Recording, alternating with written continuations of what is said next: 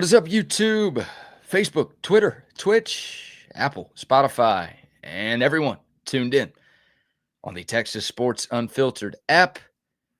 Welcome in to another edition of Bucky and BK live on Texas Sports Unfiltered and on the free TSU app. Today is Friday, January 16th, 2026. And the Buck and I are with you for the next 2 hours. On today's show, the Longhorns have themselves another offensive lineman. We'll talk about Melvin Ciani and what his pickup means for Texas football in 2026, plus the latest and greatest rumors and rumblings from the transfer portal. Got some Texas basketball to talk about. The women's team dropping a heartbreaker at South Carolina last night. The men's team getting set for a big one against A&M tomorrow. Speaking of tomorrow, the divisional round of the NFL playoffs get going tomorrow. 4 games this weekend, including the Texans in New England, trying to advance to the AFC Championship game for the first time in franchise history. We'll get to that. A wild betting story out of college basketball. The Dodgers have done it again. And are you allowed to do this at the gym? We'll get to that story, all of those stories, and much more on a Friday show. Happy Friday to everyone tuned in this morning. We appreciate y'all starting your weekends with us.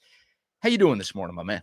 I am doing fantastic. It's going to be a beautiful Friday. The sun's coming up. It is looking nice. The wind's settling down a little bit. Cold front going to come in for the weekend a little. Saturday night's going to be cold, 34, 35 degrees, but not quite winter yet here, because then on Sunday it's supposed to be 70 degrees. So we haven't quite hit winter yet, what I think should be winter. That may not come until next week or possibly February, because we're just right around the corner from February. So it's just been really a good January, with the exception of we need some rain. We could use some rain. We may get that on Sunday, BK. Ooh. Yeah, there's good possibility of some rain coming in on Sunday or Sunday or Monday, but it's been pleasant, man. These days are nice. For some it was cold for me yesterday. I'm like, nah, I don't like this. You know me, I want it to be 90. The old man wants it to be 95, 87 degrees in January, but it'll be a nice one again today. The sun will be shining. As long as that sun's out, it really is nice out, but it should be nice this next couple of days will be okay, except for, if you're getting up Sunday morning expecting to do something at, 5 o'clock in the morning, except for go for it's too dark to walk. So, I know people rise early and do some things around the inside of the house, as long as you don't open up the windows, because it's going to be cold. So it's cold enough to take the hoses. If you got hoses on the hose bibs, take them off. But you're not going to need to cover up anything, because it won't get to that point of 2-day freeze where you could screw up your water and your water outside faucets. You can't. Don't worry about that. It's not going to get that cold. So you can keep the hose uncovered, but yeah, I would take them off. I'd take them off I'm taking mine's off. I've got this little gadget that's really weird that I still don't know how it works. It's an automatic dripping deal. You stick and you turn it on, and all it is I used to cover up things with socks and shit like that. That's what I used to do. Well, I find this little deal that just screws in. It's got a little knob, and when you get your drip, this little knob comes down, so it makes it constantly drip. It never freezes. I'm like, how does it never freeze? I guess if there's a constant drip, it never gets a chance to freeze. Okay. And I know if you live in a city, you probably, that damn city water costs now, but you got a well, you can take a drip here or there, instead of going through all that stuff of putting these big plastic things or stuff, styrofoam around that with socks and all that, like I used to. I used to cover it up with a sock. But now I don't have to do that with this. And it worked last year. So you used to protect yourself from your hose with a sock, huh? Yeah. Sometimes you got to make sure it's fully covered. Right. Yeah. Because they're dripping too much at times. Yes. That's exactly what I do. But I watched the women play those dudes last night, and dudes were good. You can't continue to beat them. They're good. And especially if you turn the ball over like Texas did last night.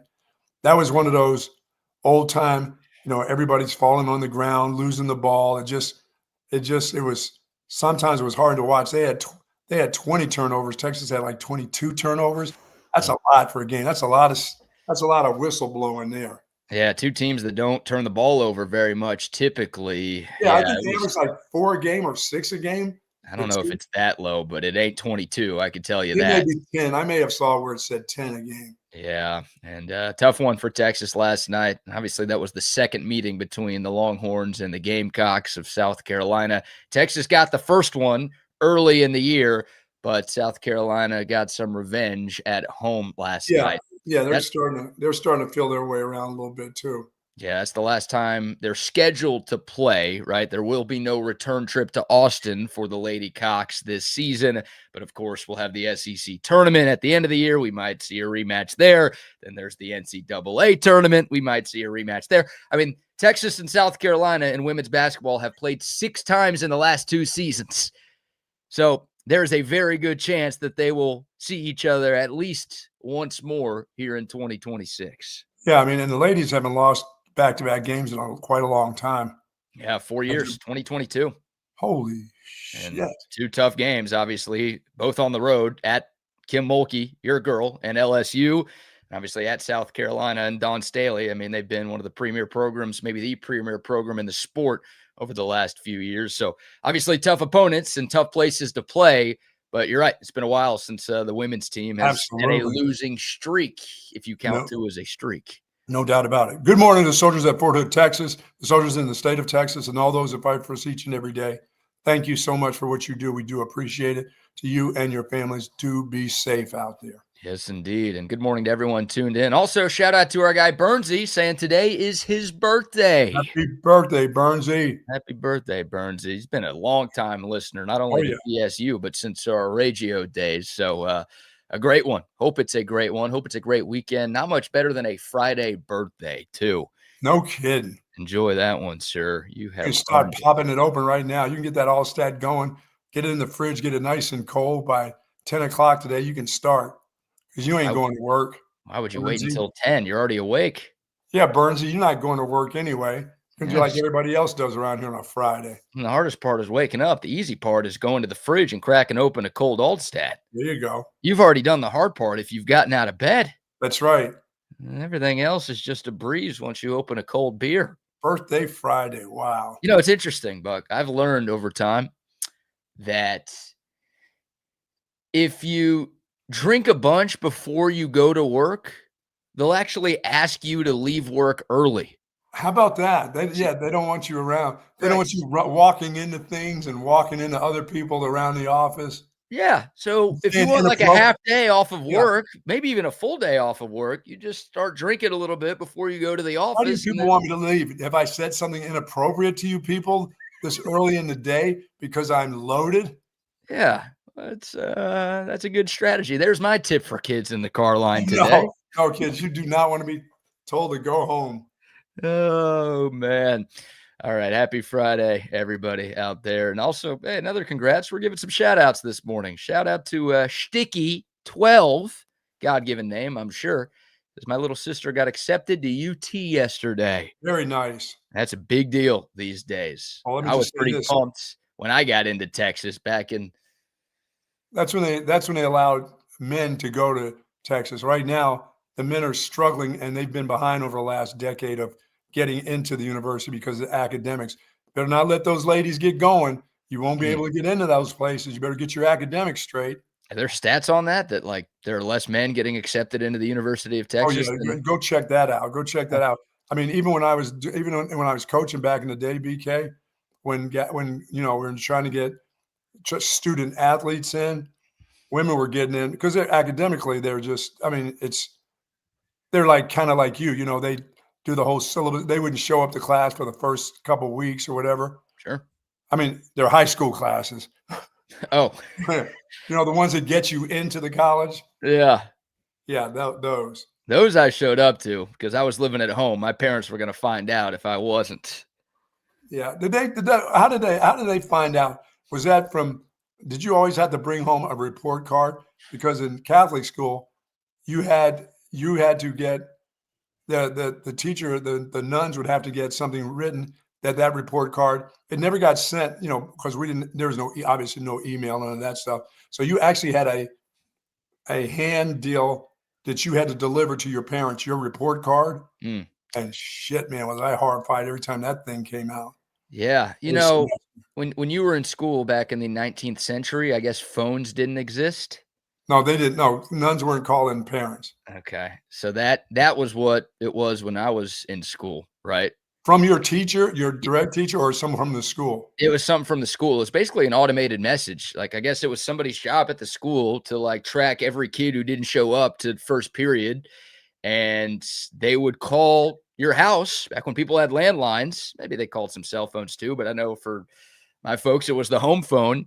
And yeah, they basically say, your child, Radley Kellner, is not in school today. Oh. So it's like, you know, if it was a sick day, the parents would get the call, they'd answer it, they'd know, no big deal. But if it wasn't a sick day and they got that call, then you were in other words, he wasn't there for homeroom. He was not there. He hadn't signed in for homeroom. Is that exactly? You don't sign in for homeroom. That's it. Yeah, and it wasn't like, oh, middle of the day they'll make that call. It's like, no, if you're not at your first class, they are letting your folks know that you're skipping. And I'm sure now, Shelby from Sue Patrick, she's like, they'll text you now if your kids are skipping. Oh my goodness! Now it's even easier. Yeah. Yeah, I do remember once you got to high school, the nuns didn't do it in middle school and all that stuff. But once you got to high school, because I wasn't late. Hell, I lived from my elementary school. I lived a block and a half from my little Catholic school. Yeah. I just walked across the street and then across another street, and I was right there. So there was no excuse for being late for the homeroom deal. But man, once I got to high school and Bucky had to pick me up, and we were drinking potato mash on the bus and getting ready to get have hammered before we got into the school. Like I told you, there were times where I had to thumb a ride because I missed the bus. And that bus, let me tell you, that bus driver, once he started the engine forward, I don't care if guys were yelling, he's right there, he's right there. That dude just kept it going. Not stopping for anybody. No, I got another stop. I'm not stopping. Unless that kid can run about 3 more blocks and catch that bus for the next stop, that dude was not stopping. Yeah, we're drinking potato mash. Potato brandy, yeah. God, were you making it yourselves? No. Somebody's dad was making it and they were stealing it from the dad. Nasty. Dude, that's almost pure alcohol. That brandy, that stuff was nasty. Yeah, that is. I mean, all alcohol I feel like tastes bad when you're a kid, but you're drinking that stuff tastes bad forever. Yeah, I mean, at one time I thought I would never have another drink when I drank a little leftover swig of Johnny Walker Black from my neighbor in North Carolina. My neighbor across the way, her son used to, she would throw her cigarettes out, and he'd go and pick up the cigarettes, put them out, and then relight them again. But then he would get to his mom's Johnny Walker, and that stuff, I drank some of that one time, and I thought I was actually going to die. I swear I stayed sick for like 3 days. That's Jerry Jones' drink of choice, sir. Oh. Yeah, to this day. And to this day, I've never, obviously 25 years I haven't had a drink, but since I was a kid, I never drank scotch. I could smell scotch if you would open it up in your house. I could be in any room and I'd say, oh, somebody's got some scotch. Just the smell. It's the nastiest smell. It's got to be the nastiest drink of all. Yeah, it ain't easy to drink. That's for sure. I mean, there's all these people doing this fine scotch. And I'm like, dude, just the smell of it. There's nothing about it that's fine, I wouldn't think. Yeah, it's a tough one. As the great Jerry Jones once said. There's a very low percentage of this that is smiles and glory holes. Very low percentage. Low percentage drinking that scotch, huh? Very low percentage. Remember that, kids. Yes. Oh, man. All right. So a lot of sports to dive into. Obviously, some fun and conversation. It is a Friday after all. Thanks again for joining us. Talked a little Texas women's basketball. The Longhorn women will get back at it on Sunday back home in Austin against Texas A&M. The Longhorn men will take on Texas A&M here in Austin tomorrow. So some big games at the Moody Center coming up. Centex tickets to get your tickets, by the way. We'll get into Texas hoops a little bit more, though, later in the show, because yesterday, Buck, the Texas football team added another offensive lineman from the transfer portal. This one, a very good one. Former Wake Forest tackle Melvin Ciani has committed and signed with the Longhorns. This guy is very likely a plug-and-play starter. He was the 4th-ranked offensive tackle in the portal, top 25 player overall in the portal. Started every game for the Demon Deacons in 2025. Actually transferred to Wake Forest from Temple, where he started his career. Not Rutgers, but Temple. Not Rutgers, but Temple. Pretty Getting holy. better. Respect. Must be a Jewish guy. Started every game for Temple in 2024. So a multi-year starter in college football, and his numbers are very good. A pass blocking grade of 80.7, according to Pro Football Focus. An overall offensive grade of 72.8, according to Pro Football Focus. And a friendly reminder, right here, 72, and you're like, that's not good. Pro Football Focus deems 60 as average. Okay. So if you're at 73, that's well above average. If your pass blocking grade is at 80, that is elite right there. And he also has two more years available. So he was a young guy. He does. Yeah. Great. Yeah. He just finished his redshirt sophomore year. So played 4 games in his first year of college at Temple, but kept his redshirt, then started every game for them in 2024, then transferred to Wake in the ACC, started every game for them in 2025. I wonder why he left Temple. Well, probably to get more money from Wake. Because it's Temple? Because it's Temple. Yeah. You ever been to Philly? Dude, I went to Temple on an official visit. And you didn't sign. I didn't even think about signing. It was right down the street from where I was born. I'm like, I'm not going to school here in the middle of Philadelphia. Are you kidding me? That was your reasoning, too close to home? Plus, the head coach smelled like alcohol when I went in there to sit down and talk to him. I mean, his face was as red as a beet. And I'm like, you had a nice Saturday night. And so this is our conversation on Sunday morning when you meet me for the first time. I'm not letting you come to my house and meet my mom. Not like this, dude. I'll give him credit. He wasn't acting, at least. He was showing you his true colors right off the bat. Hey, yes, he was. You're absolutely right about that. I was like, and that was an instant no. That was a wasted trip. That was a waste. That was one of those ones I could have gone to like Arizona or something for a visit. Instead, I wasted going right down the road to Philly. You know why Melvin Ciani may have left Temple? Why's that? His coach was Stan Drayton. Remember that name? Oh my God, they were like 1 in 100 or something like that. They were really bad. And look, Stan Drayton got fired after the 2024 season. And again, that's when Ciani transferred to Wake Forest. So he lost his coach, the guy who recruited and signed him. But I think more of it was probably, hey, I could make a little bit more money. I could go to a Power 4 conference. I'm going to do this because it's best for my career. How long have we been into the NIL race now? 3 years? I think maybe 3. Yeah. I think, well, remember, it started in like California. It started as like a state by state thing. Right. And I think that was right before COVID. And then nationally it goes that far back? Yeah. Yeah. But again, that was only like, I don't think it got to Texas or like the majority of the country until COVID, right after COVID. Right after COVID, I think. Maybe 2021. I'm trying to think when the Pancake Factory was at Texas. That was either 21 or 22. I was thinking 22 maybe. That was sort of when Texas got involved. So I'm going to go late 2021 as my guess here. So what would that mean? I guess we're going into year 5, but obviously it's evolved so much and it's gotten way more mainstream than it was when, oh my God, it's a big deal. Texas is paying its offensive linemen, what was it, like $50,000 to come to school? 50 grand, yeah. That was a massive deal.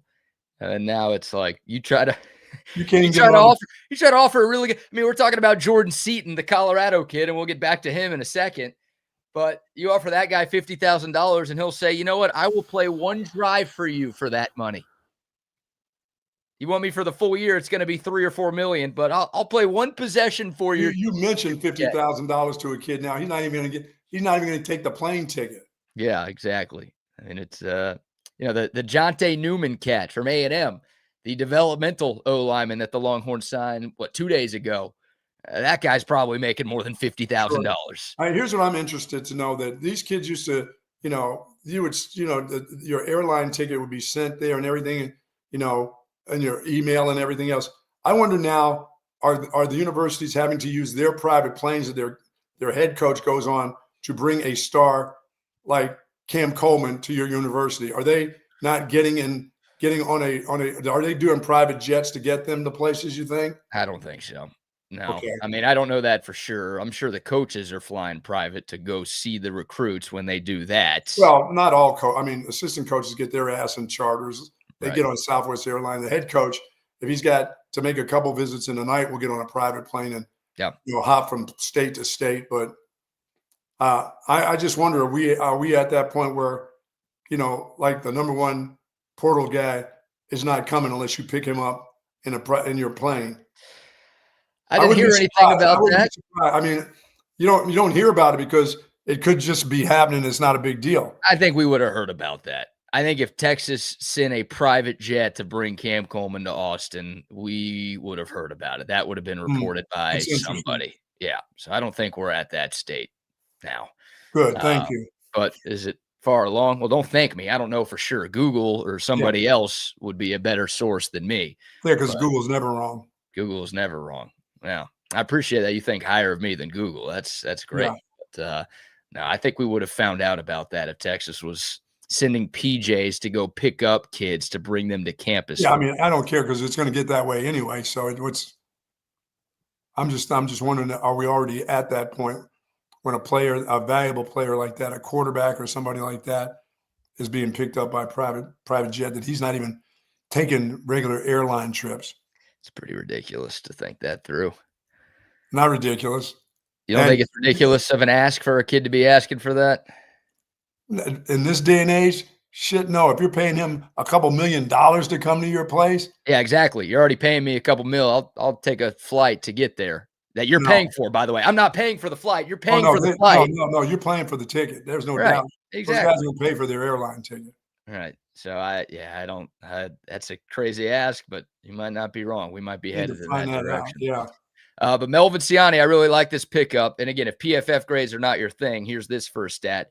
The guy played left tackle for Wake Forest, a Power 4 team, and he allowed 0 sacks for the entire 2025 season. Sweet. That will work. That will definitely work. I know the ACC isn't the SEC, but the ACC is a team in the national championship game on Monday. So they're clearly not the worst thing ever. That's a good level of competition that he was able to go up against, and he was able to have a ton of success. And again, 2 years of eligibility remaining. That is a very good thing because obviously we're spending so much time talking about 2026 and this all-in year with Arch Manning likely in his final season of college football. But you're going to lose Trevor Goosby after 2026. You're going to lose Connor Robertson after 2026. You might lose another offensive lineman that you bring in the portal after 2026.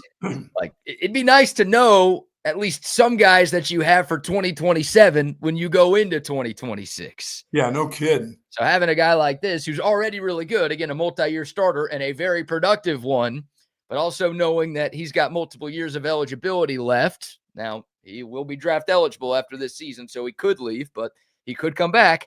Like, that's another perk to this pickup here. Yeah, and they're not done. No, they're not done. But Siani's good. I mean, he's not going to be left tackle. I mentioned he was left tackle at Wake Forest. Trevor Goosby's your left tackle here. That's not going to change.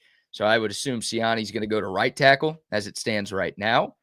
And that would shift Brandon Baker inside to right guard. I've been told, and I think we've talked about it a couple of times, that Brandon Baker is comfortable and willing to shift inside on the offensive line.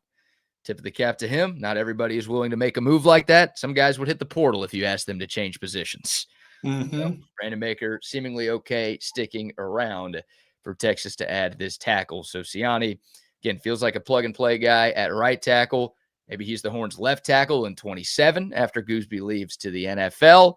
But, really, really like this get for Texas. That's good news. Yeah, great news. Great news. It's the third offensive lineman pickup. The first one that I feel like is going to be a key contributor this upcoming season, right? No disrespect to Dylan Sikorsky and Jonte Newman. Glad those guys are here. Hello, Newman. But those feel like more of 2027 contributors than 2026. So that's awesome. Getting more guys to help you win right now is a big thing. Obviously, now the question becomes, and I think every Longhorn fan had this thought pop into their head when news of Siani committing broke. What does this mean for Jordan Seaton? the former Colorado offensive tackle, the number 1 ranked tackle in the portal. He apparently is visiting Austin today, right? Visits can ramp back up again. We found out yesterday after the show that Jordan Seaton has a trip planned to Austin. And even though the Longhorns signed a tackle yesterday, by all accounts, that visit is still on the calendar.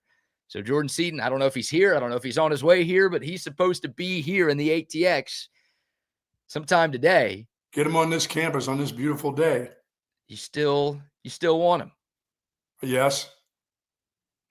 Where are you going to put him? Hey, the more the merrier. Where are you going to put him? Well, he and the other kid will have to battle it out for right tackle, wouldn't they? You're going to pay Jordan Seaton $3 million to battle it out? Or I'm not going to tell him to go home. If he's making a visit, what you're in it because you want the best players. So I mean, if he's better than the other, what if he's better than the other cat that has 2 years? Why would you pay the other cat? You paid him something. You're not paying him $3 million, but he is a top 5 offensive tackle in the portal. So he's not coming here for. Because I'm all in, and if I got the money to do it, I got to make sure that this particular quarterback is protected by the best player and the best backup too. And if I got to pay somebody, if I got to pay some insurance money, I do, because one of those 2 tackles may go down at any time. Yeah, he can play both ways. He can play both tackles. I know you. Then again, you get here, you want to be playing. You don't want to be, what are you doing? I'm a backup. Right. Coming here to back up. Well, we're not paying you backup money. Exactly. I don't think Texas wants him to be a backup. I don't think he came here with the intention of wanting to be a backup. Well, then he's going to compete for that right tackle job. So you're going to be paying somebody a lot of money to sit on the bench? Like that, this whole offseason, Buck, it's why we've seen so many players leave. Well, that's why you collected so much money and piled up enough money to right, you're getting rid of your backups. You're not paying your backups because they don't play for you. So you're like, we're not going to pay you as much as we paid you in the past because you ain't doing anything on Saturday except taking up space on the Here's what I'll say about backup offensive linemen. They're truly, once they get in, they are starters. You don't know how long. This isn't, till the next guy gets better. I mean, this is, some of those guys, when they go down for weeks. Right. You got to have, you can't have just, the guys that you call your backups, if they're not that great, go in there and protect Arch Manning. Somebody's got to be really, really good especially at the end of the line. I always think that you can hide the mistakes inside. You can't hide them on the outside. I'm not arguing against the importance of having depth on the offensive line. It's very money. But I'm arguing, like, you don't have unlimited money. If that's not obvious by now, I don't know what's going to make it obvious, right? Why would the kid even be here? Why would the kid be on campus? Well, look, do I think Texas is interested? Sure. Do I think he's interested in coming to Texas? Sure. But do I want Texas to be the highest bidder? Sounds like this is going to be a highest bidder situation. Do I want Texas to be the highest bidder on a position where only 2 of them play on the field at the same time, and you already are paying 2 guys to do that? Once again, you say it ain't your money. And if they have it, if they've got it to spend, and that's a position that you need to spend it on. It's not. That's my point. It's not a position. You already spend it on that position. So it's no longer a need. You have an elite left tackle, and you just brought in a really good right tackle. So that's my argument is you have other needs. You need an edge rusher. You could use another linebacker. You need a guard. You need an interior offensive lineman. Why are you paying $4 million? If that's the case, they would have told that kid there's no reason to come here this weekend. If that's the way they feel, he wouldn't be on this campus today then. So they have a reason for it. They have the money for it. They have a reason for it. And it could be, because if not, they would have told him last night, once the other kid was coming, there's no reason for you to show up. We got to go spend our money elsewhere. You could be just honest with the kid. Or you could say, hey, we still want you. We still want you to come here and compete at this position. You know, if the other guy's better, you're probably not going to win that job. But if he isn't, and you're the guy that we think you are, we'll take you. He's going to be the backup. They're both going to play. If you use the word compete on the Jordan Seaton recruitment, he's going to laugh. Well, then okay. Then if you've told him he's a starter, then that's fine. Then the other kid's coming here as a backup. You wouldn't have got. I don't think it makes sense. You're not alone. A lot of our commenters agree. It's like, oh, bring them all in. here's my thing. Everyone's saying, well, just move Siani to guard. So here's what we would be doing with this offensive line. If you bring in Jordan Seaton, you've already brought in Melvin Siani, okay? You are going to be asking 3 offensive linemen to learn and play new positions in an all-in year. Does that make sense to you? You would be asking, okay, Jordan Seaton comes here. He's your right tackle. I'm trying to get the best players on the offensive line. I don't know, but it's not that simple. Some guys cannot make the move from tackle to guard. You know this better than I do. Some guys cannot make that move. It's not the same thing. So you're asking Jordan Seaton, who's been a left tackle, to play right tackle.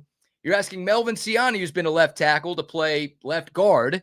You're asking Brandon Baker, who's been a right tackle, to play right guard. Is that sound? Could it work? Absolutely. But 60% of your offensive line is playing a completely new position from where they played last year. Do you want to go into a all-in championship or bust type of season doing that? I want to go in with the best individual players that I can get for this offensive line. If they're willing to make moves and they're into the making of the moves, I trust them before I trust any of the backups that are still left around here. What if I told you could get a really good guard? Like, maybe not as good as Jordan Seaton, but you're not paying him $4 million and you're not asking him to learn a new position. What if you spent that money on that? Like, I'm not saying be done with the offensive line. I'm saying you need guards. You're set at tackle. You need guards. Once again, he's coming here for a reason. They haven't told him that. Money doesn't seem to matter. If that guy's on the plane and on this campus, then it won't be about we don't have enough money and we don't have enough money to go get somebody else at another position.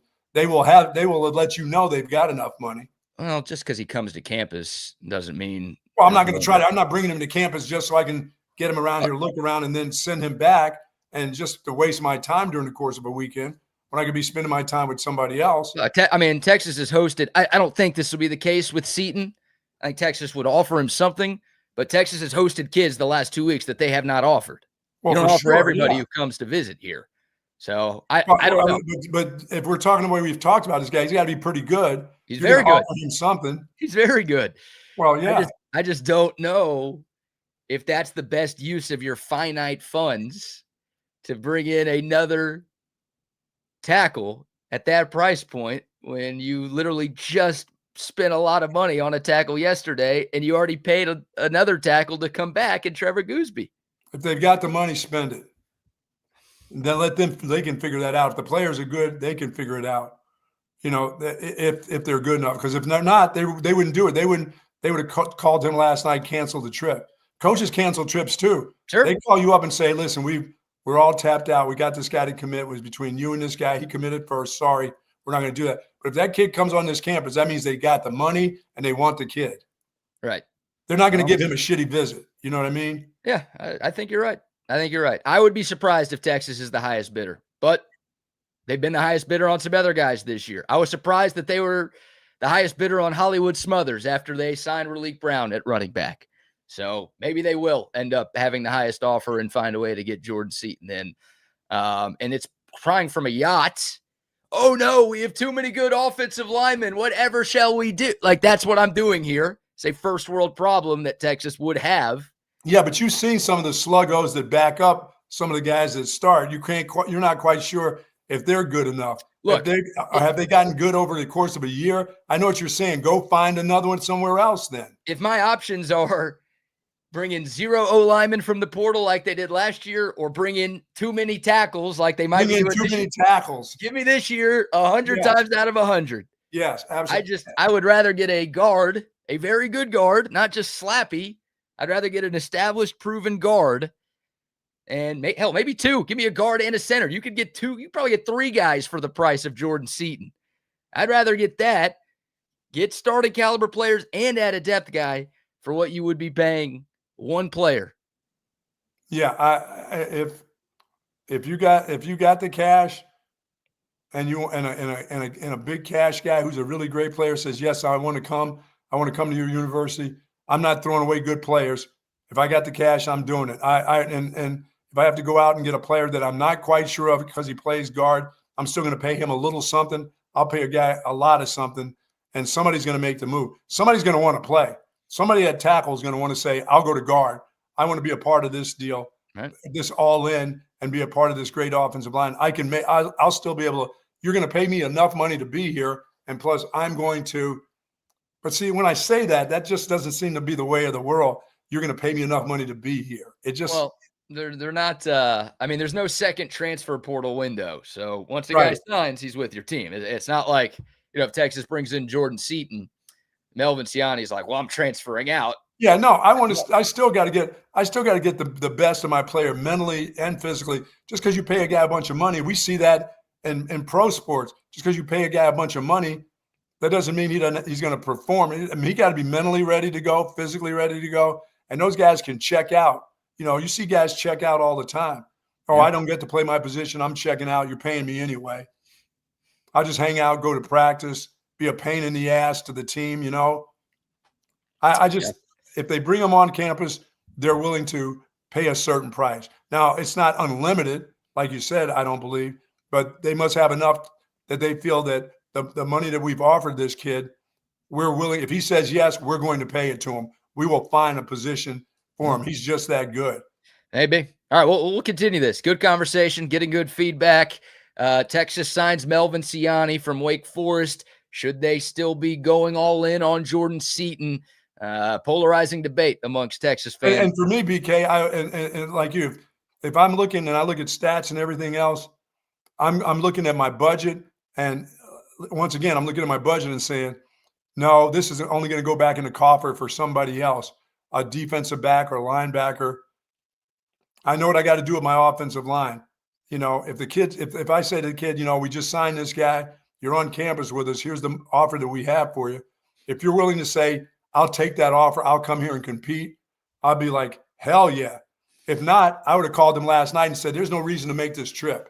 Yeah. All right. Hold that thought. We'll keep this going. That's a good point. Code to text line 512-222-9328. Of course, the YouTube, Facebook, Twitter, and Twitch live chats are rocking and rolling as well. Before we dive back into the Longhorn football chatter of the morning, how about a few sponsor shout outs? Coach Relax Back embraces a holistic approach for a healthier lifestyle based on 36 years of proven expertise, and my back couldn't be happier. Their motto is to live wellness. And folks, you can transform your routine, your life, and have great things happen to your body by going over to the Relax the Back store. They have everything that you're looking for. Select massage chairs, zero gravity recliners, adjustable mattress sets available for your Tempur-Pedic pillows and mattresses, and at great savings through the new year. Please head on over there if you've got some discomfort in your shoulders, your neck, your thoracic, your lumbar, your hips. Please go to one of the Relax Back stores. There's two great locations in Austin. One is at the Hill Country Galleria across from Whole Foods, and in North Austin at the Gateway Shopping Center right across the street from the Container Store. Live pain-free like the Buck at Relax the Back. Love Relax the Back. Love AV Consultations. I know our guy Tom McKay is listening. He texted in. He said, BK, you said finite funds. The correct word is infinite funds. Texas has more money than God. Stop acting like they can't spend it. That's great. Love AV Consultations. Tom McKay. It won't cost you finite anything to get one of those big 85-inch screens TVs put in. It's well worth the money, believe me. Yeah, no, it is finite. You're not paying infinite money for the TV setup. You're paying a finite price, thankfully. Yes, a nice price, believe me, especially with feeling like a god. It's like the power that I have with my universal remote when I'm controlling the 4 TVs I have in the living room. I feel like God. I'm in control. Yeah, you're special because I can't do 4. That's way too much. That's too much in my mind. Mind is a terrible thing when it comes to me. Sports are not a terrible thing, though. No. I get to watch all the sports on my AV Consultations TV setup. If you want the 4-screen man cave like I've got, or woman cave for you ladies out there, if you want the 85-incher like the Buck has, if you want the home theater room, anything, TVs, surround sound, if you want to elevate your home sports watching and TV watching and movie watching experience, it's just your home listening experience, right? Some people just have music playing around their house all day long. AV Consultations can upgrade your sound setup, your TV setup. They do whole home lighting. They do surveillance cameras to keep you and your family safe. They do heated floors. So this weekend, it's going to be chilly. It'd be nice to have some heated floors in your bathroom when you're getting out of the shower. AV Consultations can do it all. They've been hooking up Central Texas since 1988. They can do the same for you. All you have to do is give them a call and let Tom McKay and his crew bring everything to you. 512-255-8678. That's 255-8678 or online at avconsultations.com. Sweet. Mentioned Centex tickets earlier, too. If you want to get to one of the Texas basketball games, the Longhorns and the Aggies. Men's basketball tomorrow, women's basketball on Sunday. How about the double dip? You can get your tickets at centextickets.com. Don't forget to use the promo code CENTEX10 at checkout. You will get 10% off of any ticket purchase instantly. No questions asked from our friends at centextickets.com. Sweet. All right. So back into this Jordan Seaton debate here. And apparently he took a visit to Mississippi State yesterday. Jordan Seaton, the number one ranked offensive tackle in the portal, a guy rumored to be having an asking price of upwards of $2.5, maybe even $3 million, went to Mississippi State on a visit. Well, if he's the number one tackle, he's gonna. It doesn't matter where he go. If they got it, they want him. He's the guy. Yeah, I'm just surprised that they have it. Right? When you're talking about players who command, like think about Cam Coleman, right? The number one receiver in the portal. The 4 schools that were interested, Texas, Texas A&M, Texas Tech, Alabama. Those schools, like obviously Texas Tech kind of knew. The last couple of years, though, they are always linked to the biggest transfers. You don't really hear Mississippi State linked to a guy like this very often. So what does it mean? Tell me what it means, Nick Saban. I don't know what it means. It means that if your NIL groups want a certain guy, they're willing to pay a certain amount of money. That means by the way, that tells you that the coach is either on his last leg or they expect him to be around and they want him to have really a successful year with no excuses. And if they can get that player for 2 years or a year, they're going to go ahead and pay the freight. Yep. If he tells you that's the guy that we need, that makes a difference, then they're going to go after him. There is a connection here, right? Mississippi State's offensive line coach was Colorado's offensive line coach during Seaton's freshman season. So there's that parallel, which obviously and where you build your biggest bond with a coach is that freshman year. Sure. Yeah, that's obviously a big deal. That's obviously a part of the reason why this is happening. But I don't think Jordan Seaton's going to be like, yeah, I like you, coach. You know what? $1 million is good. Like I could be getting 3 at Oregon, but I'm going to take less because I like you so much. I don't think that's the case here. I mean, once again, BK, it all depends on who represents you. You know, if Uncle George and your dad, you know, your dad's brother is representing you, and you talk to your dad and say, you know what, you know, this amount 1-2 is enough for us. It's enough for a family. It's enough for me to get by, you know, in Starksville for a year. I'm not going to spend, you know, $300,000 and, you know, they're going to give me a car. I'm going to have a car and everything else. There's a lot of things that go along with that. Yeah. If you got it, you don't have to break anybody's bank. He's going to go on and have a great pro career, even if he's on his shitty team. Yeah. You know, he's offensive line. He's going to make a bunch of money. Hey, the Cowboys are liable to take him in the first round. Cowboys would probably take him in the first round this year if they could. That's what I'm saying. He's an offensive lineman. Somebody's going to take him. And if he's a highly respected offensive lineman, they're going to pay for him in the pros too. He's going to get paid. So it all depends. You know, you don't know anything about the business, and you got some of these big representatives that say, no, dude, you can get more money. We can get more money. Your family doesn't know anything about it. They've never had any money. So 1.2 is not like 2.5. It's like, no, that's a difference. We know that. That's what we want. I'm not going to fault anybody for trying to get as much money as they can in this wild, wild west of college football that we're living in. Right. Like, but there's some of them that feel like they don't need that much. There's some, and I'm not calling them greedy. Are there? I'm not saying they're greedy. I'm just saying that there's a lot of people that feel, you know, that don't feel the need that they need to have all of that to survive a year in college when they're going to go off to their profession. Sure. It's nice to have it in the bank, but, you know, a 19-year-old kid, 20-year-old kid that's got $1.5 million can probably make it through the course of the year. I think. Yeah, but if he had $3 million, he could really make it. Yeah, you can. That doesn't mean you can really make. You can still really make it on the $1.5 million, and your family can be all right. You can pay a lot of bills at the house for mom and all that stuff. You may not be able to buy her the house and buy every sibling a car, but probably could, depending on what kind of car if they wanted to get. I mean, there's a lot of things you can do with that money. So it all depends on what your future's like. When you're a guy who's, Cam Coleman, he about to make a bunch of money no matter where he would have gone. Yeah. He'd have been fine the last year. Even if he stayed at Auburn, he was going to be just fine. Right. Yeah. No, it's a different conversation for guys who are like surefire high round picks in the NFL versus guys who might not be playing once their college careers are done. Right. But once again, you're thinking your agent is going to make you think like a guy that's a business guy. Like, you know what? It only takes you one wrong step. Yeah. And you're like George Kittle grabbing the back of your Achilles, and your life may not be your pro life may not be the same. A knee, Offensive line is different, though, like you said, right? Like, part of Texas's argument, part of our argument, and I think a big part of the reason why Cam Coleman ended up signing with Texas is Arch Manning, right? No doubt. When you are a wide receiver, your success directly hinges on if the quarterback can get you the football. Yeah, well, the reason he's not at Texas A&M, he sees those high throws by that kid that everybody's expecting to be so good, who ain't any good yet. Right. He said, I'm not getting my head taken off by that dude. Are you kidding me? When you're an offensive lineman, look, of course it helps. Like, you'd like to be a part of a good offense. You'd like to compete for championships. I'm sure you'd like to win games. But when you're an offensive lineman, if you're just really good at blocking people, then the NFL is going to find you.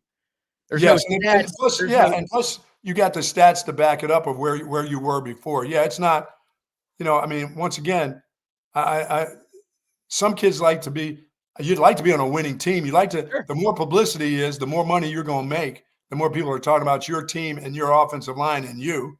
Right.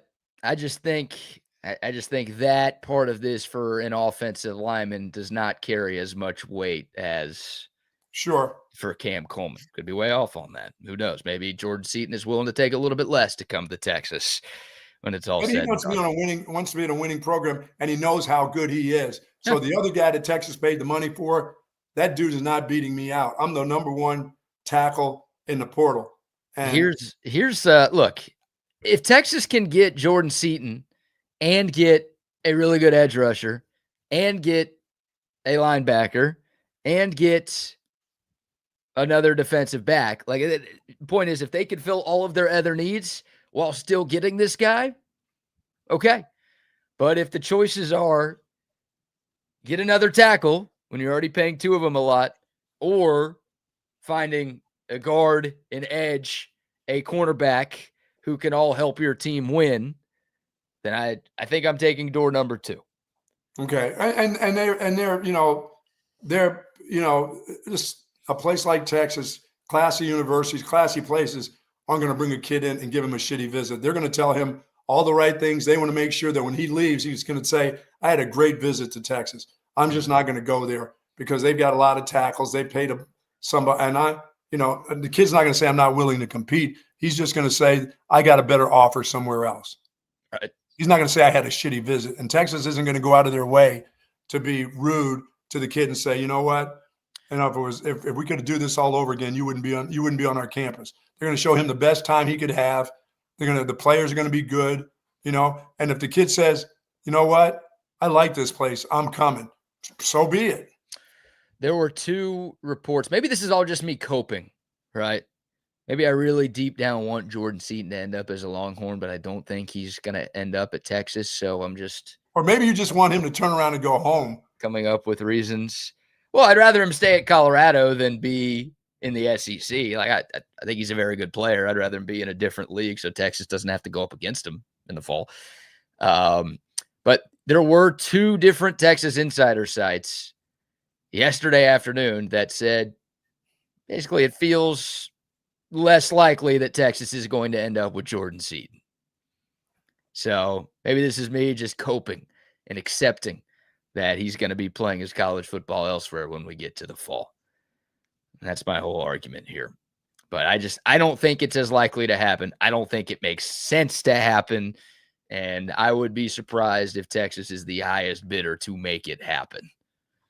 But kid's going to Mississippi State, or he was there yesterday. I'd rather play at Texas than Mississippi State, I can tell you that. I think Oregon is the team to watch here. Oh, they're always the one you got to worry about. They could pay just about as much as Texas, and as much as Texas, more than Texas. They got their quarterback coming back too. They've got their quarterback. I mean, they have national championship aspirations every year now. They've got a really good quarterback. Like they get smacked down. They're feeling championship or bust, and then they play a basketball school and get absolutely roasted. We can still dunk on Indiana some because we haven't lost to them yet. So thankfully, we haven't played them yet. Wow. But I think it's not as likely to happen anymore. And again, Siani's not like, oh my God, we're stuck with this guy. This is a really good player who you just brought in at a position of need. So I think you're going to be very happy with what this dude brings to the table. Yeah, I mean, I don't care. Every other lineman on this Texas offensive line, I'll move to guard or center if I got 2 tackles. I'll say that. You already do have 2. You're already moving in a tackle to guard because you have 2 tackles. I'll move 3 others if I have to. Oh no, I'm a tackle. I want to be tackled. No, you're not. You're a guard. You're a guard now. You're learning how to play center tomorrow. You're not going to be a tackle. I just paid for a tackle. You're not a tackle. Did the bank go to the bank? Did the check clear? Yeah. All right. You're playing guard then. That's actually, and that's probably the way they're thinking. You know what? You've now become a guard. We told you in recruiting, and we told you a couple of years ago you're going to be a fantastic tackle. Well, guess what? You're going to be a fantastic guard. Oh, I want to compete for tackle. I don't think so. A couple of years ago with Melvin Siani, it was a couple of days ago, we told you you're our right tackle, and now actually, no, never mind. You're not. No, yeah, well. I think Texas wanted Melvin Siani. This is a guy who entered the portal yesterday morning and signed with Texas yesterday afternoon. It's not oh my God, they were able to work every detail out that quickly. Wow. Hey, first come, first serve. This is clearly a guy that Texas had targeted for a reason. I mean, you do that in high school recruiting. Hey, first one that says I'm coming, that's fine. Been around that before. You're running back. Hey, you want to come play at Texas? Listen, because if that other guy calls me up tonight, I'm going to have to call you back later tonight and say, you know what? Can't do it. You're right. No, I shouldn't be accusing my own favorite school of tampering, right? We don't tamper. Everybody else tampers. For sure. We play by the rules. We just don't get caught. People just want to come to Texas. You guys are cheating to get all of your players. Guys just want to come to my school. That's how it works, I think. Another player, Buck, that I would really like Texas to add. Oh my gosh. Jordan Seaton, be great, but I'm indifferent at this point. Whatever. You don't need him. You're good at tackle. Texas is in the market for an edge. A guy who entered the portal yesterday. His name is Prince Will Umanmielen. You know who this is? Oh, I saw him play recently. Ole Miss. Huh? Ole Miss.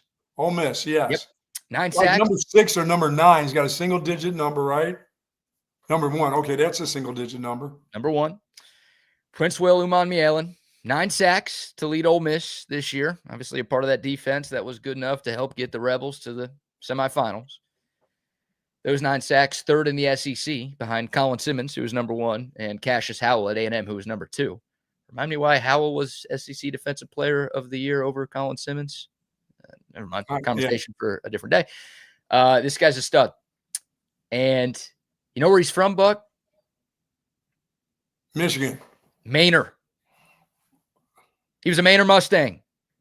Really? Bring him home. Bring him home. Yeah, you've had some success with guys leaving and coming back home, yes. Right. Make this Andrew Makuba part 2. Yes. That would be awesome. He entered the portal. It's funny. On January 5th, Ole Miss, this is the portal. This is the world that we live in right now. But Ole Miss, their official social media team, posted a graphic saying that Prince Will was coming back for 2026. They had agreed to some sort of deal for him to return. And then yesterday, out of the blue, all of a sudden, he's hitting the portal. Yeah, they got a good chance they get that dude on campus. If that guy comes for a visit, you got him. Well, the thing that you have to worry about is Lane Kiffin, right? I mean, LSU's already signed a bunch of former Ole Miss players. Lane Kiffin was the guy. Prince Will was a transfer. He started his career at Nebraska, played there for 2 years, was pretty good. Went to Ole Miss this past season, was very good. Oh, he's a really good athlete too, boy. He moves. He's fluid, for a big guy that moves around. He can come off the edge. He can come through the middle. He can drop in coverage. He's just an all-around player. He's one of those guys that you need. Yeah. Yeah. Like if I could pick one more player for Texas to sign in this portal, for sure. It'd be him. If I could only get one more, it would be Prince Humann. He's what you call, he's a difference maker. Yeah. And you already have one of those with Colin Simmons. Right. You got Simmons on one side of your D-line and Humann on the other side. And if you told me he had to be inside a little bit, I'd say, well, that guy can play it. That guy looks like a DB. The way he moves, he's like a big DB. He's like a big safety. Yeah. I mean, 6'5", 245. I don't know if I'm putting him inside. Like he's a stud on the edge. I'm not asking more guys to change positions, especially if I don't have to. This guy, you just put him opposite of Colin Simmons. And just go get the quarterback. And that's Humann was tied for third in the SEC in sacks. So that's two of your top 3 sack guys in the conference on the same defensive line. Yeah, I really need to shore up my inside and my secondary. If you get a guy like that, then you can just lay back and try to get another linebacker, another secondary guy, and call it quits. That's a hell of a defense. If that guy's on one side and Simmons is on the other side, look out. Yeah, it'd be great. It'd be great. And like, there's been so many good athletes who have come out of Manor in recent years, and it feels like none of them end up at Texas, right? Like Tyler Guyton, Cowboys left tackle, first-round pick, went to Oklahoma. Taj Brooks, Texas Tech's all-time leading rusher, Manor guy.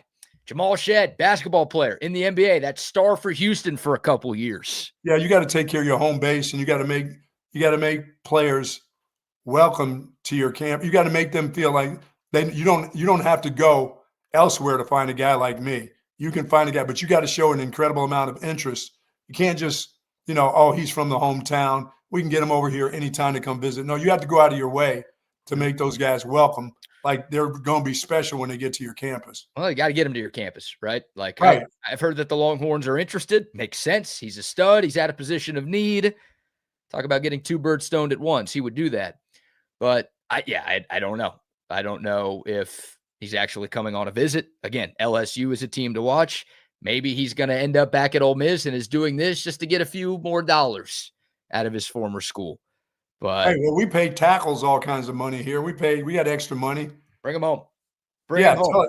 If you got to tell that tackle to go home and to get that guy right there, BK, and you're talking money-wise, like you were talking before, if I had to tell the big tackle today, and this kid, from down in Manor said, I want to come, I'm really truly interested, I may have to tell the tackle, you need to go ahead and, I'm glad you had a good trip, have a nice time down in 6th Street tonight, and then you can get it cranked up and go home Saturday morning if you like. Thank you very much. You just made my argument for me. That's it. Like I'm not spending buku amounts on a tackle over. If I lose this guy over money, the kid from Mississippi, that'd break your heart to lose a kid from your hometown over the money for somebody else. No thanks. Because like I said, he's not just a player. That kid's really good. Really good. He's really good. He's got playoff experience. He's got production.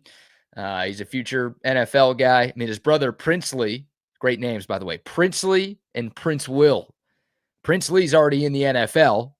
Mm-hmm. Prince Will is on his way. And yeah, it's a game wrecker on your defense for Coach Boom. Yeah, that dude looks like a power forward. He's a big, strong-looking guy. And like I said, those single-digit guys that can run all over the place, can come from the outside, that run running backs down, run quarterbacks down. He's good. Yeah. So we'll see. Again, that was a bit of a shocker yesterday in the college football world because everyone assumed that he was going to Ole Miss or going back to Ole Miss. Someone's offered him a lot of bucks. What's that? He's getting offered a lot of money. Yeah, I'm sure. I mean, what was we heard the LSU story with the Washington quarterback, Damon Williams, right? He had already agreed to, what was it, a $4 million deal to go back to Washington? Yes. Released a statement saying, this is it. This is home. I'm good. And then all of a sudden he's trying to enter the portal because LSU offered him $5 million. Like, LSU is the team to watch here, right? They got money. They have the #1 portal class. They passed Texas because they keep signing all these freaking quarterbacks. And they're spending money like it's nothing. So they can. That guy may hate Lane Kiffin. He could hate Lane Kiffin. That's what you got to hope, that he hates Lane Kiffin. Yeah. Well, and if Texas didn't recruit him from the get-go, he may not like the University of Texas. I mean, I've seen kids from that side of I-35 don't even want to step foot on the other side of I-35 ever. I've been in that before. Texas offered him out of high school, I believe. Yeah, that would make sense. If they didn't, then maybe that does impact his decision. I got to confirm that. But once again, there's a difference between just offering a guy and going out of your way and saying, "Oh no, we need you here." 100%, 100%. And yeah, I don't know. Maybe Prince Will was a guy who just wanted to go further away from home, or maybe he was recruited harder by other teams coming out of high school. But hey, bring him home right now. Andrew Makuba, that's the guy I thought of. Different positions, obviously, but another East Austin kid. Started his career somewhere else, had 1 year left of college ball, came home to Texas. Clearly it worked out for Texas, but it also worked out really well for Makuba, too. Yes, it did. Had a great year, ended up being a second-round pick, fantastic rookie season in Philly.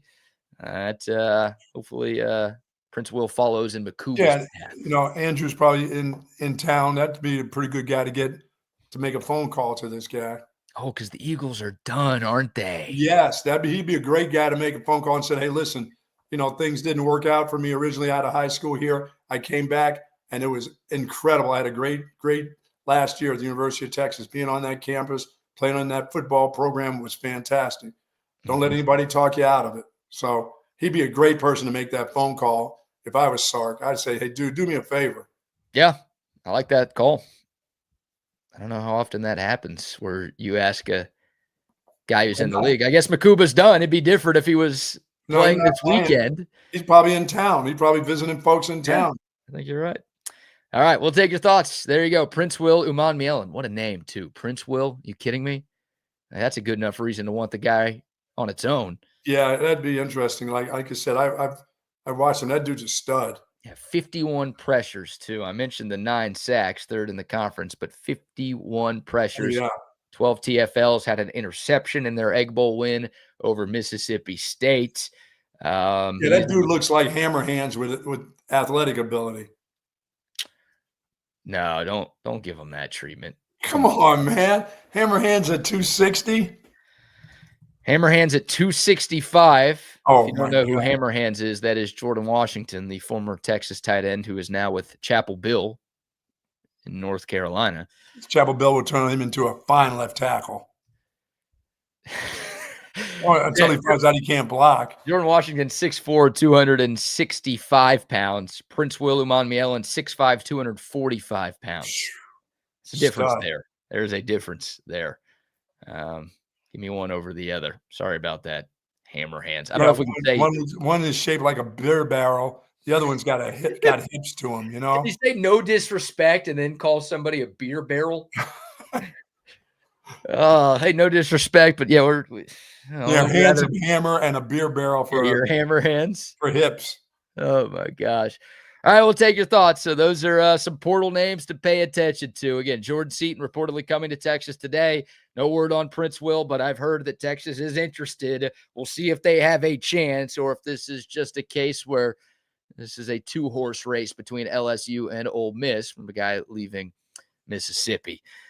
More transfer portal headlines coming up in hour 2. We got to get the Bucks Gold Star locks of the NFL divisional round. It's time to make some money. We're here now. It's time. Good news for Texas fans. We'll talk a little Longhorn hoops. The Dodgers have done it again. There's so much to get to, so we'll get back into it. But first, how about another round of sponsor shout-outs? Shout out our friends over at Sue Patrick with the incredible selection of Texas Longhorn apparel, collectibles, accessories.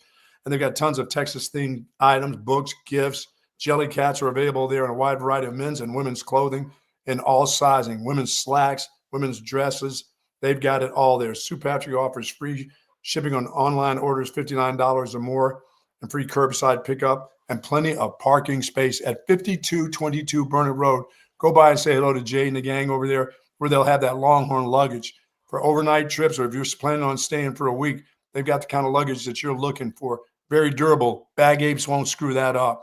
Believe me, it can take a licking and keep on ticking. Just like the old Timex commercial. You can get that done at Sue Patrick. For more information, go to SuePatrick.com, folks. Yes, indeed. Hard to find quality nowadays. They got quality at Sue Patrick. Yes, they do. Speaking of quality, my guy, Ryan Hurricane Hecht. Yes. And the Hecht Law Firm. your go-to personal injury attorney here in Central Texas. I love Hurricane Hecht. He's been a friend of mine for more than a decade, but more importantly for you, he's been fighting for justice and big results in Central Texas for more than a decade. I hope you never need to call Hurricane Hecht, right? But life happens. People get in car accidents. People get injured on the job. People suffer personal injuries. If you are people, if that happens to you or somebody you know and love, don't call the jabronis you see on TV. Why? Because you're not going to get to work with the guy whose name is on the firm. They're too busy filming commercials, standing on top of cars, hosting flying helicopters, driving in Rolls Royces with your money. They're not fighting for you in court. They're pawning you off somebody else. Hurricane Hecht is going to be the guy who's with you every step of the way. He's a great dude. He's compassionate with his clients, but he is a junkyard dog in the courtroom. He's going to fight to get you every dollar that you deserve. And the best part, you don't pay unless he wins your case. 512-938-8929. Good idea maybe to have his number in your phone so you have it if you ever need it. You can find out more about everything that the Hecht Law Firm does at hechtlawfirm.com. That's HECHT lawfirm.com. And of course, our friends at Woods Comfort Systems, folks, it is going to start to get a little cooler here. Make sure that heater works properly. If not, if you have any suspect about it's not working right, it doesn't sound right, please call on Woods Comfort System. For close to 70 years in Central Texas, they have been getting it done, whether it's heating, air conditioning, and now they do plumbing. Trust them to do your plumbing if there's any problems.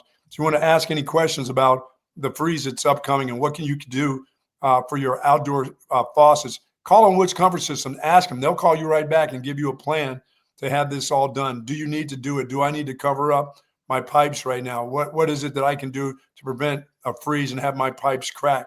Call on Woods Comfort Systems. They'll call you back. They'll give you, their technicians will give you all the time in the world if you have a problem, whether it's with plumbing, air conditioning, or heating. For close to 70 years, nobody does it better. Nobody does it better.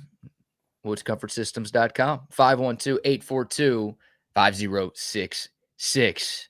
And a quick shout out to McCall Custom Homes as well. If you want to upgrade your home in the new year, new kitchen, new bathroom, maybe you've got a growing family. Congratulations. If you do, you want to add on to your space, McCall Custom Homes. They are the people to call. Custom home builders, if you want to start from scratch, they can obviously do that too. But if you want to renovate your current space, they can do that as well because they've been doing this in Central Texas for 4 decades. That's right. A father-son team with more than 40 years of experience. All of that experience is here in Central Texas. So they know what it takes to turn a local home into something truly special. The Buck has had work done at his place. How about a putting green in your yard? Boom, they can do that. Double R and his wife, they had their master bathroom renovated by McCall Custom Homes. First thing I'm going to do, two first things I'm going to do. I'm calling Tom McKay for TVs. I'm calling McCall Custom Homes for other upgrades. You want all that stuff, don't you? You want it all. Yeah, I want it all, of course. I want it all. I want all the players from the portal. And I want all the upgrades to my home. You should too. You deserve it all. You just want it all. You deserve it all. McCall Custom Homes, ATX.com. Free estimates. You deserve that. Free estimates for TSU listeners. McCall Custom Homes, ATX.com. They're A+ rated by the BBB. Tons of 5-star reviews online. Hit them up to upgrade your space. Sweet. Buck, some great news for Texas football fans. I mean, some great news for Longhorns here on a Friday. Last night, it was reported that John Mateer is returning to Oklahoma. Oh, isn't that great? John Interceptier is coming back, huh? John Interceptier is returning to Norman.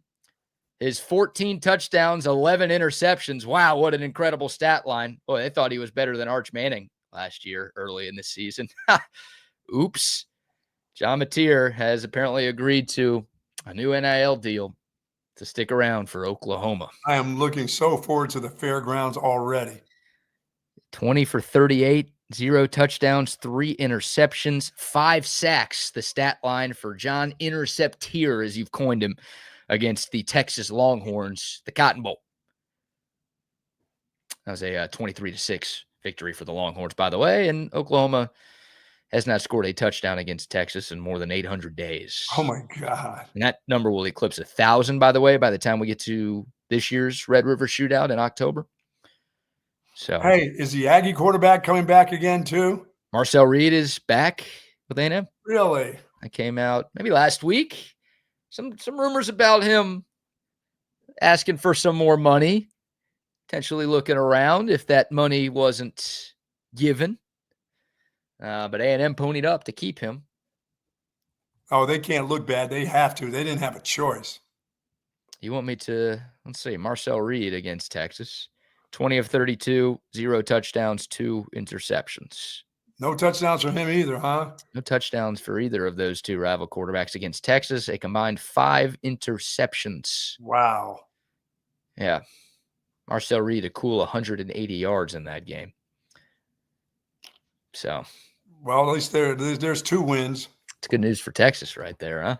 Oh, John yeah. Mateer. I figured you'd get a kick out of that. I love that because that is such banter when you get up there for that game. That guy was the Heisman front runner after the first 3 weeks of the year. Oklahoma fans were all those people pregame coming up and saying he's playing. And yeah, like, oh, you boy. guys are screwed. He's playing. You're screwed. And then right after the game, it was, he was hurt. If he was healthy, it would. And then his thumb was still jacked up. His thumb stayed jacked up the whole season. I know you fans watched him the rest of the year, and it's like, even some of my buddies who are Oklahoma fans are like, should we bring this guy back or should we try to find an upgrade? And so the decision is made. Well, they won't be all in because they don't know what all in looks like there. They don't know what all in looks like there. Not with that offensive line. All these guys should have been visiting their place. Yeah. By the way, you can keep that tackle you had there They've as done a pretty freshman well. that I wanted so badly. They've done Fasusi. Yeah. He was just okay. He was pretty good. He struggled against Alabama. The whole team struggled against Alabama, but he got a lot. He struggled against Texas, but I thought in the second half of the year he was good. I would still like He's to a have true freshman. as a true freshman. Yeah, playing in the SEC. I would like to have that guy here, but that ship has long sailed. Hey, we got the money. For Susie, hey, we got some money. All right, tamper We're in with the him. market for tackles again. Come on. Shoot, I think Texas offered him more out of high school than Oklahoma did. He just wanted to go to OU. Some people you can't fix, Buck. No, you're right. You could try. Like the wide receiver who wanted to be at Oklahoma. Parker Livingston. Well, he got more money there. That's why he left. He's doing what a lot of other. I mean, look, it's sacrilegious, and now I have to hate Parker Livingston because he is at Oklahoma. It's nothing personal. Actually, it is pretty personal. It is pretty personal to you now. It will be. I know. Next year in October it'll be pretty personal. Son of 2 Longhorn parents, I've hated everything Oklahoma since coming out the womb, Buck. So now he's just another one of them. He's one of them. He's those people. He's a land thief. Wow. He's a gooner. And on top of that, he is a traitor. That makes him worse. Benedict Livingston. I'll bring a sign to the State Fair of Texas next year. All I called him was Dartmouth. My goodness. Judas Livingston. Darth Livingston. What are we calling him? I think it's he's going to go there and have a fine career. Yeah, it'll be fine. It'll just be fine. You could have Arch Manning throwing him the ball. Instead, he's got good. 14 touchdown, 11 interception throwing him the football. Arch must not have been a good enough roommate. Yeah, he didn't cash in. He's not clean enough or something. That's got to be the issue here. Hey, Arch, if you really cared, I'm surprised no one wrote this article. If Arch really cared about Parker Livingston, he would have donated like $300,000 from his Warby Parker ads to keep him around. Must not really like him that much. By the way, he didn't think much of him either. Yeah, that's what someone's got to be saying out there. Oh, man. So there you go. Oklahoma keeps John Mateer. I figured you'd get a kick out of that. I love that. Him Intercepteer. I love that. If I may, Buck, quick dip into baseball. This is a massive story. I mean, one of, if not the biggest sports stories of the day. It's January, so we're usually not talking too much MLB this time of the year. The Dodgers have done it again. Kyle Tucker, longtime Astro, come on now, a Cub, is going to the Los Angeles Dodgers. They don't have any positions for all these guys. 4 years, $240 million. That is $60 million per year.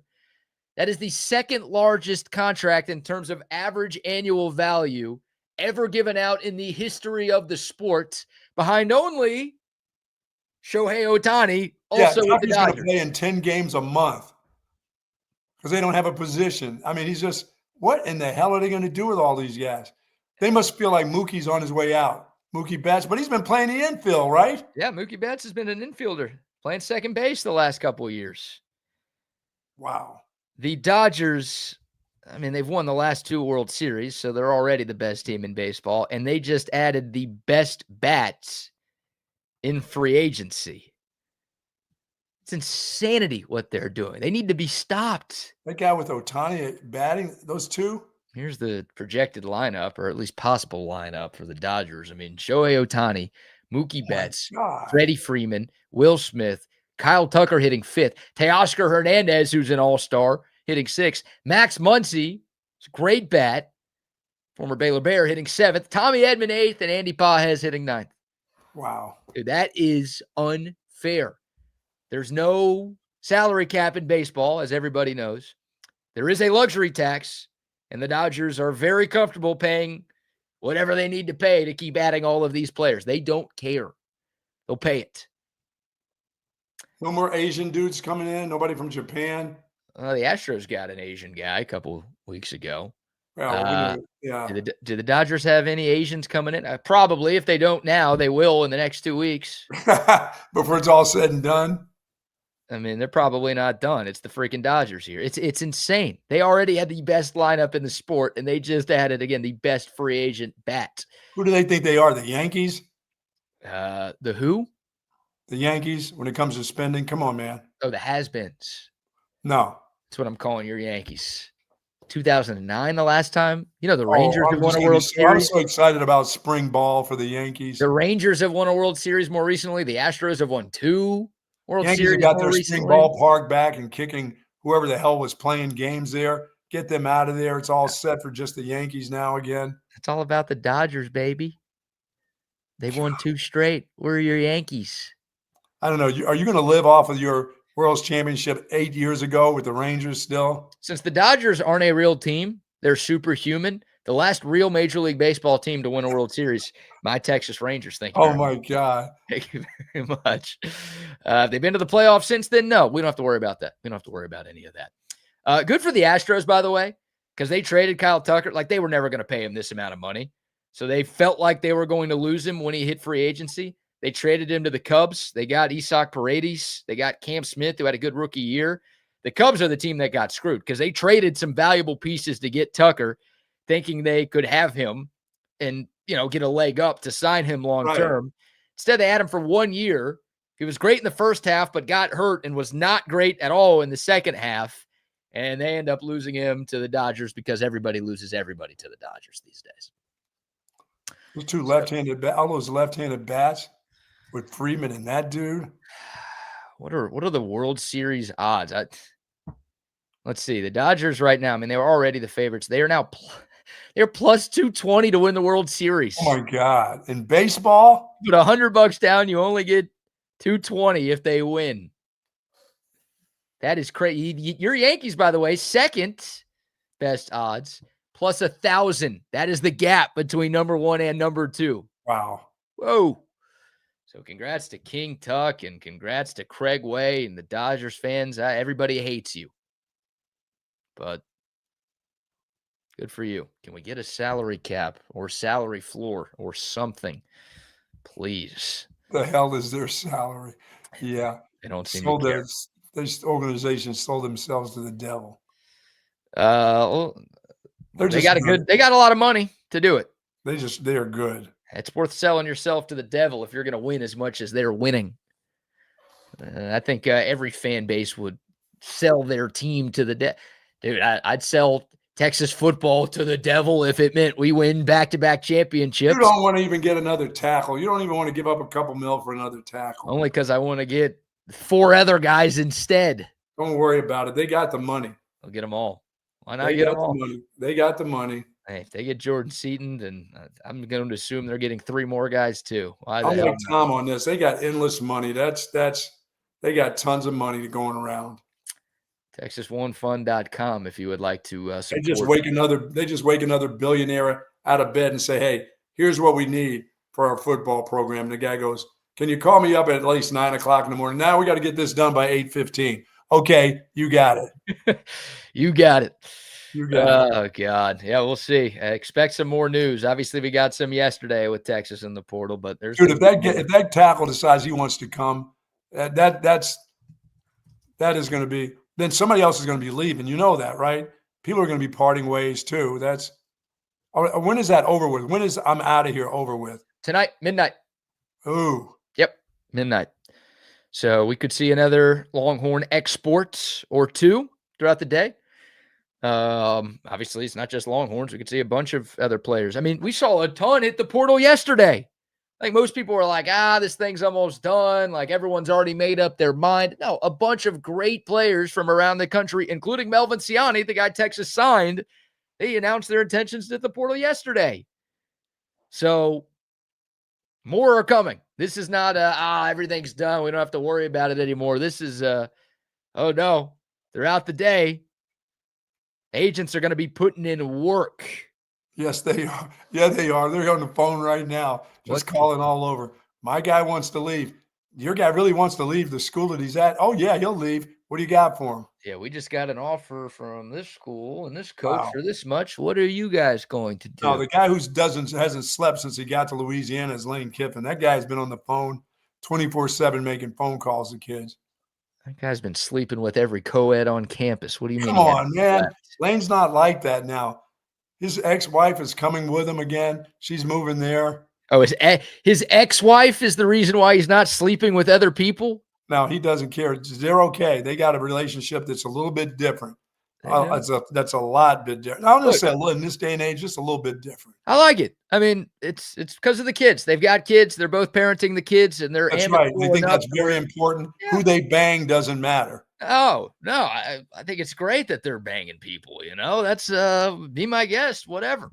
But they want to keep the kids in line. I could bang a bunch of co-eds. I think I would too. You know, like what's the problem there, Lane?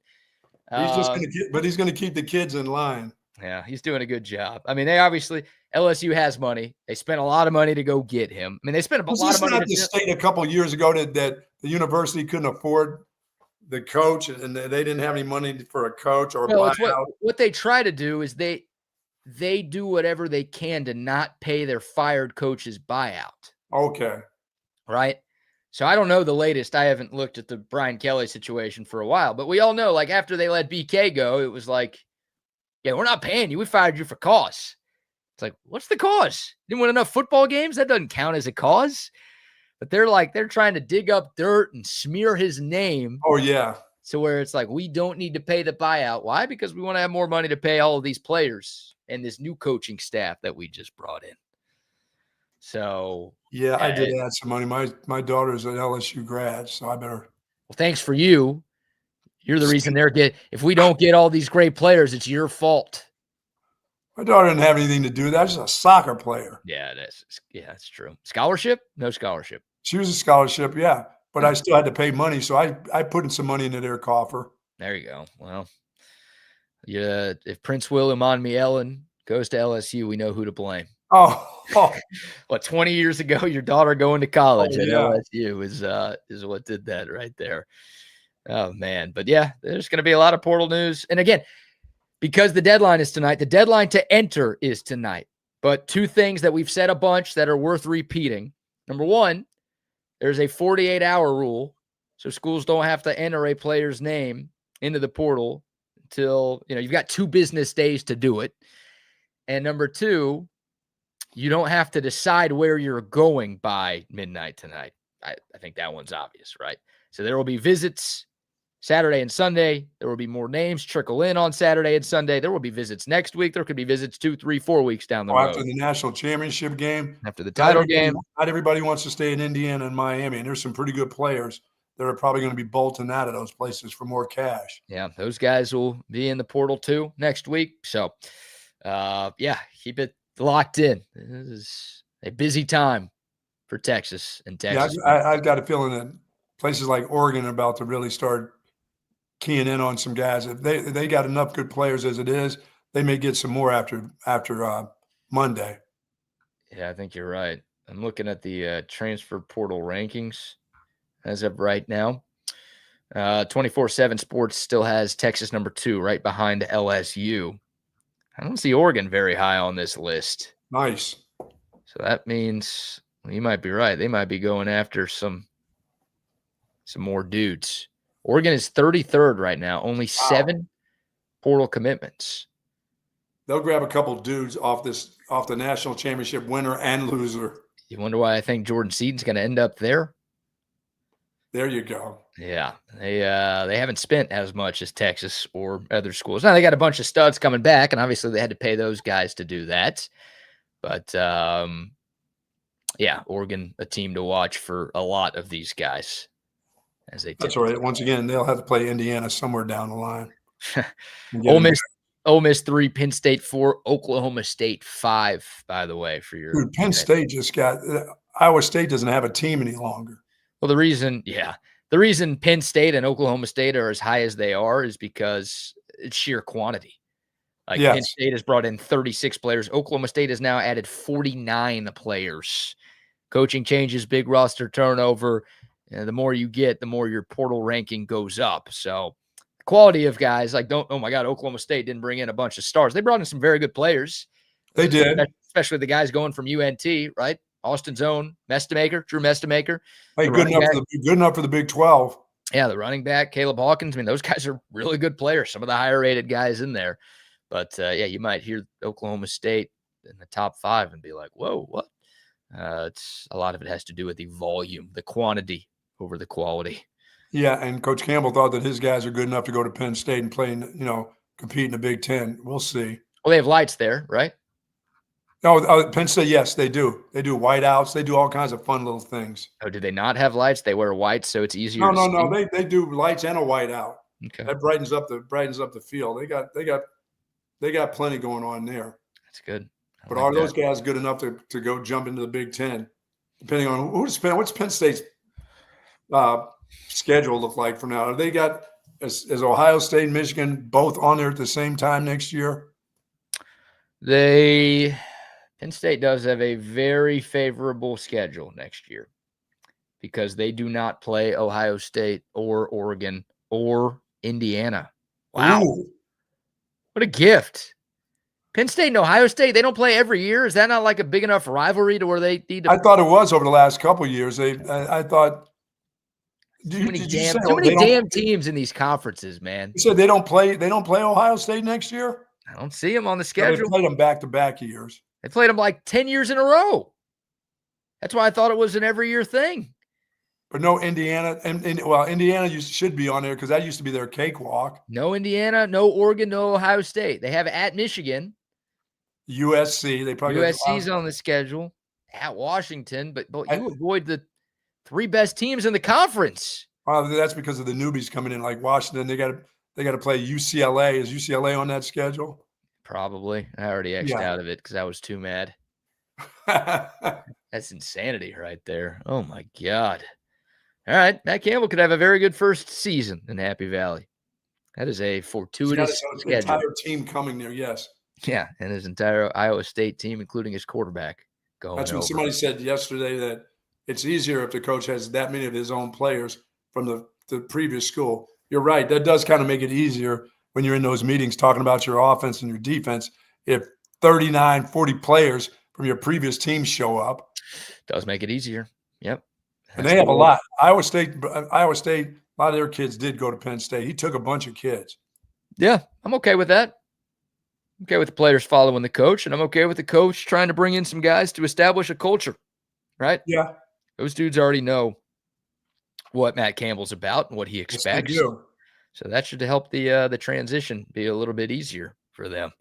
That's the difference between hiring a head coach versus, what Texas did. Obviously, college football was so different when Texas hired Sark, but different when you're hiring a coordinator versus hiring a head coach nowadays. And again, the transfer portal has allowed all of these guys to follow wherever their coach goes. Okay. Right, let's make these people some money. Let's make these people some money. We'll get to that in a second. Also, Sean Miller in the locker room after Texas's big win over Vanderbilt Wednesday night gave a pretty epic speech, more so just a specific part of the speech that I think is so good that it should be plastered on the walls of the Texas athletic facilities and locker rooms all over campus. Get to that in a moment. But first, how about a few more sponsor shout-outs? So to our friends over at Hat Creek Burger Company, of course, love the burgers at Hat Creek. I did miss out. Today is Friday. I will have Hat Creek Burger today. I will also be having a banana pudding milkshake today at Hat Creek Burger. I love the burgers there, the double with cheese and everything, but I'm about a little bit of banana pudding milkshake today, more so than that burger. I'm going to enjoy this milkshake. Have not had any ice cream in a while. It's time for me to get after a little bit of ice cream here over the weekend. And that place has great shakes in all sizes. They even got like a little kid's shake, BK, a little mini one. Mm-hmm. I was going that when I was trying to fool myself, thinking that, oh, this one won't hurt me. So instead of having one big one, I'd have one of these like 3 times a week. I know how that worked out. But folks, Hat Creek Burger is the place that you definitely want to go. Take the whole neighborhood to Hat Creek Burger. And mom and dad, if it's a little later on in the afternoon and you're looking for a margarita, some locations have alcohol just for you while the kids play at the playscape. But just have 1 or 6. I mean, what the hell? Somebody else can drive. Let the kid drive. It's time for the kid to learn how to drive anyway. Yeah, the kid's 10. Let him drive. Come on. Out in the country, some of the Hat Creek Burger locations. And some locations also have breakfast. So if you're thinking about a little breakfast meal today, head on over to Hat Creek Burger. They open up at 7 a.m. Get your tacos, your pancakes, your waffles. Get a little sausage over there. Get your home fries. That is the spot. Love Hat Creek Burger. Absolutely. And also a quick shout out to our friends at Waterloo Printing and Graphics. All of our TSU merch, our hats, the koozies that I'm showing right here, the signs, our polos, our pullovers. We got a bunch of great gear, all thanks to Adam and his great team at Waterloo Printing and Graphics. So if you have a business that needs merch, or if you have a big event coming up that you want to promote, reach out to Adam. They're based right here in South Austin, so they will get you what you need, and they will get you what you need quickly. Adam is like the fastest responder to text I've ever seen in my entire life. Really? He gets right back to you? And as a horrible texter, I am awful with the phone. As a guy who is not great at that, trying to get better, I appreciate somebody who is on the total opposite end of the spectrum. So their customer service is top-notch. The quality is fantastic. All you have to do is reach out to him, 512-300-9641. If he's awake, I almost want to guarantee, I shouldn't do this because I haven't asked him, like, he's going to respond to you within like 10 minutes at the worst. Nice. I'm not going to guarantee that, though, because he might get mad. He might be sleeping, and he's like, shit, you're telling people at 7 a.m. to text me? My ass is asleep, dude. I was drinking last night, all right? I don't need that. Okay, well, let's talk some NFL here. Okay. Obviously, the divisional round of the playoffs gets going tomorrow. 2 games on Saturday, 2 games on Sunday. The people need your gold star locks, and I want to talk about all 4 of these games and give our winners because there's some very compelling matchups, and I think all 4 of these games are going to be fantastic. But in chronological order, Buck. All right, buddy.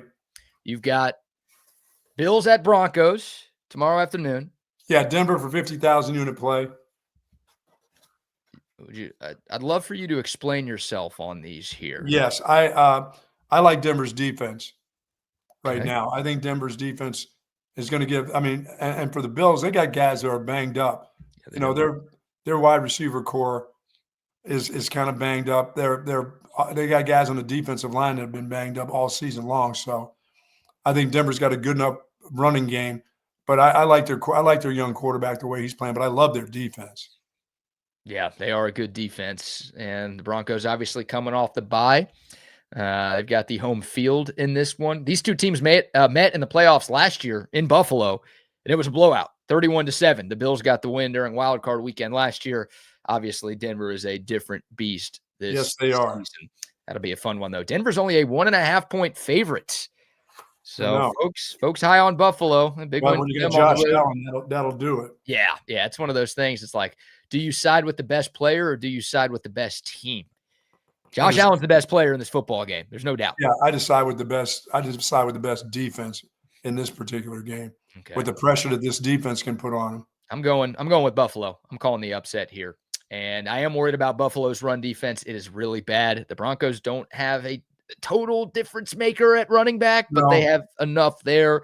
You got 2 guys that they put in, yeah. Yeah, and their O-line is very good to where it's like they can cause some problems there. And obviously, if Denver can establish the run game, control the clock, they keep Josh Allen on the sideline. That is their best recipe to find a way to win this football game. So I'm going with the upset, though. I'm going with Buffalo tomorrow. You've got Denver.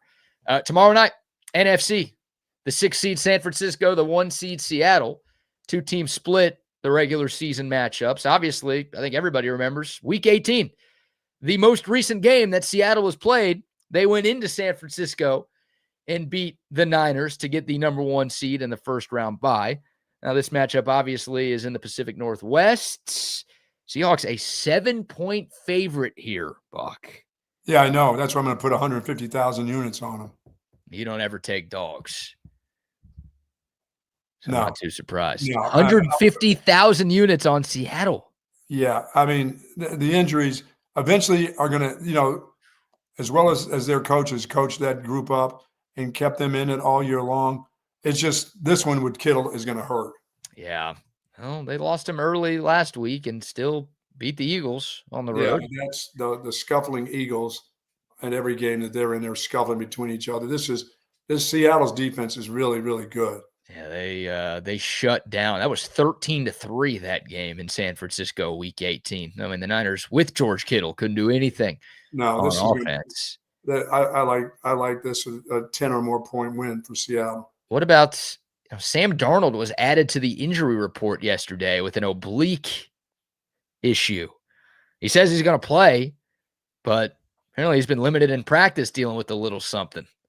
Yeah, but I think they got 2 runners. I think they can ground it out because they'll play enough defense. This may be a low-scoring game. That's too many points, man.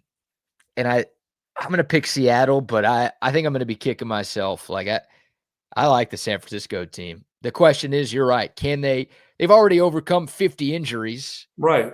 So what's 51? I don't know. I think this is close. I'll give it to Seattle because they have home field and because what I saw in I just take Christian McCaffrey out of the game, period. That's it. You want him hurt too? No, I'm just saying that's what I do with Seattle. Is the game plan. Yeah, that's it. Like, damn, the Niners don't have enough players hurt. You got to take somebody else out. Take that dude out of the game, and they got nothing. He does everything. He's catching passes, leading the team in receptions, leading them in rushing. You know what I mean? Pass protection. He plays a lot of plays. Yeah. Yeah, make him pay the price for all the downs he's going to play. Make him pay the price for all those downs now. They did that in that Week 18 game, and yeah, this will be a fun one. Again, 3rd meeting this year. The team split in the regular season. I think the first meeting was like way back in Week 1. It was early. Christian McCaffrey, by the way, 8 carries for 23 yards in the Niners' loss to Seattle. And the weather's going to be crappy there. Yeah, rainy and kind of cold and not fun. San Francisco, I guess it doesn't rain. Kind of get some crappy weather. And they get some cool weather there. All right, on to Sunday.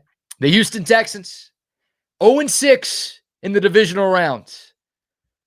Is this finally the time they can get to an AFC championship game? They are 3-point underdogs on the road at New England, 2:00 on Sunday. It'll be Joe and Troy on the call again on ESPN and ABC. Love that Texans defense, but I also like New England's defense. I'm not liking the quarterback play right now with the Texans.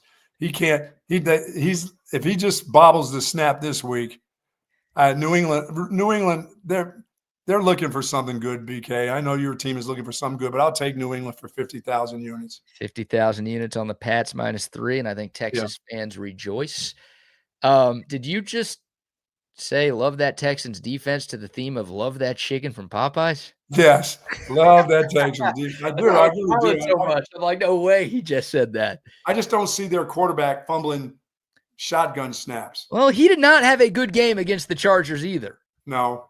Let's not forget that. Like Drake May, I think he had 2 turnovers. CJ Stroud had 3, so I guess he was better than. But CJ Stroud didn't have to throw him. He just couldn't get the exchange. He just kind of bobbled them and fumbled them around.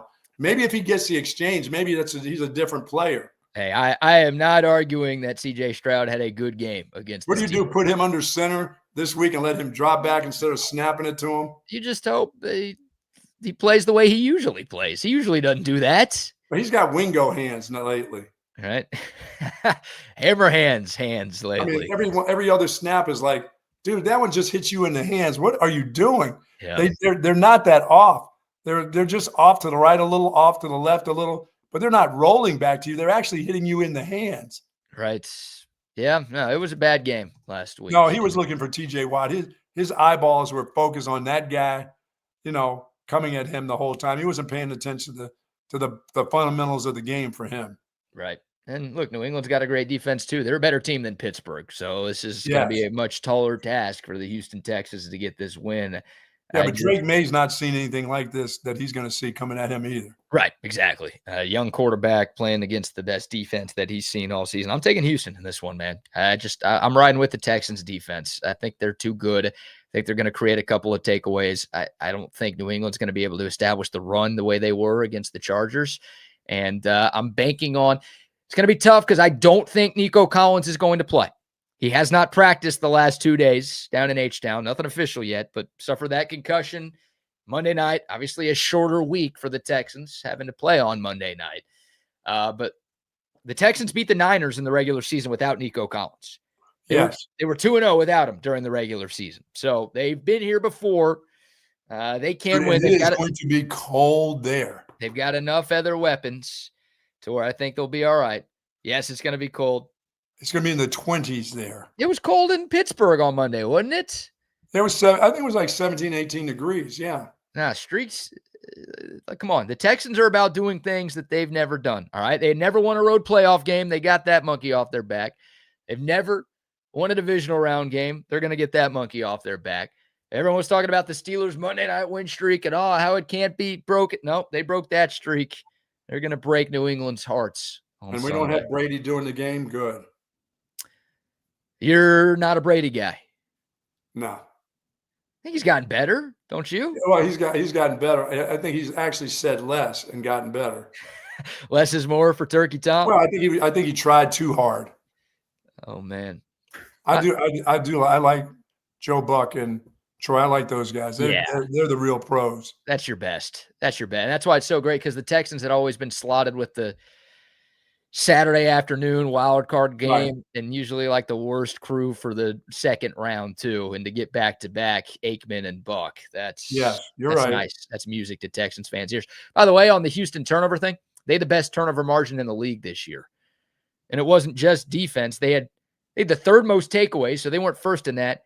They were second in terms of fewest giveaways. So they are usually smart with the football. I'm saying Monday was an anomaly. I think it's not going to be perfect. I think they'll have a turnover, but I don't think it's going to be the 3. That just tells me that Stroud is not going to be good in the cold weather. Ball's hitting him in the hands. He doesn't go gloves, does he? And the guy played at Ohio State. It's not like he's never played in the cold before. But he's got to get, like, the whole Texans. I don't know if it's a mental thing. They have to find a way to get past this round of the postseason. But I like Houston. Their defense is too good for me. Which, by the way, if I'm right on my predictions, because I have the Bills upsetting Denver, that means the Texans would be hosting the AFC Championship next week. How about that? That could happen, right? Texans and Bills, they both win. That's the scenario. No, you don't know what you're doing, so it's not going to happen. And you know who owns Josh Allen? That'd be the Houston Texans. Yeah, you don't know what you're doing, so everybody knows that. They're trying to make money right now. I don't know what I'm doing. Yeah. I'm up 1 million units this year. Yeah, in your mind, you're up 1 million units. In my own mind, I am. By the way, you're even money, so this is big. Even money on the year. You've worked your way back to 0 units. The last game.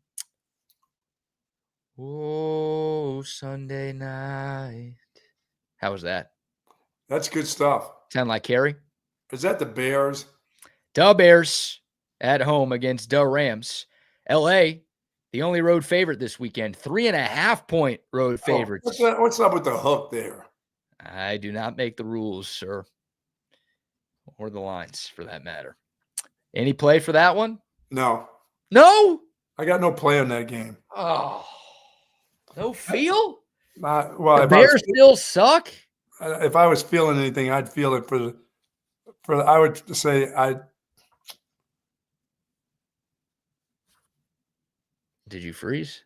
I would say the Bears. The Bears.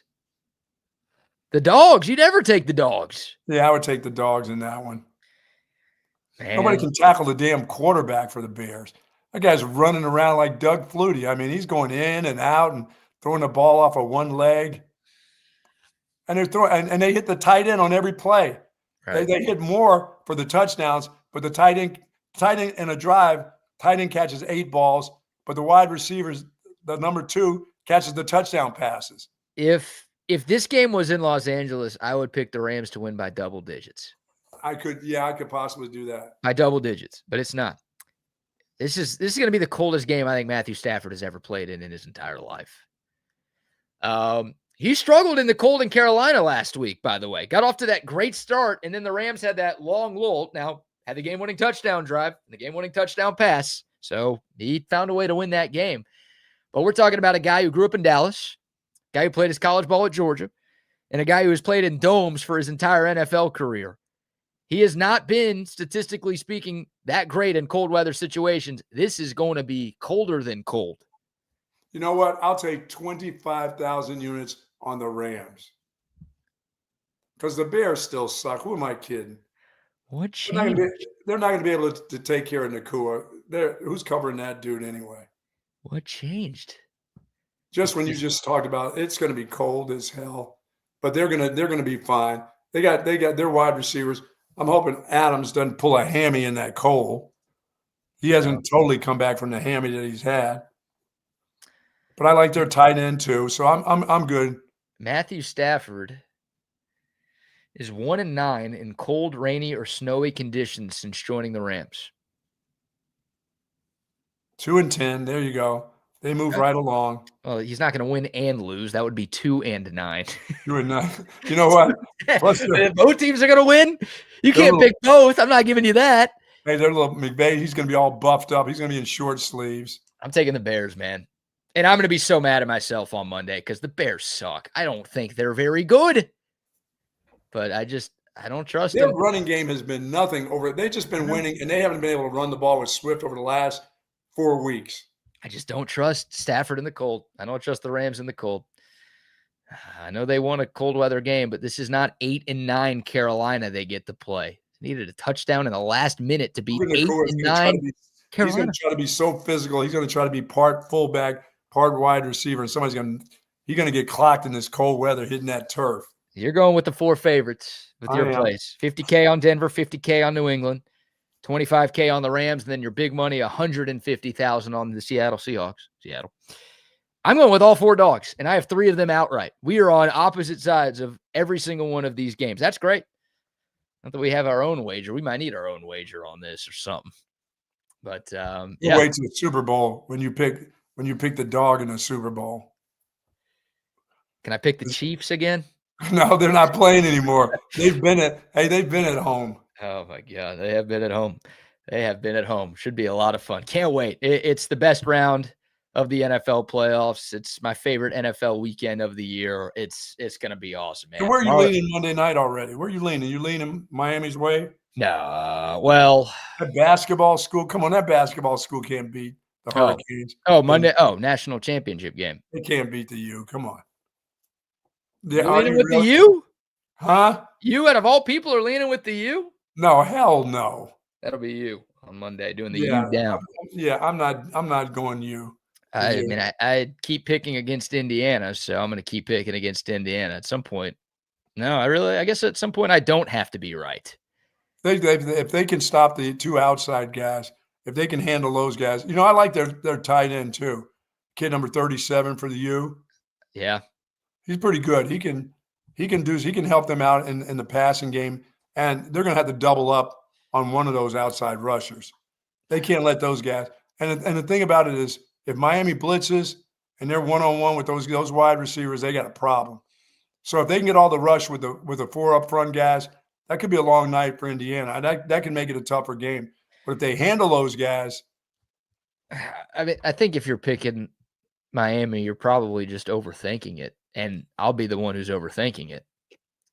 Indiana's just better. Yes, they are. Like, what have you seen in this playoff that says that Indiana can be beat? I know Miami's beaten some good teams to get here, But it's not just Indiana beating good teams. They are destroying good teams. I know they're putting up numbers on the board. That's the thing. I'm thinking, can this be a low-scoring game? Not with Indiana, it can't be. 38 points against Bama. And they called off the dogs, by the way, in that one. Yes. And what, they get 56 against Oregon? And they could have got more. Could have probably got more in that game, too. They're scoring on defense now. Yeah, can Miami run the ball against that Indiana defense? Can they just turn around and hand it? Because their offensive line, Miami's offensive line is good. Well, it is. You got to win in the trenches. And Miami has a better running game. You want to want ball control. You're not going to worry so much about big plays. Miami's going to try to use their running game, some short passing game. Indiana's going to take away number 10.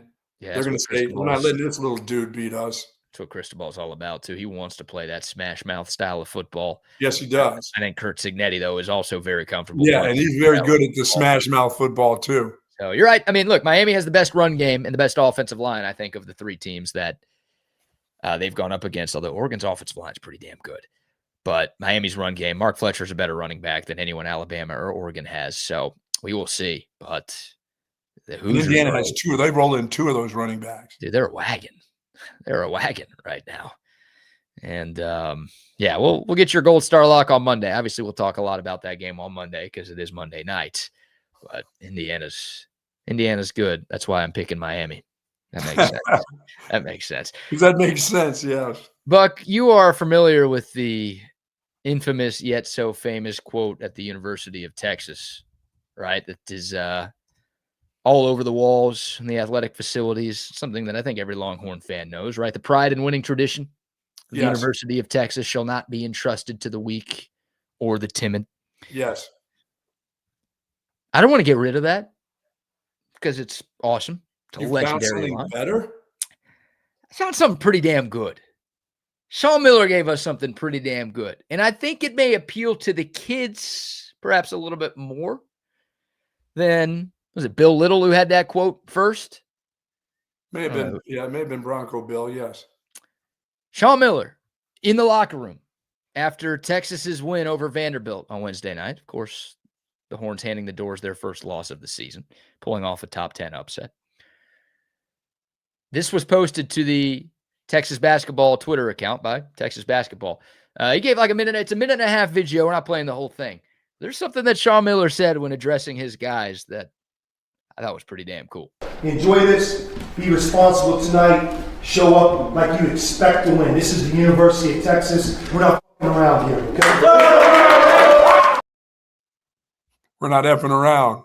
This is the University of Texas. We're not effing around here. Yeah. Dude, that is awesome right there. That's short and sweet, huh? Like, if Sean Miller has a great career in Austin, which we all hope he does, that quote needs to be all over the athletic facility. That will stick. That will stick. How great is that? One more time. Enjoy this. Be responsible tonight. Show up like you expect to win. This is the University of Texas. We're not f***ing around here, okay? Yeah, that was short and sweet. That's awesome. I mean, you could also include the part right before, like, show up like you expect to win. Yes. This is the University of Texas. We're not effing around here. Don't go and get in trouble. Hey, don't cross the street tonight. Yeah. Don't cross on the other side of 6th Street. Stay right there on the one side. Exactly. Yeah, don't celebrate too hard, all right? We got a game in a couple of days. We're not effing around. And it's A&M, so let's really make sure we're buttoned up and ready to roll for a huge rival. But that is so good, man. Like, I got chills down my spine when I saw that clip. I've heard a lot of sayings. I've not heard that one. I haven't either. I'm glad Texas posted it too, because I could have Texas in the past. Oh, we're Texas. We're above that. We're too classy. We're not. He cussed. We're not including that part in the clip. No, they obviously cleaned it up. They silenced the F word, but I'm glad that they threw that in there because that is gold, Jerry. Gold. That's kind of golden, Jerry. Yeah, I like that right there. It's the University of Texas. We're not effing around here. Remember that. I like it. I do too. Buck, here's a story for you.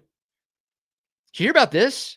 There's a massive, speaking of college basketball, a massive college basketball point shaving scheme that got brought to light yesterday. And it's not at Boston College? It's not at Boston College. It's not at Texas either. It's not really at any big It's on the school. East Coast, though. It's an East Coast thing, isn't it? A lot of East Coast schools involved. Yeah, Okay. I mean, Abilene Christian's involved. So it's not just East Coast, but it's like that level of school, right? I think the biggest school that's mentioned here, that's Northwestern State. DePaul, because they're in the Big East, but they suck. I mean, Tulane is in here. Like, we're not talking about major college basketball being affected by this. Scumbags are getting down to the second tier, are they? We are talking about a college basketball point shaving scheme involving more than 39 players on 17 NCAA Division I teams that resulted in dozens of games in the last 2 seasons being fixed by a gambling ring that included a former NBA player. It was according to a federal indictment unsealed yesterday in the Eastern District of Pennsylvania. The defendants are charged with bribery in sporting contests and conspiracy to commit wire fraud. The alleged fixers are also charged with additional counts of wire fraud. Some details here. Former NBA player Antonio Blakeney was named, not charged in the indictment yet. He allegedly was a part of the group that recruited players to participate in the scheme and offered bribes. Blakeney was a star at LSU, spent 2 years in the NBA. Since then, he's played in China and Israel. The scheme, according to a 70-page indictment, Buck, started around September 2022 and initially focused on fixing Chinese Basketball Association games. No disrespect. Why are you shaking your head? You don't like the CBA? Yeah, I'm good with that. So Blakeney was playing in China. He was the leading scorer, and apparently he, at least allegedly, manipulated his own performance and recruited players on his team to join. Then the group, they're like, oh, shit, this is working here. We're making some money off this deal. They began targeting college basketball players out of the 23-24 season, and they targeted players for whom, quote, the bribe payments would meaningfully supplement or exceed legitimate NIL opportunities, end quote. So again, going to smaller schools, these guys aren't making a ton of money. Hey, do you want to make some more money playing basketball? Sorry, you're not good enough to play at Texas or Kansas, but we got you covered with this. What do you think? It sounds like a lot of guys said yes. So, yeah, a lot of guys said yeah, for sure. Yeah. Some of the bets mentioned, approximately $458,000 put on a Townsend versus North Carolina A&T game. North Carolina A&T. Isn't that where your dad went? Yes, he did. Yes. There you go. $424,000 spent on Kent State to cover a first half spread against Buffalo. Wow. I mean, we're talking all sorts of conferences, first half lines, random teams, point shaving. And it's been unsealed. And again, it's all allegations to this point, but a 70-page indictment in federal court. Yo. Those guys need money too. And by the way, this segment is brought to you by FanDuel. Yeah, thank you. So go ahead and bet some more. How do you think that's going to stay quiet? I mean, you get involved, you're going to get caught. Yeah, I wonder, I haven't seen I wonder any how details. the other guys who have been getting away with this are feeling right now. Right. Well, I haven't seen any details about like who spilled the beans. Like, how do they find out about this? Someone had to talk, and they talked to someone they weren't supposed to talk to. So who was the rat here? Yeah, somebody's missing a niece somewhere, a niece or an uncle. A knee or a knee? Oh, a niece. A niece, an uncle, some fingers and arms. Yeah, I don't know. Wild. Started in China, brought to the States. Division I college basketball. And this isn't the only story like this happening, right? Wow. I think it's pretty safe to say. Like, okay, they got caught, but if this is happening in one spot, then that somebody's getting away with it for a while at some other spots. Exactly. But point shaving in college hoops, Buck. If your cousin put money on any of those games, I wonder if they're entitled to financial compensation. FanDuel is like, hell no, you're not getting any money back. You kidding me? We didn't know what was going on because we're on the up and up here. Yeah, but the game was fixed, Game was fixed. You got to give me some money for that. I don't know. Wild story there. We'll keep you posted as things unfold. My computer's going very slow. That's why I'm going very slow. I'm sorry. All right, Buck. How about one more story for you for a Friday? All right. We go to Houston for this one.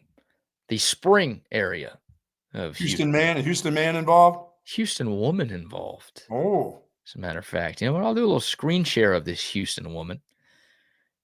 And I will ask you why you think she was recently arrested. If you want to name, this is 24-year-old Erilyn Martinez. She got belligerent. She was selling shoes at high stilettos, and she was supposed to give a lady a size 6, but she came out there with a size 12, and the lady got upset, and she stabbed her in the eye with a stiletto. Wow.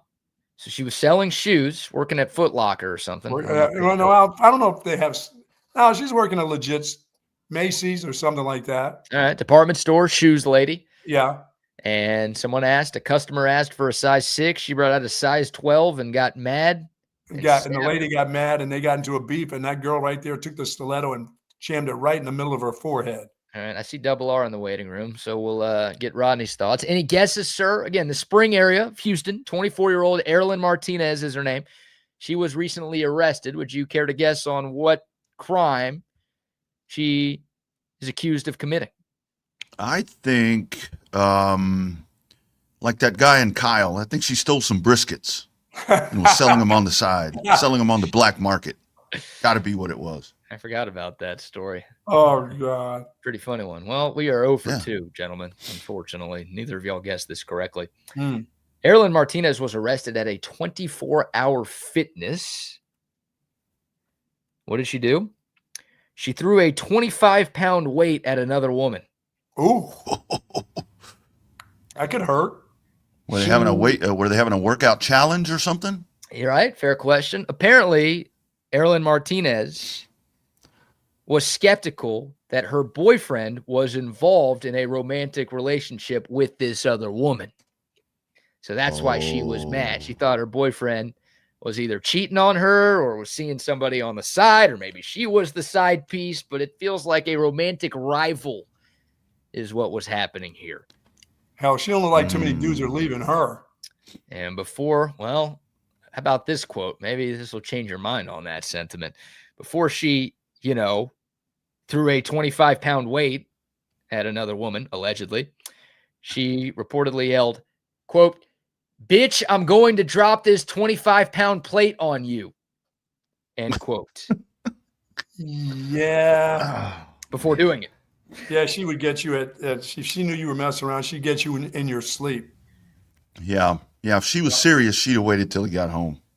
A woman scorned. Yeah. Yikes. Yeah, that one. She looks like the one that she's going to get you back one way or the other. What do they say about the hot, crazy matrix, gentlemen? Yeah. Typically, the hotter a woman is, the crazier a woman A is. little bit crazier. Yeah. We got another picture right here. Like, very attractive woman. Oh, looky there. Yeah. The hotter she is, the crazier she's got to be. Right. The hot, crazy matrix. Yep, exactly. Yeah. So. And what's her name again, BK? What's her name? For research purposes only, I assume? Yeah, absolutely. Absolutely. Erilyn Martinez is her name. Erilyn Martinez. She's been charged with aggravated assault with a deadly weapon, 25-pound plate. You can kill somebody with that. Did she make contact? Was there contact with that plate? There was contact with the plate. Ooh. It seems like the other girl is fine, based on what I've read. There's a belief that alcohol was involved here, gentlemen. No. Right? You gotta be kidding. At the facility? I don't know if she was like working out and maybe her like Yeti water bottle or her tumbler was filled with a little mixed drink, or if this was like she knew that girl was going to be at the 24-hour fitness. So she was doing some drinking and she's like, you know what? I'm going to go confront this B. And that was the time she decided to do it.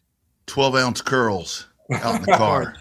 Yeah, I've done a few of those. We all have done a few of those. So was the boyfriend there, I wonder, when this shenanigan went down? Doesn't say, so I assume no. But yeah, her bond was set at $1,000. She posted it the day after her arrest. During her release, she's barred for consuming all alcohol, including in food, mouthwash, or over-the-counter medication containing alcohol. Also prohibited from using marijuana possessing any weapons or contacting the victim. And also, she must stay at least 200 feet away from that 24-hour fitness in spring where this incident occurred. She's got a restraining order from a gym, gentlemen. It's pretty bad. It's pretty bad. They'll She let is anybody in there. She is pretty bad. Oh, you're right. Yes, it is a pretty Yeah, bad she is story. pretty. I was gonna. Yeah, she's. You had it right. You had it right. She's. Drop I it. think the ratio is there. The ratio is there. The ratio is there. Well, and here's the other thing too, and I can tell you this from firsthand experience. Don't piss off a Latina. They'll Do they get you back? Do they come back to get you? Oh yeah. Only experience I made had one that is with Puerto Rican girls back in Pennsylvania. They got brothers, Yeah, man. and a lot of them. Yeah. It's huge. The devil comes in many forms, right? I had one The devil's Latina that coming. was pissed off. That was pissed off at me one time for whatever reason. I know she's not listening. And she walked up to me in a bar, and I was wearing glasses, ripped them off my face, broke them in my face, dropped them, and stepped on them right in front of me. That sounds about It's like, right. how do I get home? How do I get home? It's usually a chancla, right? That's the stereotype. Is they'll just take a little shoe and just chunk it at you if you're acting out of character. No, that's the mom. The mom's The moms will your do mother that. does that. Oh, right. Yeah. Mother's a woman. Sorry, I meant more women than a romantic yeah. partner, but Yeah. So, a mother of children. a mother of Mother children. of children. Thank you Mother very of much. children. Absolutely. Thank I'm you. not sure if I can share the like. This is who I fell for about 20 years ago, and kind of hadn't. Well, I'm trying to get the picture right. Is that an ex? Is that your wife or is that a That's random? my wife. That's Okay. my wife. yeah. Oh, I was like, I hope you're not still carrying pictures of an Yeah, ex. no in kids. your You started like you still got studio. those around. No. He's like has that hidden somewhere, some secret Yeah. drawer in his desk. My hot to crazy ratio is through the charts. That would be Yeah. instant death. I didn't even think of having that on my phone in my past or whatever. Some of that stuff is in the last car I sold, probably. Yeah. You know what? I better double check that just to be safe. Now that you guys bring that up. Yeah, it's like there's even like certain names that I can't say, or I'll get the chunkla thrown at me still these days. Oh, my goodness. You know, it's like I don't even Like, get no. near those conversations. Don't even come into my mind. I stay as away from past, whatever exes. I don't have any of those conversations. I don't either. I don't want to know about. Yeah. Oh, my wife lost her husband. Right. You don't don't want to talk about him. You don't put yourself in that situation, right? That's No. just a bad situation that you don't put yourself in, Yeah. right? Like, No, because usually, there's like, everybody always wants to know more. I'm like, what? That's enough. I told you what you need to know. Oh no, I need to know. What do you need to know? I told you what you needed to know. Oh no, that's not We're enough. not going down the road. Yes. We're yeah. not going down that road. Yeah. It's funny. Like my girlfriend and I are exact opposites on that. Like she'll talk about exes like open, like she wants to talk about them, and it's like, oh, this is why you're so much better. I'm like, I don't want to hear about that. Yeah. You All right, don't want to hear it, right? Yeah. You were a virgin before you met me. All right. And she'll try to ask, questions. I won't tell her a damn thing. I'm a closed book when it comes Are to you? That's She good. does, That's me. she like is friends with enough of my friends to where she gets some stories, but like she will never get any of that from me. It ain't happening. So Yeah, we- I don't like wanna I'm talk about from that. a smaller town, right? And dated a lot of the women around there, and we didn't talk about like our previous stuff. And then we're out with like all of our friends one time, and they were And playing. they're all a giving game- that information out. They were playing a game called Never Have I Ever. Ah, yeah. And- Classic. Yeah. And my name came up, and everybody at the fucking table started drinking, and she just looked around. She goes, "Are you serious?" I'm like, "We dated. We all dated. We dated, man." No, Yeah. no, I don't go back This- to that far. This I'm is 70. kind of I got too many of those deals in the past. this is kind of not really on this topic, but really funny. So I'll tell you guys right quick. So it was like, Tracy and I before we got married, we both had daughters. She had a daughter, I had a daughter, or whatever, and she came from a very Catholic upbringing, whatever. So after a while, I'm What'd you like come just up kind of. It was a Catholic family. I only went on midnight mass to impress the girls. That's the only thing. Wedding or funerals. You went to church to pick up girls? Absolutely. And hammered too, because it's late by the time they have that, so we'd show up all shit faced and whatever, eating Tic Tacs. I So, told that story a couple of weeks ago about midnight mass. That was the best. Yeah. So Tracy and I have been dating for a while, so she hadn't told her parents. And again, we're like grown adults. Hadn't said, that I was like practically living there. And so they come in for a visit, and she's like, "You're going to have to sleep in the other room Oh yeah. overnight." And I'm like, "Why?" And she said, "Well, because my parents." I'm like, "You have a kid, I have a kid. We've been together for a while. Do they not think?" She's like, "Oh no, they wouldn't think that." No. I'm like, "Okay." Yeah. I've Yeah. slept in more cellars and basements than I want to recall. Oh no, you're not sleeping up here, because I never thought I was. But I'm like, where would you like for me to sleep? Oh, down in the cellar. There's a little corner over there. Yeah. I'll bring you a little roll out. Yeah. Yeah. Even Got a little cat bed down there by the water cooler, man. Go Yeah. around. By the water heater. Yeah, Bucky, even after we were married and they would come to visit, they're over at another part of the house sleeping in a separate, and then we could sleep together at that point because we were married. Yeah. And, it gets a little late at night and I'm over there, hey, to the wife, we can't do that. My parents are no. here. I'm like, what do you think they're doing? No. Oh man, that is Little tough. too I much. had to jump out my wife's window one time. The first night I stayed over her house. Did you really? You Yeah, had to luckily it open was those low to the big ground, but skates? yeah. Wow. Yeah, she's just First like, floor window. No, it was second floor window, but the roof went down it sloped down pretty steep, so you could like climb down to where the gutter was and just kind of hop off. Probably like 5 feet. Wasn't that bad. Yeah, the mother of my children, mother of children, I've been dating for about a year, almost 2 years, in college and stuff. I met my first wife, the first week of college. I dated her for 4 years. Now, it wasn't I didn't in between have other rendezvous, but I remember when I then went and started coaching and at Dartmouth, and I came out to their house, and her father says, "Hey, let's go for a ride." And I was like, "Oh shit!" I knew what it was. I was like, "Oh shit! Oh shit! Here it comes!" And that dude took me in the car, and he was vice president of Bank of Boston. He said, "What's the deal with you two? What are you guys going to do?" And I'm like, "What are your intentions?" Yeah, it was like, "What are your intentions?" And I said, "Well, my intentions are, to get a full-time job and not be a grad assistant at some college, and then ask your daughter to marry me." And he said, he said, "I just needed to know." I asked her to marry me the next day. Oh no! I bet he Didn't wanted even to have know, he was just trying to tell me, "I don't give a shit what you have as a job. Oh, okay. We can't keep playing this game." Yeah, shit or get off the I pot. also Oh, There yeah, it that's is. what it was. It was over. It was like 3-4 years, of that. And he was like, "Nope, we're not doing this." I bet he respected the fact that you were trying to get a job too before putting a ring on his daughter's finger instead of like taking money off of Pop's plate and shit too. Oh no, I don't think he would have cared if I was taking money off of Pop's plate. no shit. He just wanted to know that I wasn't playing this game with his daughter. If I was gonna be on the sanitation truck, he wanted to know, when was I going to do that permanently? Yeah. Oh, When was this coaching thing? I mean, what are you going to do? Go around from college to college and pretend to coach, and then drag my daughter with? He was like, "That ain't happening." Mhm. That dude was about business. He was, like I said, he was in charge. VP of the bank, yeah.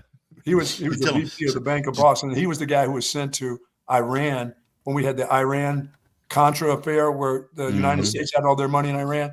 They sent that dude there to get the United States money, and then he was offered to be the president of Bank of Chicago, and he said, "No, I'm staying right here in Boston."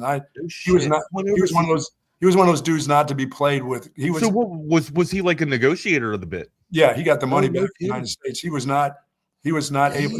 He never drove to work. They always picked him up every morning. He had to be picked up. The insurance wise, he could never. So he was never. You mess up the wrong stuff there, buddy. You're gone. No, it was one of those. I would have never been found. It was truly one of those. Right, yeah. Here you are down at the bottom, down by the hotel, in the Glades in Boston, somewhere, buddy. Yeah, Oh, damn. no. The only time I got picked up, the only time I got picked up to go to work, my license was suspended. I had to get a ride. That is great. All right, boys, have a great weekend. Be careful out there. Take care, man. There they go. Here we are. Another edition of Chaos Theory Story Time with Bucky, BK, Funkle, Wags, and Ronnie, or Dr. Ronnie, Uncle Rodney, whatever you want to call us. We're your Funkles, man. Oh, make sure you hit us up on our socials. I'm at Not the Fake Wags. Uncle Ronnie is at _Rodney R. Excuse me, that's on Twitter. That's on Instaface. And then on Brand X, he is the Rodney R on just Brand X /Twitter. On Brand X, I am Not the Fake Wags. Smash the subscribe button if you hadn't done so already. And also hit us up on that code at text line 512-222-9328.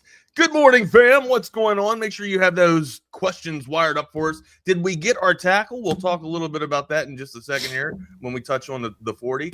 A little other news to go around, and we'll just have you splashing around, man, today on this wonderful Friday. Fuck around and find out Friday here, buddy. What's up? Oh, man, I love the comments here.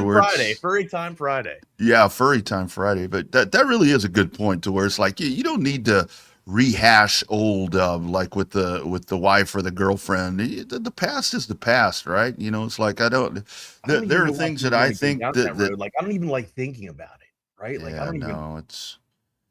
I don't want her to know about me, and I don't want to know about her, right? Like it's done. It's done, dude. Yeah, it's like we've been together for like 25 years, so I mean that shit ain't even. Yeah, no, I mean, it's kind of irrelevant. Every now and then, my wife will say something about her high school boyfriend or college boyfriend. You know, just in a story. You know, it was me, and I think we know that there's no need to rehash any of that stuff. I don't get torn down about that shit. I mean, that's just old glory days or whatever, man. Who cares? You know what? Here's how I kind of settled on everything. We weren't happy until we found each other, and we kind of worked out all the kinks, and now it's perfect. You know what I mean? There you go. It's been a perfect run for 25 years. So why mess? It's all happened for a reason. It all happens for a reason. That's for 100%, man. It all happens for a reason. I watched a little Texas women's hoops last night, dude. Disappointing, man. Too. But going up against the stalwarts of South Carolina there with Coach Staley. Here's the thing, man. Booker's fantastic, and you knew that the offense was going to be able to show up last night, but when you needed stops, and I'm not saying that it's a detriment to, or it's a detriment to the defense or anything, or the defense was bad last night. I'm not saying that at all, but you needed two crucial stops in moments of where if you get the stop, you're probably going to go on top. You're probably going to get the score in the next sequence and take the lead here. But I mean, that's just a testament to South Carolina, man. They're able to come down there, get the bucket in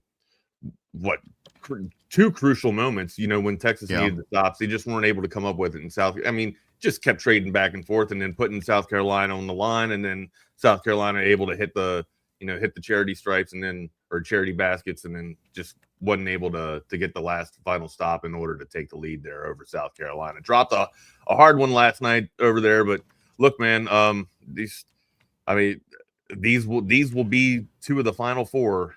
I'm going out on a limb, right? I don't think it's breaking news. Like, these are two of the top teams in all of women's college basketball.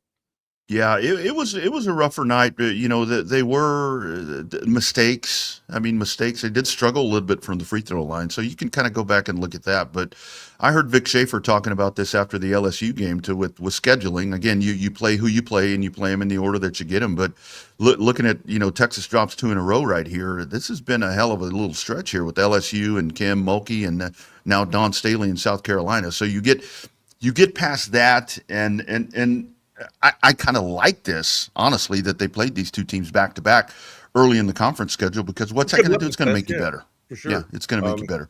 Yeah, they just needed to stop, and Raven Johnson last night just wasn't being stopped last night in that final minute. But yeah, good guy. I mean, that's basically all I have for women's hoops there.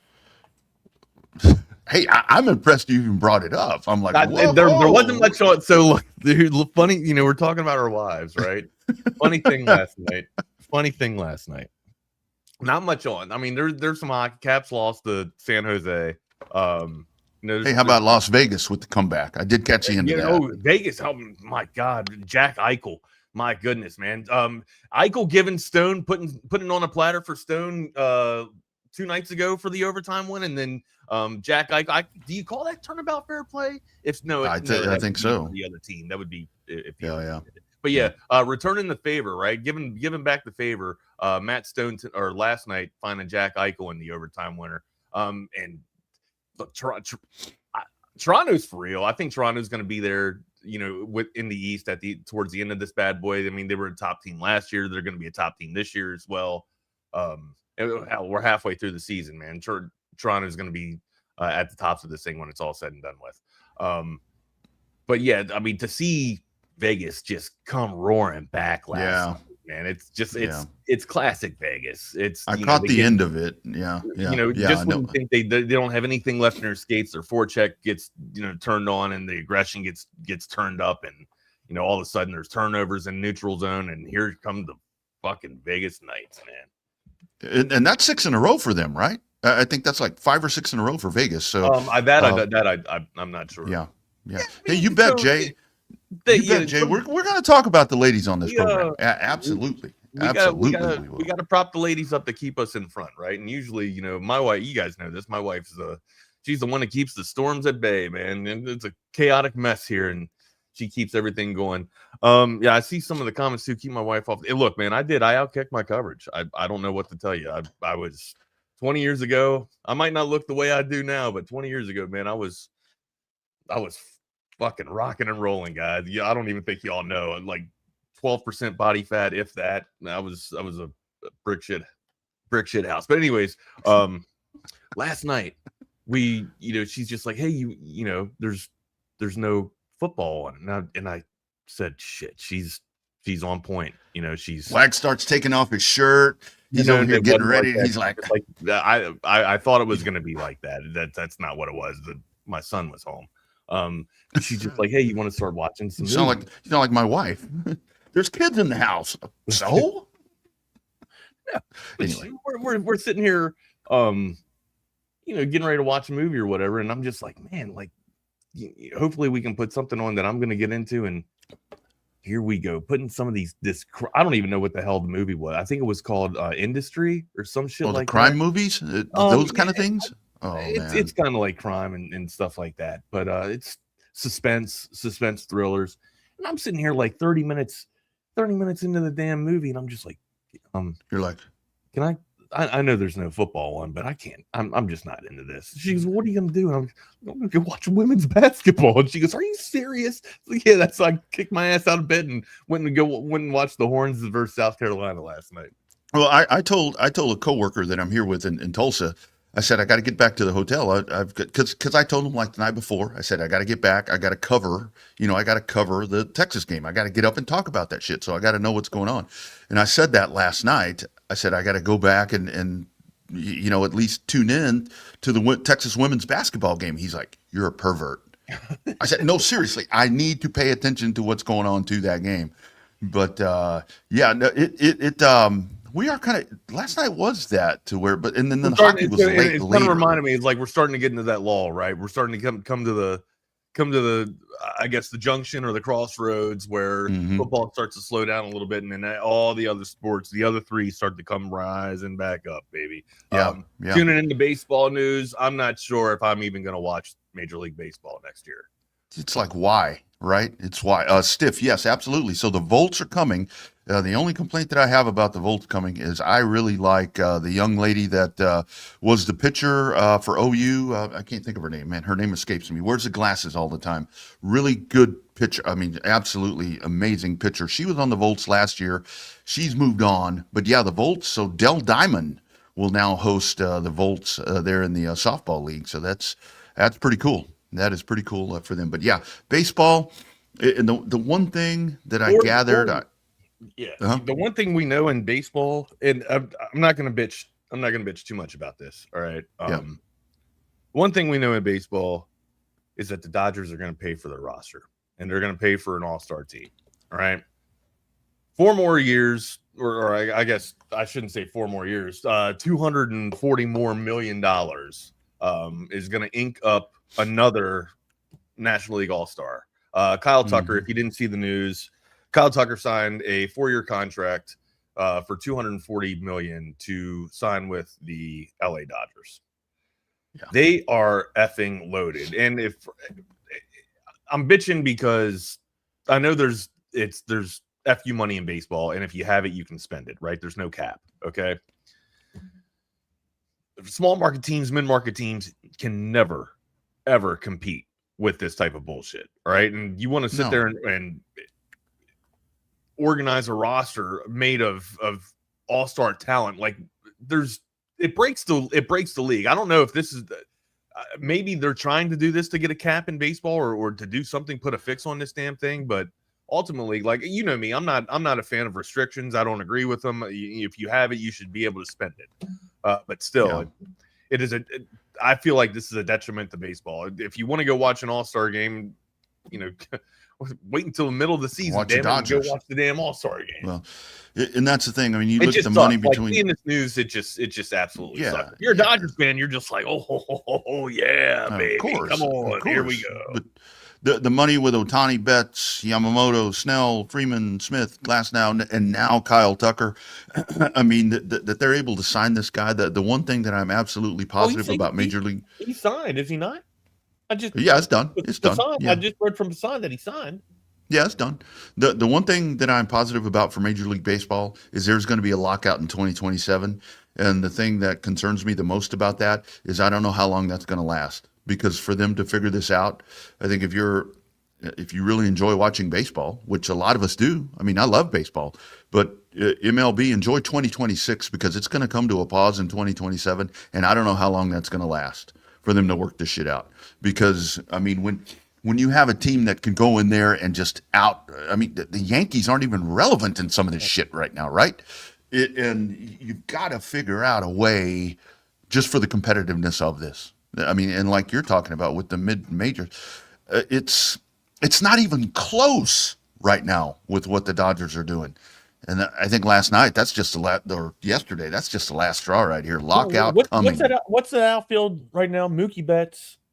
So it'd be Mookie Betts, Tucker. I saw somewhere what the lineup would be, and I'll have to find that. Once he's still there, right? Yeah. It seriously is. Why do you even play the season at this point? You know what I mean? I was fired up for. I mean, seriously, I was fired up for Pete Alonso. I thought, the Orioles missing, the bat of Tony Santander. Just a nice little crucial piece in the heart of the lineup. That's kind of what the Orioles were thriving on. They don't have arms, so they got to rely on the lumber, right? You bring in Pete Alonso. I was starting to get a little fired up about it. And then, of course, you're remembering, the other league with the All-Stars. And then here comes another All-Star being added to the fucking roster. It's just, I don't know. It's old. It's frustrating and it's stale, to be honest with you. I got Dodger fatigue is what I have. Yeah. And you know what I'm wondering? Do we have a problem with Twitter? I can't get it to work on any device. I'm trying to look for that lineup that I saw last night. I was going to screenshot it and I didn't. So yeah, I'm having screens closing and down. I think there's a little bit going on with the internet. Some hiccups and stuff. Well, we had that Verizon problem the other day that shut everything down. So I don't know.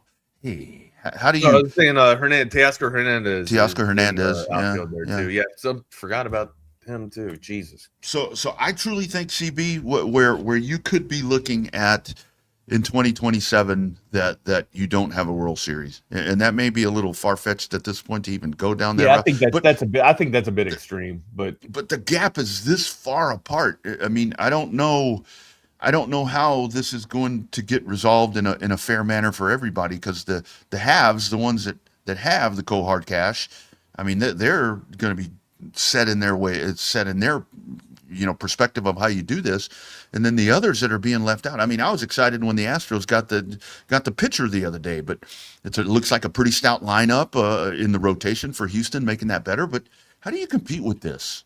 How do you compete with this? It's not even to the fact, for me, it's like, how do you compete? It's almost deterring me from watching the sport. Right now, I'm going to watch the sport because misery loves company. Right, Baltimore's bad, and I'm Baltimore's down and I'm down, so I'm probably going to sit there and watch it. I'll never turn the Orioles off, especially if I'm. I don't know. I never will. I love the Orioles, right? It just sucks. Yeah.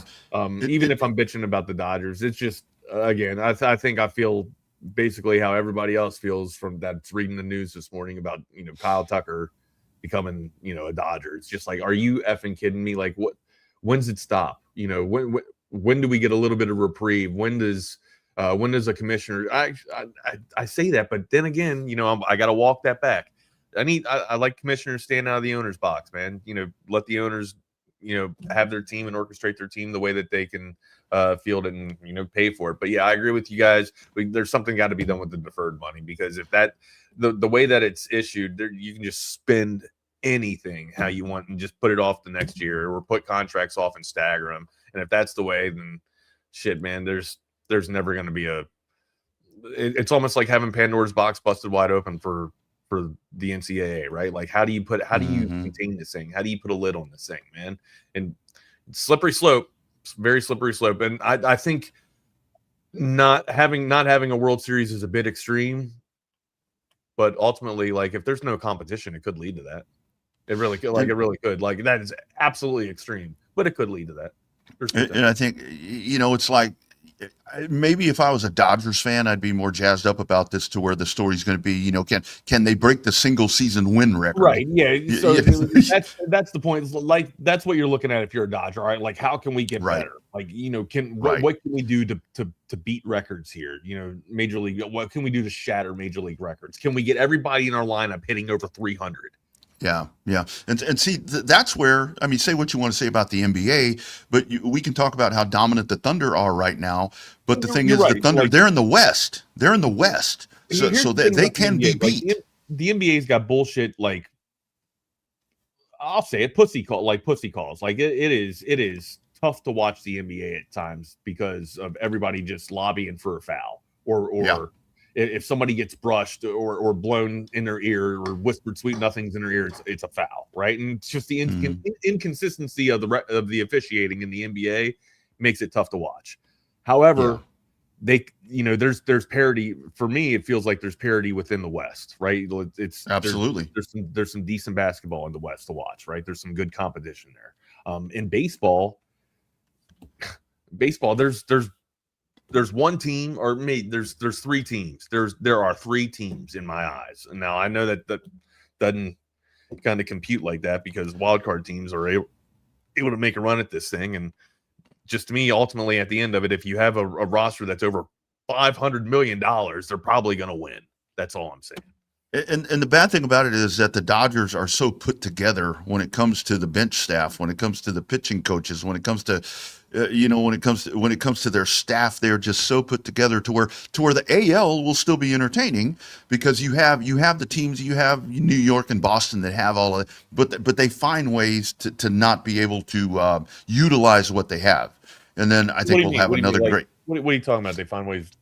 They go out and they load these rosters up with big acquisitions like that, but yet still they kind of step on it somehow. I think I don't know if it's considered themselves stepping on it. I think there's just that much parity within the rest of the division that it kind of shuts everything down. Like, you're not going to get three lockdown pitchers, because there's other. Right. There's other staff out there that have this, because the Red Sox have them, or at least two pitchers that can kind of go that well. Yeah, that's where I think the American League is going to be. The American League is going to be entertaining. The West is going to be really great again. But if your team's in the National League, shit. Damn. But I don't know. If you're I got a few friends that are Padre friends, right? I got a few Marines that kind of stayed around the San Diego area, and they love the Friars. Okay. It's for the past couple of seasons now, man, we're making the moves, we're piece by piece by piece, and then all of a sudden it's just an arms race, or whatever you can do, we can do better, being the Dodgers camp, because they're just out here nailing all stars. But it is what it is. Again, hopefully I don't start getting baseball fatigue to where I'm deterred from the sport because the Dodgers just keep doing all this bullshit. The Dodger determinant is what we're gonna call it. It's 2 in a row, and it really seems like it's going to be 3 with that. And look, I like Kyle Tucker. He was on my team for a long time. I saw that dude in the minors. I followed his career. Go ahead. Sorry. No, I followed his career. I mean, for the folks that are giving him shit, I mean, what would you do? I would sign that contract. I was getting ready to ask you that. This is kind of like the Barnett. This is kind of like the Durant move, right? To where, it's a cupcake. It's a layup. It's a layup move, right? But ultimately, if you want a ring or another ring, and your bag's there, why not? Why wouldn't you take it? Why not? Right? I mean, you're gonna be called a sellout, absolutely, right? But hey, man, what did you only live once, or what was it? YOLO? YOLO. Yeah. And I mean, look at what King Tuck has done. Houston winning championships. The Cubs made a lot of money, and now here he goes, probably going to get him a World Series here too. So yeah, I mean, good for him. I mean, great for him. But yeah, good for him, but shitty for the sport, shitty for the team, I guess. Yeah, I mean, I kind of view it as kind of like the Kevin Durant move, right? You're going instead of taking the I guess the difficulty or the feat to build something, or you're gonna take the check, you're gonna take the bag and go to the Dodger blue. I don't know. And that's if I was a Dodger fan, I'd probably be excited. Of course. I'm trying to put my take in their shoes too. If from their perspective, it's probably really exciting to see this. It has to be, right? But at some point, like if you're a Dodgers fan, don't you get bored with the shit too? No, those people don't get bored with none of that. It's LA. They can't like sports that much. It's LA. I have Dodger friends, Dodger fans, and they Craig's a Dodger fan, right? Shit. Yeah. Craig's a Dodger. Oh yeah, that's right. He is. Yeah. He's loving life right now. But there's Major League Baseball these days. Craig Way's been loving life.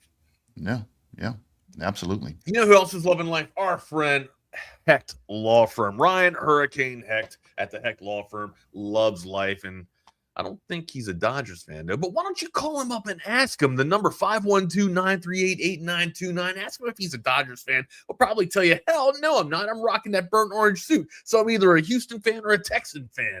Or a Texas fan.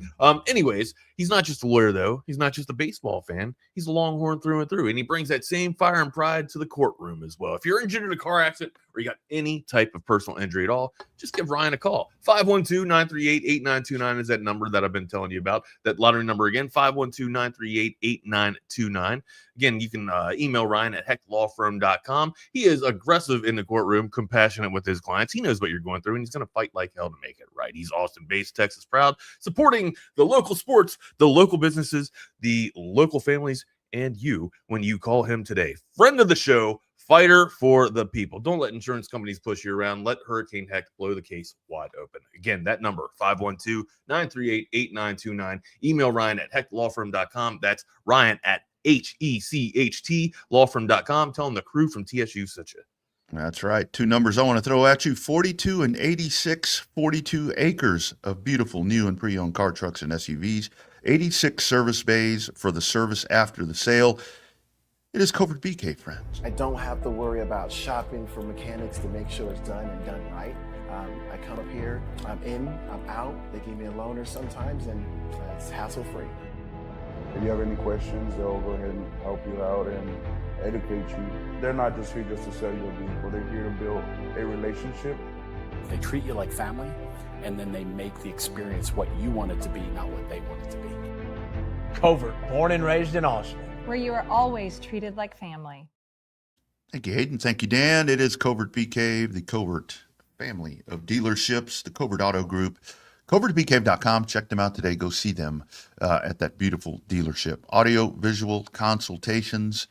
For 37 years, they've been delivering the finest AV service that you're going to have in your home. If your 2026 goal is to get that amazing sound system, those amazing views, and you can do it indoor or outdoor, anywhere that you want it. Probably want to do it indoors right now because it's getting a little chilly. It is a very cool says 42 here, but it doesn't feel like 42 in Tulsa.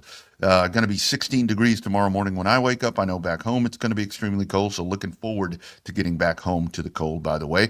But audiovisual consultation since 1988, the best folks, the absolute best folks. Don't do it yourself. Don't go to one of these big box stores and go buy that stuff and try to do it yourself. Call in the pros.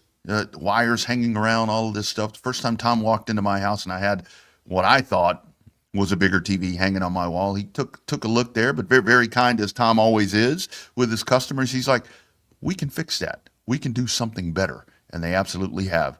I've got a 75-inch TV on one wall. I've got two 65s behind me in my studio. It's AV Consultations. Hi, this is Tom McKay, owner of Audiovisual Consultations. We've been providing custom electronic systems for Central Texas for more than 36 years. And Old man, I think they all know who you are and what your company does. This is Camilla McKay. The old man believes in big fun and big ideas. He can make dreams come true, so why not dream big? I've been up in Boston, but I know the old man and all his friends and fellow radio heads have been spreading the holiday spirit here in Texas. Why should we stop there? Keep spreading the good feelings all over. Audiovisual Consultations carries all major brands of televisions and stereo equipment at prices you can't find in stores. And you don't have to leave your house. Just like Santa, they deliver the gifts to you. yeah, I like that, kid. Throw a party, hang out with your friends, catch a concert. That's all fun and good, but can we get back to the business? You can give us a call at 512-255-8678 or visit our website at avconsultations.com for some cool electronics. Oh, now you're forgetting something. And as always, hug your kids. We only pretend to be annoyed.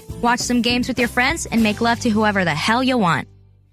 Absolutely. avconsultations.com, 512-255-8678. Also want to talk to you about my man Mike McCall and McCall Custom Homes. If on that list that I'm talking about for 2026, there's a home renovation project that you're looking to do right there. You're looking to modernize your home, or you're looking to build a new home. Of course, they'll do that as well because it is McCall Custom Homes. But I will tell you the impact of the value that you add into your existing space if you go in and renovate that stuff. You modernize it. I've seen it firsthand myself, and it is our friends at McCall Custom Homes. Don't believe me? Check out the gallery of projects at McCallCustomHomesATX.com. Follow Mike on social media. Check out the work that they are doing daily, and you will see exactly how they transform these properties into the modern stuff and just add value. They say, we add value to your home. They've been doing this for 4 decades, friends. A father-son team with that experience between them and the trades that are going to come in. They treat your home just as if it were theirs. And I'm telling you, it is going to be the best call that you make. 512-633-9580. Call or text there. Get that free estimation, as my friend says. Be sure and mention Texas Sports Unfiltered. Put your head together with theirs, and you're going to come out with something that you're going to be extremely happy with. Like I said, 40 years, family owned and operated, serving Central Texans, the gallery of projects at McCallCustomHomesATX.com. Get that free estimate at 512-633-9580. McCall Custom Homes. We build value into your home. Build value into me. Build some value into me. Build value into this Longhorns. That's what we're doing in the transfer portal. We're building value, my guy. Go get the beef. Where's the beef? Some beef's coming. 6'6". How about it? 6'6", 300 pounds. Yeah, Melvin Ciani, tackle from Wake Forest here, probably going to slide in as the right tackle. He's got some starts on both sides of the ball. I believe he's got 17 starts at left tackle and then 7 starts at right tackle. So that's a pretty good get for the Longhorns, a much needed get. That's now 3 offensive linemen that we have gotten in the portal here. Hey, man. Perfect. We got what till midnight to kind of land, land in there. The rest of these signings. Yeah. Look, doomsday, right? Everybody was doomsdaying a couple of days ago. Why the mass exodus? Why everywhere? The sky is falling. You looked around, the sky must have been falling up in Columbus too, because Ohio State was having a mass exodus. Most programs were having mass exodus. I think that's just the way it is now, right? Look at what Indiana's doing. And again, I've talked about this. I kind of want to recircle around it. Going up, remember Clemson was fantastic back in the day when their roster was, on the average age around 23 and 22, right? Maybe that's the code now these days, right? Maybe it's not investing into the I'm sure if there's a 5-star coming out of high school, you're going to want to land him in your recruitment pool, right? And you're going to want to have him in the, in the locker room as fast as possible. but ultimately, like Dion kind of touched on this a couple of years ago, and I think that's where all the coaches were going, and I didn't see the light until kind of, the proof was in the pudding here, man. You go out and you get these players that are coached up already, right? And they're calloused up. They got some callousness to them, right? And they're tough. They're a little bit tougher than the softer kids coming out of high school. Yep. You go and you kind of flood your rosters with some of the mature, more older and developed players, and stop focusing on the underclassmen, so to speak, right? The players that still need coach. Not that coaching is a waste of time, but if you're going over fundamentals and little things that kind of, win you the ins and outs of the day-to-days, right? When you got to, I'm not saying waste time on them, but if they're already coached into you, if you already know how to do college ball and you don't have to learn college ball, you can work on X's and O's, right? That's a lot of, I would say, more efficient time or more efficient coaching. Maybe that's what Cignetti is nailing down. Maybe that's the code and the formula that he's figured out. Most coaches, you see, Cignetti's like, I think Indiana's 4th or 5th in the portal, right? Like, it's not just, which brings me to my next point. It's not just about winning. And it's kind of always been like this too, right? With your winning, you want to win dominantly so that you can have good recruiting, so that it carries over and it goes hand in hand. Well, now the recruiting is the transfer portal, right? Like, you have to dominate in the playoffs just so you can make everybody that's in the transfer portal say, "Oh my God, here's the Batman signal. We're coming to Indiana. Let's go, man." Yeah, and that's where it kind of sucks if you're a fan of I mean, D1 college football, but not in the G4. I mean, not in those power conferences to where your guys are going to get picked up, because that's exactly what this whole model does. Is it sets up a feeder system to where you're going to find guys that maybe slide in and go do extremely well. Great example with Oklahoma State. That they have the quantity of numbers that they are bringing in. A lot of that from UNT because the coach is bringing them with him, and that's going to be the new model, which I have to tell you, I like that model a lot better, because it was like, look, I know we have a lot of instead of scrubbing and getting another something scratch, you're going to bring in and go with something that or something that you were continuing to building on.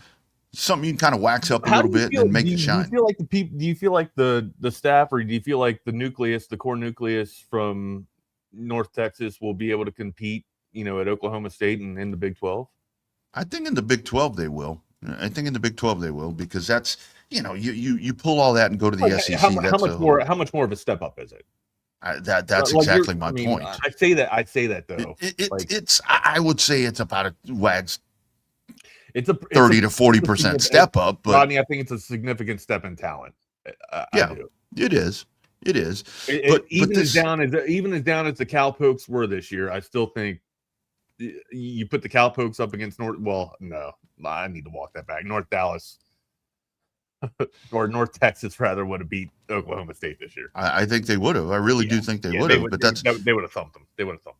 But that's where you look at it now, to where this is also different, to where you were banking on these, the numbers, the 5 stars, the 4 stars, 4.5 stars, all that. And then we've seen it ourselves right there in Austin, to where somebody comes in, whether it's they weren't developed, whether the change was too much for them and they couldn't handle college life, they couldn't handle being away from home, whatever the hell the case was, they flame out and it doesn't work out. Now it has worked out, and you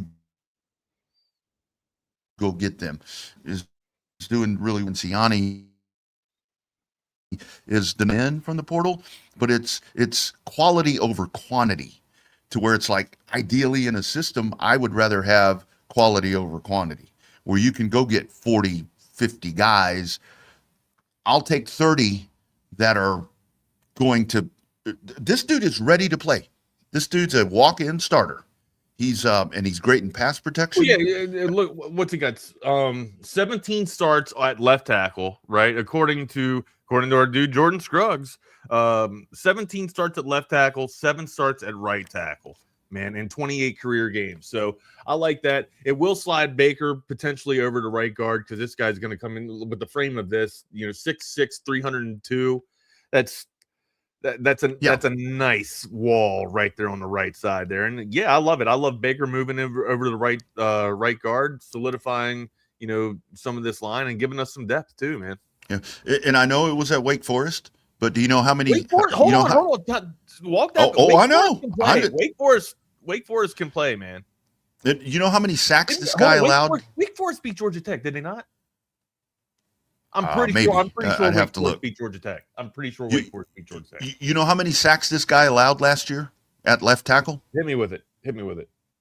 0. Love it. I mean, that's his damn PFF grade in pass protection, 80.7. Yeah. That's quality. So you slide that dude in. I'm more focused on what he's going to be in run protection, being on the right side. I feel like I don't know why I have this notion or philosophy. I feel like we'll be more run dominant to the right side this year for some effing reason, and I have nothing to build off of that. I have no stats or no trends on running to the right more in previous history, or I don't know why I have that notion. Yeah, maybe I had a dream about it. I have Martin a dream. Luther King Day just yesterday. Maybe I had a dream about it. So you had a dream. Oh, that would have been on MLK Day. So you had a dream. So maybe I had a dream about it.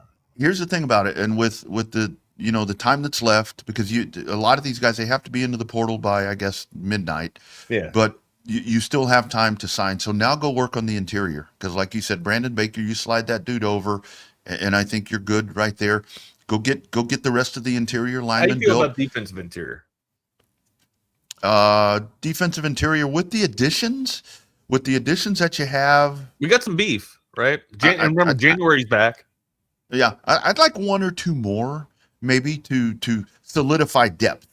Because I think that's what you look at this point, even on the offensive line, is depth.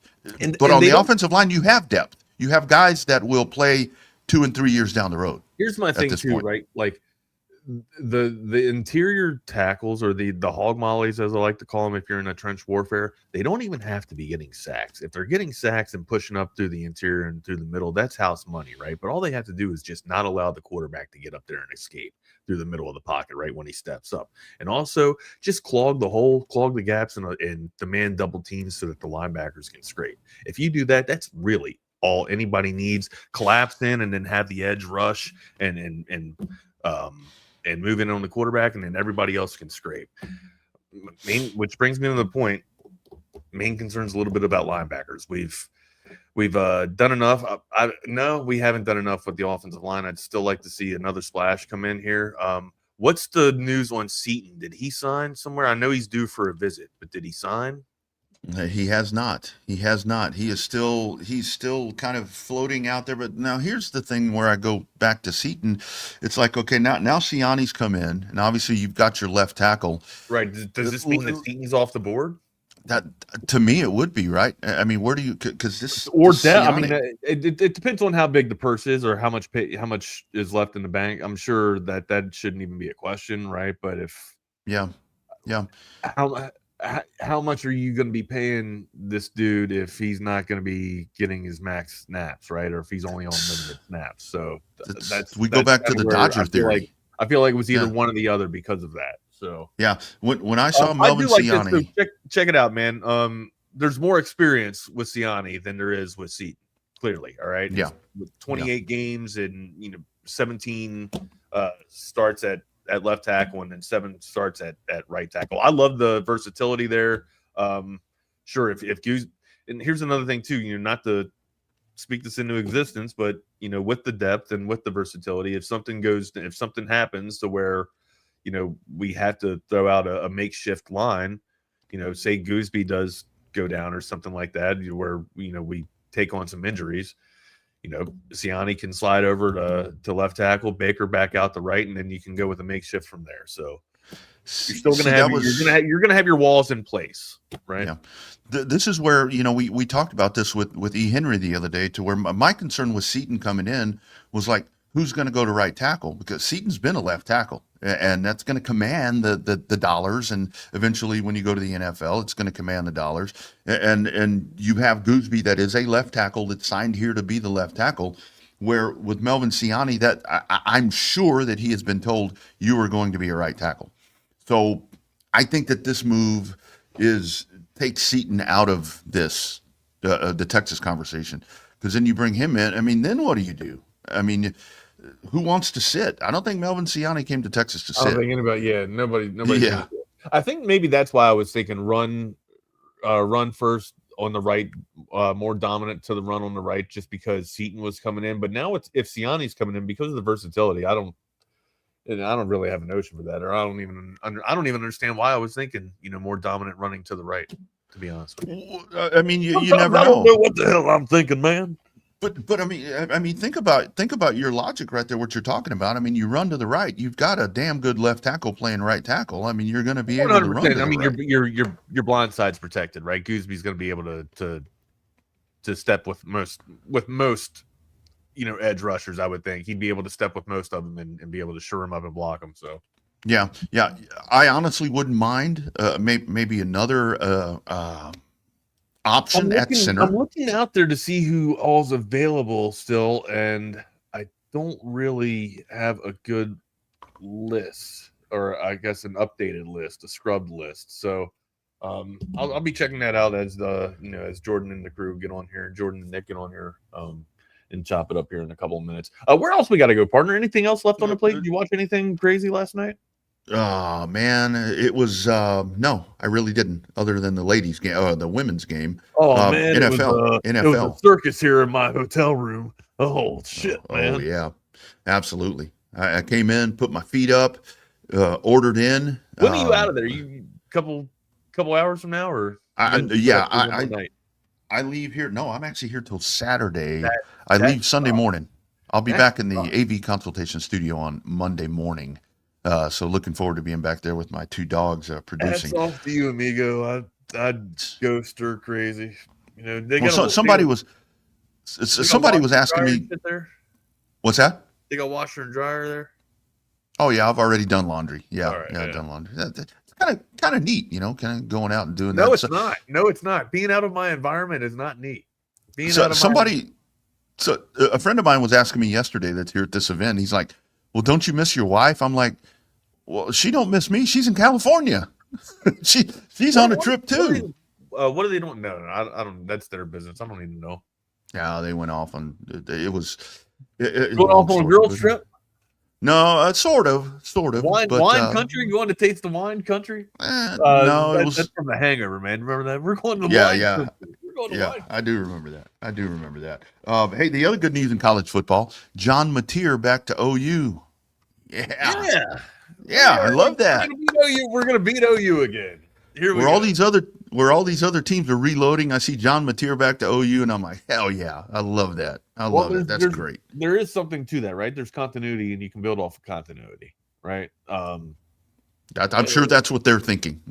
That's gonna be the sell, right? I mean, what to do? I think the guy was the ratio was not even a 2-to-1 touchdown to interception ratio. I think he was like 17 touchdowns to like 13 interceptions or some shit like that. It was not a good season for John Mateer.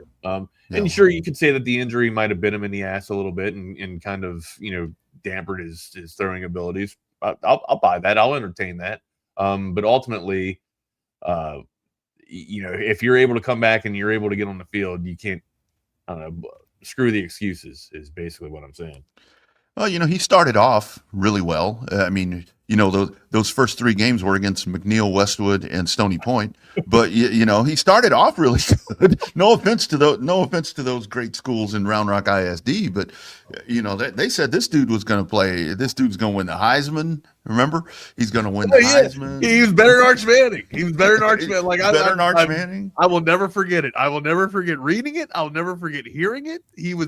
They said it on. I stopped watching ESPN after that. Like I really did. I stopped. Yeah. I tuned out when I heard John Mateer is better than Arch Manning.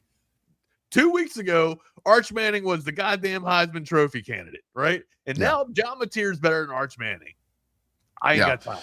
And you remember in the Texas OU game, he was obviously hurt, and I remember I was worried. I guess it was that Stony Point game that worried me. I'm like, holy shit, here he comes, and 3 interceptions. Come on back, John. John, come on back. Brent Venables. We welcome you with burnt orange arms. We welcome you. Yeah, come on. Come on back.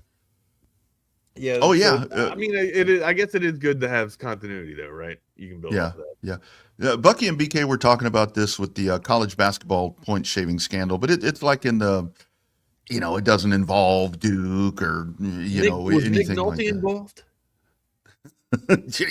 yeah. I think Seriously, the point. you know what I'm talking. You know what I'm referencing. If you know what I'm referencing, I'm gonna come up there and get you in the clouds.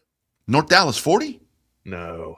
Oh, That's a good Nick Nolte reference, but no. Oh, okay. Referencing blue chips with the point blue chip. Tony and the point Blue chip. Yeah. No, I think that the teams involved in that point shaving scandal. That's a good North Dallas 40. If y'all hadn't seen North Dallas 40, check it out, man. Yeah, the point shaving scandal. I think that was Austin High, LBJ, and Crockett. Those schools, And again, we're not alleging anything with high schools. Not this year. No, it's not. It's not in high school. It's like Arkansas State, DePaul, a bunch of schools. Where there wasn't point shaving going on this year, though, right? I don't know if it was this year or last year. I think it was maybe something stemming back to last year. Where that was happening in the lower tiers of college basketball. Hey man, that's modern day stuff, man. You're going to hear this stuff happening all the time. What you doing tonight, partner? Anything crazy up there in Tulsa? Stay warm. I got another day of work, and then I'm gonna come back here, plant myself down, probably give me some Panda Express, and I don't know what else. See, dude, I just light it up when I come to. I come into town. You do. You light the room up, man. You light the room up with the damn gas.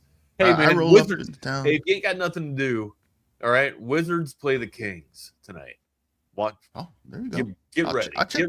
Get ready for a show. Right? There's going to be some wizardry out there, right? I'll check that out. I did turn on last night because here, obviously in Oklahoma, I have incredible access to the Oklahoma City Thunder. So I did have that on. I was watching OKC. They win again. I guess they won again. They were winning. I turned it off. But Wags, we got NFL tomorrow, dude. This round of the playoffs, this is going to be fun to talk about Monday, these 3 games that will break down. Bills and Broncos has started off. 49ers, Seahawks, Texans, Patriots is what we have. And then Monday night? You know, man, I'm going with the Bills. I'm going with Seattle. And Houston, taking Houston. I think they can score enough. That Patriots Texans game, that's going to be a prize fight, man. Those defenses. I think it's wrong team favored too. Home field advantage. Like Denver's a tough place to play, right? It is tough. Mm-hmm. That defense is tremendous. The secondary is a lockdown secondary. That being said, I don't think Buffalo's firepower is invested in their wide receiver room. So to sit here and that's been their problem. Yeah, that's been their problem. Exactly. Like to sit here and say that they're going to have a dominant secondary locking down their wide receivers. Okay, what else is new? Buffalo is going to find a way to be able to neutralize that. They'll come out in the 13 personnel set and have 3 tight ends just kind of overpower, over muscle, and kind of over physical, the secondary. That, or at least that's the thought that I would. That's what I think Joe Brady will try and do, right? Try and take advantage of. Just get them in different sets and different personnel mismatches. James Cook. You'd like to think that James Cook can't be contained for the past 2 weeks. Like he's had a tough sled of running for the past 2 weeks. You'd like to think that gets opened up and cracked. It looked like it was starting to get worked out and sorted out last week. Maybe they find a way to kind of be able to crack the egg and get it firing back on all cylinders again for the running game. I think that happens with Josh Allen. If he activates his wheels a little bit more, especially in playoff mode, it opens up a lot more for that offense. It gets the linebackers to suck in on him a little bit, and then they can go right behind the nose zone where the linebackers and the safety sits right there and hit the tight ends. Either Kincaid, who's back to form, he's off with a good bill of health right now, and Knox, who's a little bit banged up, but still he can play. He's going to be able a full go in playoff mode. But look, man, Buffalo's got the offense to do it. I don't think Denver's got an offense to kind of keep up with Buffalo. I say that, right? But I mean, Sutton's a dude. Like Sutton's definitely a dude, right? RJ Harvey and company, and I was big on Nix at the beginning of the season. He really hasn't blossomed or matured into that quarterback that I thought he was going to be. And this may be kind of a stupid take, but I'm going with Buffalo here for a lot of what you were just talking about. But the simple fact that, but the Broncos, to me, being a younger team with a young quarterback, I mean, the nucleus of that defense is very young. To me, the week off is going to hurt them. I mean, they seem to me like more of a momentum team to where go, and then you stop for a week. And I think they come out a little flat. To where Buffalo, being a more experienced team that is, been in these games before and coming off an emotional win. Oh, sorry. You're good. Coming off an emotional win. I mean, they're in the rhythm. That's a team that didn't need a week off either, and they're prime. They're going. I think the week off hurts the Broncos, to be honest with you. That's why I think that the Texans and the Patriots is going to be just a fucking slugfest. Because these two teams played last week. Let's not forget about the 49ers and Seahawks. We'll start on one more game now. Oh, yeah. 49ers Seahawks. I think the MASH unit is going to run out of gas with the 49ers, man. Yeah, it was 13-3 the last. The New York Giants, if you could have just waited one more week, because I think the 49ers, I think the Seahawks get them again. The Seahawks favored by 7. I think that, I don't know if the line is good, that it's probably going to be like a 4-point game or a 3-point game, something close like that. If they could have waited one more week, they could have interviewed Robert Saleh. Well, right? Hold on. Harbaugh has not signed that deal. I know it's not finalized. It's a verbal agreement, but damn well it's done. It's over personnel. John Harbaugh's like, I want to have the say on personnel. 100%. He's going down everything, and he's going to make sure that all of his I's are dotted and all of his T's are dotted. I would absolutely do that. So I would make sure all the fine print, all the clause that I want is in the contract. Everything's done, and I'd be having somebody of professional, somebody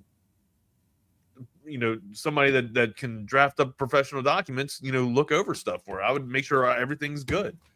Shit, I call Hurricane Hecht. Going into that shit show with Shane. Yeah. Well, and I bet that's where the logjam is. I bet that he was promised things, and Joe Shane is like, oh, wait a minute here. Well, what's my job? That's my responsibility.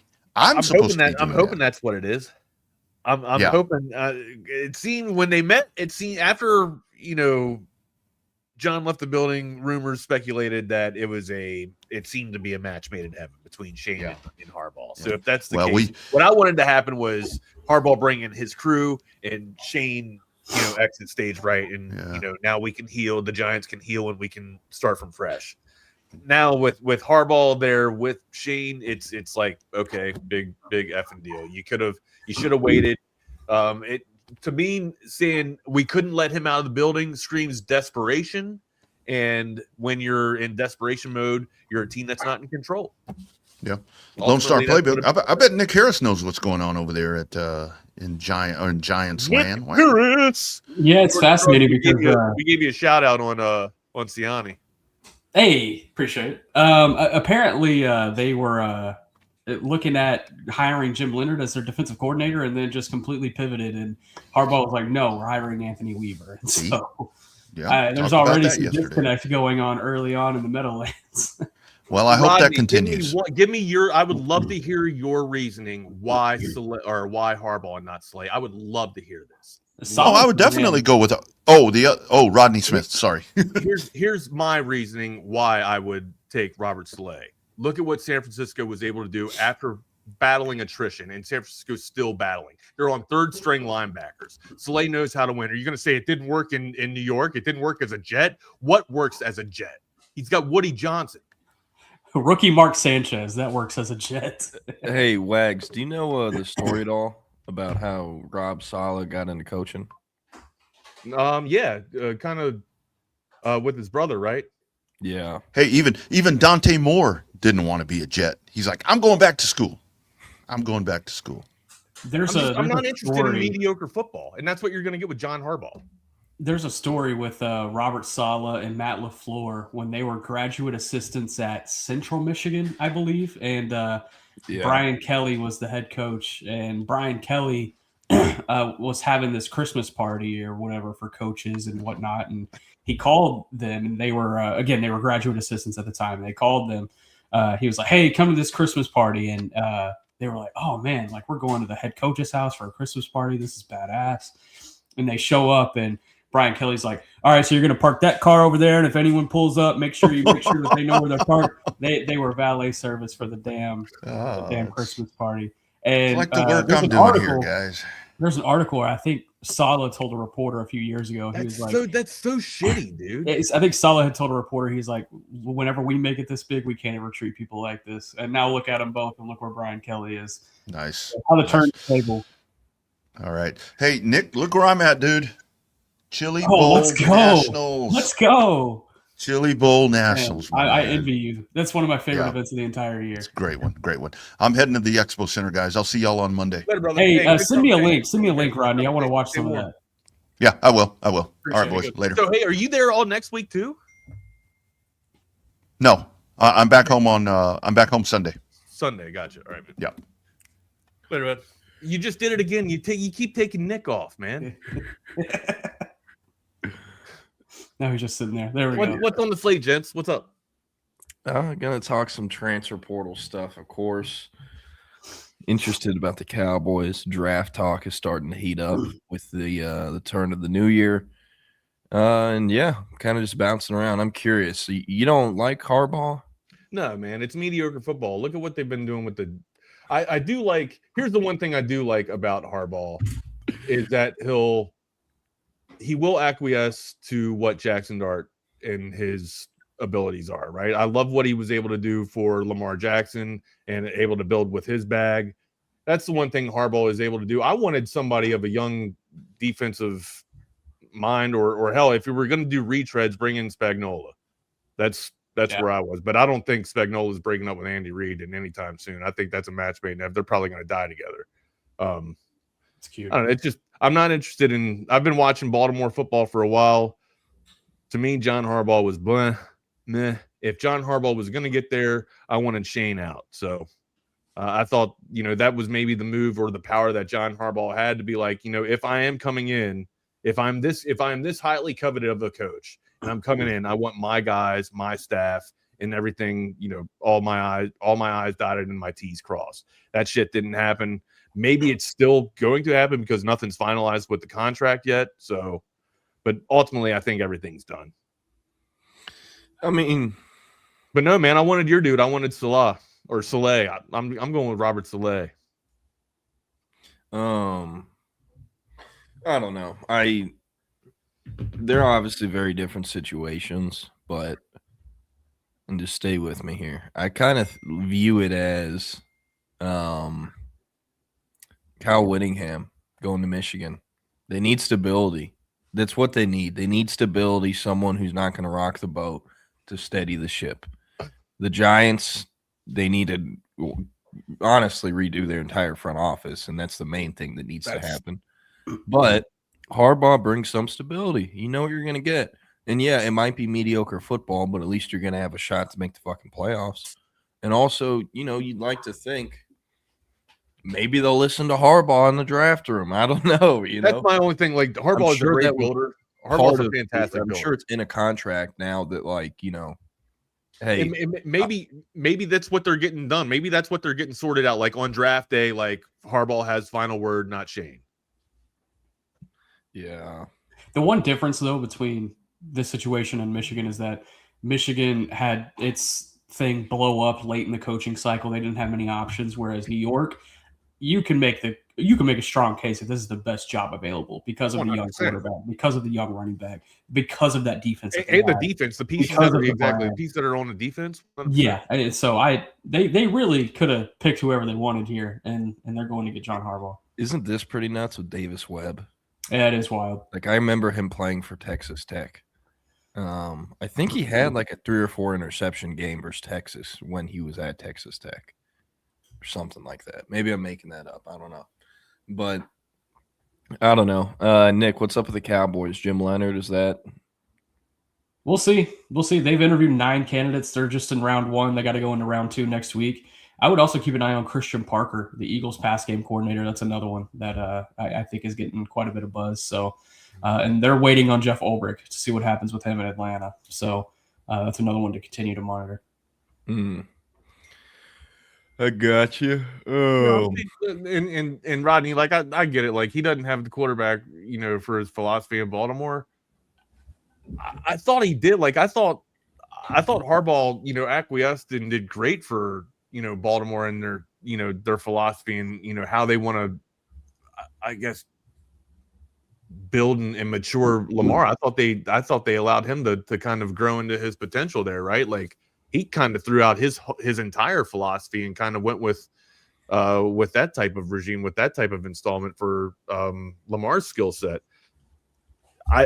I think the same, and I'm not saying that Jackson Dart is anywhere near Lamar Jackson just yet. I'm not saying that Jackson Dart is MVP material just yet, but you can see the playmaking abilities and the playmaking skills that Jackson Dart has. If he brings that same type of philosophy and that same type of, I guess, mindset and scenario into where he just acquiesces and finds the best type of offense for Jackson Dart to where he can mature into his best MVP form, then sure, right on, man. But ultimately, I wanted somebody either with a young mindset of either a Joe Brady or somebody that's able to do with the battle of to win with the battle of attrition, and that was Robert Saleh. I agree with you. Or winning with third string linebackers. He's able to win with third string linebackers. Yeah.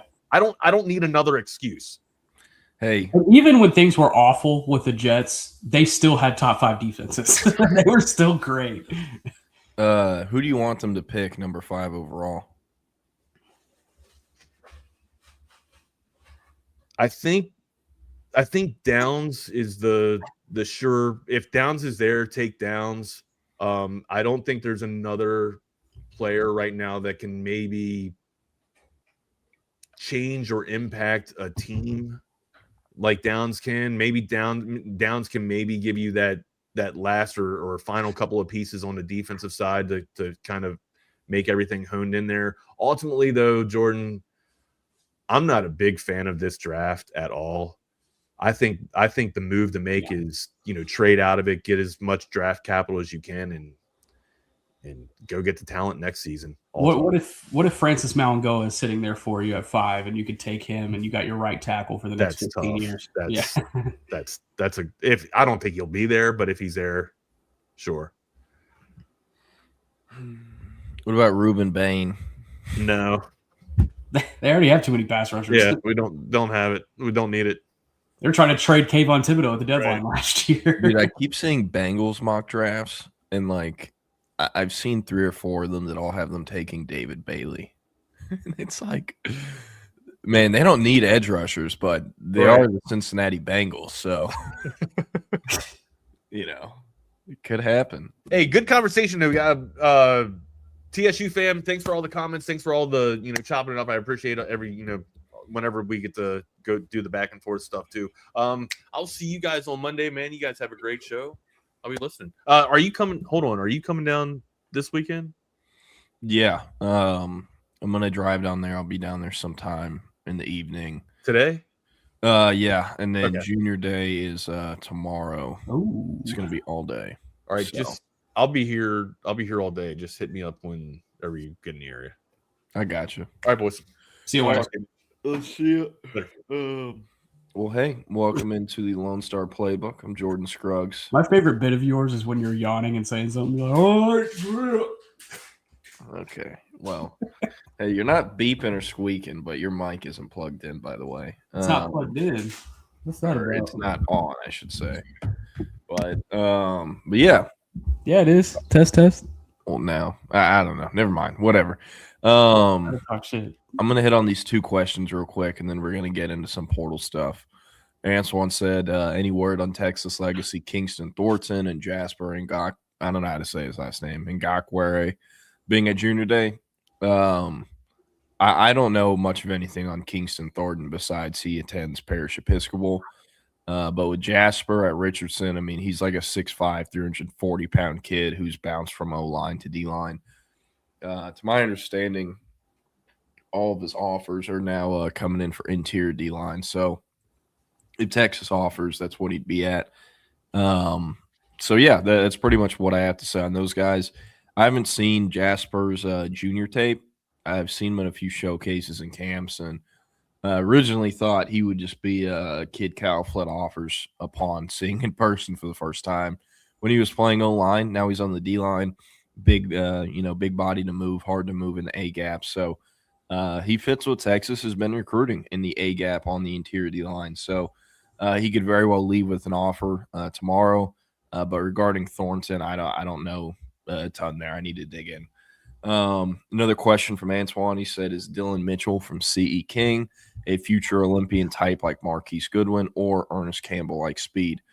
Well, Dylan Mitchell went 10.08 in the 100-meter as a freshman. So wow, I believe that's faster than Ernest Campbell ever hit in the 100-meter or has ever hit in the 100-meter. And Dylan Mitchell is a 14 or 15-year-old.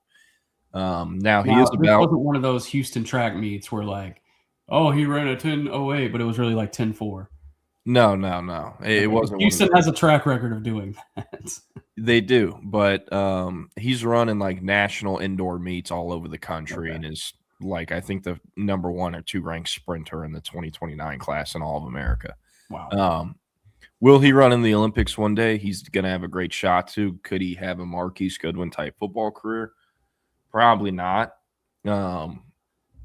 He's only about 5'7", 5'8". Now he isn't, skin and bones like Ernest Campbell was.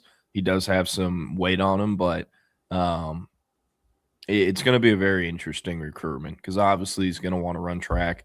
How much is he going to be involved with football since, the, I guess, pro ceiling or the ceiling in general is higher in track than football, but nonetheless, a fascinating prospect. And I'm sure he's someone that Texas Tech is going to push really hard for. They love those verified speed markers. And regarding Texas, they've had him on campus, but they've never offered. So maybe that changes. He will not be at the junior day. I don't think he's heard from Texas as of late, but I would expect him to run in the Texas relays and the Texas State Championship meet, which will take place at, forget the name of the track stadium in Austin, but it's across the street from the football. Mike Myers. Facility. Yeah, Mike Myers. So yeah, but that's what we got there. All right, want to talk about the portal. Texas picked up another big addition yesterday in Wake Forest, offensive tackle Melvin Ciani. Happened pretty quickly. He was officially in the portal yesterday morning with the do not contact tag, and by the end of the day was committed to and signed with Texas.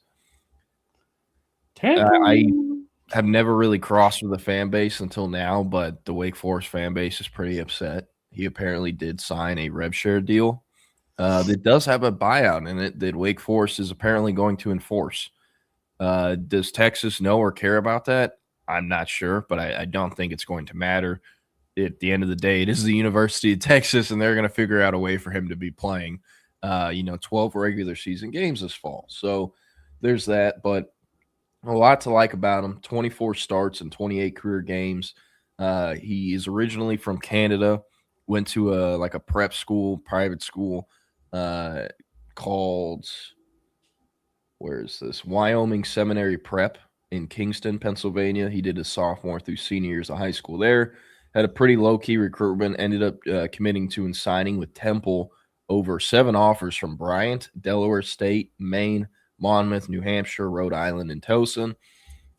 Only played in 4 games at Temple in 2023, started 2 versus SMU and Navy, and he started those 2 at left tackle, and then as a sophomore, played in 11 games, started 9, 7 of those starts at right tackle, 2 at left tackle. Transferred into Wake Forest, spent 1 year at Wake Forest, and in that season, played 859 snaps, allowing only 9 pressures, 6 hurries, 3 QB hits, and 0 sacks. And he did have 7 penalties. I would not expect Kyle Flood to get that coached out of him, just saying. But a lot to like here. I mean, played left tackle this season in total. Of the 24 starts, 17 starts are at left tackle, 7 at right tackle. But I do think at this point, with him coming to Austin, he's going to bump Brandon Baker inside to guard, either right guard or left guard, and then Trevor Goosby is going to stay at left tackle. A lot of people have had thoughts there. Is Baker going to stay at right tackle? Could Siani play guard?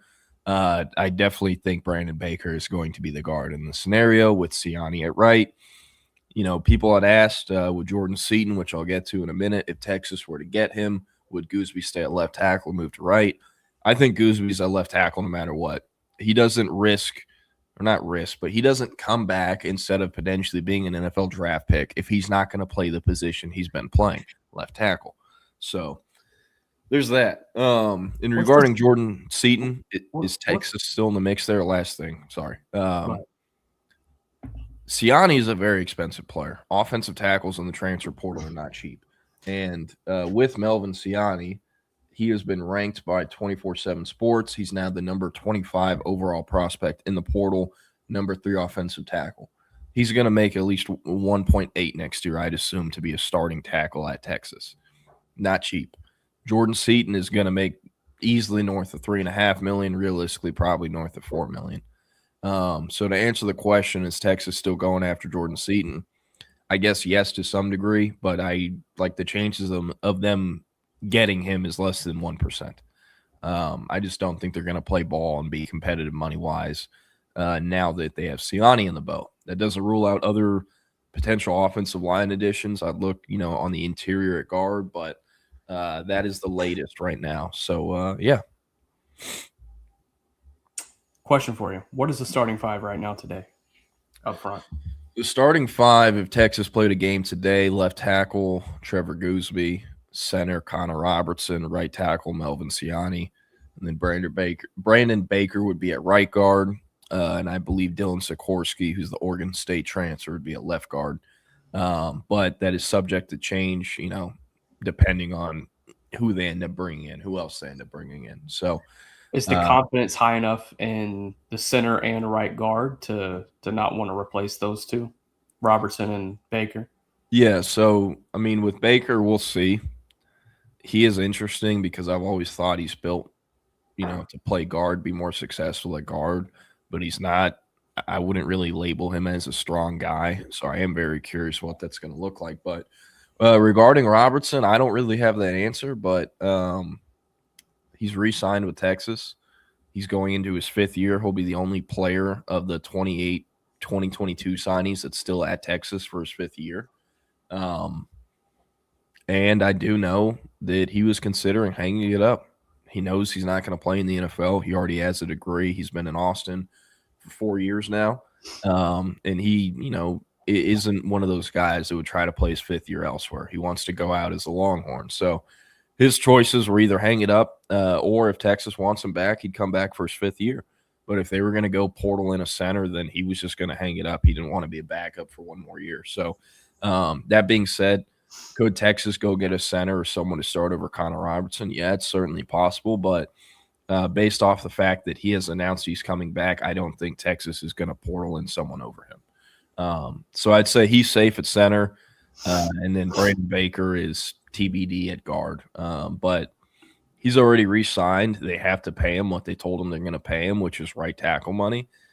So if he's not going to make it work at guard, then it's a horrible investment for Texas. And they probably have 7 figures sitting on the bench if he's sitting on the bench. So it kind of has to work with him at guard.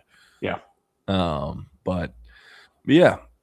Let's see. Sticky said, have the portal commits actually signed? I know Melvin Siani has, and I'm almost positive all 14 other portal commits have signed. So, yeah, and even some of them like Raleek Barkley, or I keep saying Raleek Barkley. Raleek Brown has already moved to Austin.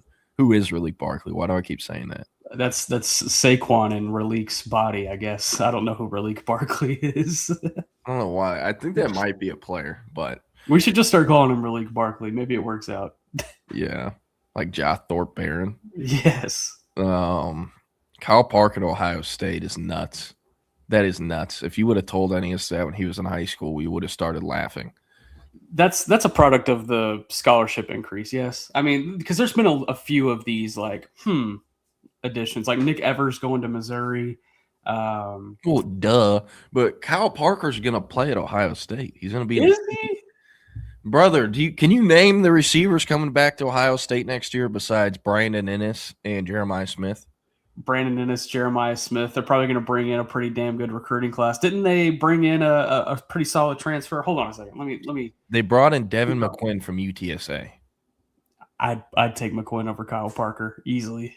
Yeah, but like, here's the thing. I don't think enough people are talking about this because the Ohio State fan base is going to lose their mind in sometime in the next 12 months about this. But outside of Jeremiah Smith, Brandon Ennis, they don't have a lot. They're having. I'm taking Chris Henry today over Kyle Parker. Yeah. The Chris Henry, he's a freshman, right? Yeah. Brandon Ennis is out of eligibility after next year. Jeremiah Smith will be in the NFL after this season. So, what do they have? They had two freshman 5-stars they're really excited about. Both of them entered the portal and went to Notre Dame. Quincy Porter, Mylan Graham. They have a few like developmental kids, but like the Carnell Tate, the Jeremiah Smith difference makers, the only ones left is Jeremiah Smith for one more year and then Chris Henry. And Chris Henry gets a lot of hype, a lot of love. He deserves it. But I want to make it very clear. He is not Jeremiah Smith. And he's not even Cam Coleman out of high school. And he's still a great player. But he's closer to Ryan Wingo than he is to a Jeremiah Smith. Just saying. So, pipe down on expectations for him. I think a lot of people should. I think he's better than Kyle Parker. Yes. Okay. We've established that. Okay. Nathan asks, is Brandon Collier all of these international players agents? Not all of them. A few of them have dropped him because I have heard he charges either 20 or 25%. Jeez. That's the international tax. Yeah. That's that 365 deal. But I will say 20 to 25% is a lot of money. Obviously, that's a big chunk of change. But in all fairness to Collier, if anyone is charging 20 or 25% and actually deserves it, it's him, because the large majority of these kids are ending up playing American football and at these colleges because of him. He's going and finding them in Africa and in Europe and getting them an NFL academy, getting all their credits ready, and then getting them into a high school in America. He's the one who gets a Sprinter van loaded up with 12 international kids each summer and drives and hits like 40 college camps in a span of 3 months. That's all him. He does a great job with that. And obviously all that is coming out of his pocket, and he can, make some of it back whenever they make it big and sign 20, 25% deals. So I know he still reps guys like Hero Canoe, obviously Melvin Ciani, but like there's a guy named Justin Okoronkwo at South Carolina. He's originally from Germany, started his career at Bama, spent 1 year there, and then spent his second year at South Carolina. Last year started for them. He'll be a draft pick in next April. And I know Collier was how he got into American football and college football, but he no longer reps them because he signed with an agency. So he doesn't rep all of them once they get to college, but he's the guy getting them overseas into America and into college. So is our boy Daniel Akinkumi still at Oklahoma, the offensive lineman from London? I think. I don't think he played this year, though. And I think he might have been recruited over because they started 2 or 3 true freshmen this year on the O-line. But, a lot of the international guys, it's going to take time. Most of them have only played a year or 2, maybe 3 years of football at most before they get into college. So, most of them are on 4 or 5 year plans for sure. My Twitter started to work, CB, within the last hour, so it should work. Nathan asked, are they hiring any more coaches? Notice Gideon was secondary coach, not safeties. Texas actually officially announced him as the coach within the last the last half hour. Let me see this. At 10:11, the Texas football account officially announced him defensive passing game coordinator and secondary. Look, you have to think about these titles and how much more guys can make because of these titles. He was the defensive coordinator at Georgia Tech. Texas can't even give him a co-DC title. The DC is Muschamp. The co-DC is Nansen. I thought maybe he'd get like an assistant head coach parentheses defense title. That's what they gave Jabbar Jalouk to beat out Kentucky's offer as associate head coach. But with Gideon, I'm sure he gets paid more from the secondary coach title instead of safety. So With that, could there be any other coaches? Possibly. Kenoto Hudson apparently is done at Texas as the Nichols coach. But Mark Orphy, he's still around as the corners coach. We expect him to stay. He was a graduate assistant under Will Muschamp whenever Muschamp was the head coach at South Carolina. So there is some working experience there. Obviously, Gideon played for Muschamp in Austin and then has coached under him, and that's pretty much his main mentor in life. So the guys that are in Austin right now on the staff, I think, will stay there. Could they hire a Nichols coach potentially or a DB assistant potentially? But the actual on-field coaches, I think, are pretty much done at Texas, and what they have is what they're rolling into next year with. So for Gideon, is this a situation of him just wanting to be back home? Because why would you give up a DC job at a Power 4 program to step back to be a defensive pass game coordinator? That is a good point. He's from Leander, obviously played at Texas. Family's from down here. His dad is a longtime high school football coach. That's certainly part of it. I think being back with Muschamp is certainly part of it. And, he's leaving Georgia Tech, but they're about to go through a lot of change. I mean, they lost, essentially their entire offensive staff to Florida when Buster Faulkner left. He took them. I believe they've lost 3 or 4 on-field defensive assistants besides Gideon. And, I mean, they're losing Haynes King, who has drug and powered that team to wins for 2 years. So I think it's a mix of all those things. And also, I mean, if he can get a DC job in the ACC at Georgia Tech after coaching at Texas for years, he can do it again. Jobs are going to open. So, yeah. Do you take a DC job or a box? And the box could be anything, even a DC job. Yeah. That's that Micah Parsons meme. But yeah, all right. I'm gonna pull up this Texas portal class though. We'll scroll through it. Any guys you really like the additions about, you think you're a little lower on than their portal rankings, or Texas fans, or any guys you're a little higher on than Texas fans or portal rankings? Let's see. What are you asking of me here? Does any guys that stand out, any guys you really like their additions for Texas and what they bring to the table? Oh, yeah. I mean, both of the running backs. I've been a huge Dalen Smothers or Hollywood Smothers guy over the course of the last year and a half. I think he's just – you turn on his tape from NC State, they're getting an MFer. I think that's my favorite guy in the class is Hollywood Smothers. And then I love Raleek Brown going all the way back to his time at Mater Dei. Jonte Newman is a fascinating one, and man, how can I make this PG, Jordan? Yeah, I thought about trying to bring this up yesterday, but didn't have a good. I'm going to make this as PG as possible. So when you are evaluating, when we are evaluating high school players at the high school level and recruiting, body type is very much a thing, and so. Certain guys, with the way that their body is built, if things are, wrong in certain areas or right in certain areas, you're like, okay, hey, this can translate to this athletic trait. This can translate to this power trait. Jonte Newman has a backside that is really wild for his position. Let me just say that. And so when they landed him yesterday, I texted Jordan and I was like, BBL Jonte has entered the scene. And so a really good kid though. Shout out to Jonte Newman. This is purely a depth add, right? Because they lost Nick Brooks. They lost probably another guy that they didn't expect to. Yeah, Newman, he can play offensive tackle or guard, probably not left tackle realistically, but he can play right. He can play, right guard, left guard. Yes, Jake Bayless. And he has 4 years of eligibility. Yeah, what Nick was trying to say, I'll just rip off the Band-Aid. We seriously used to call this kid BBL Newman. Not to his face, but he looked like he went to Miami and found the cheapest doctor for it doesn't look right. And I'm sure A&M has helped him reshape his body. He did have some bad weight back then for sure. But yeah, Jonte Newman. There was 3 different people texting me BBL or BBL Newman within 5 minutes of Hayes Fawcett posting he committed to Texas. So that is that's some high school recruiting lore for you. I'll say this about Justin Cryer. He's probably not going to be your best linebacker on the roster, or even getting he'll probably get you rotational snaps. That is a football playing MFer, man. I am a Justin Cryer fan. He's probably not an NFL guy or anything similar. But I'm fascinated to see what his. Y'all hear that? Yeah. I don't know what the hell that is. I'm fascinated to see what his college career ends up looking like. You know who I think is a really good sneaky ad? Zion Williams.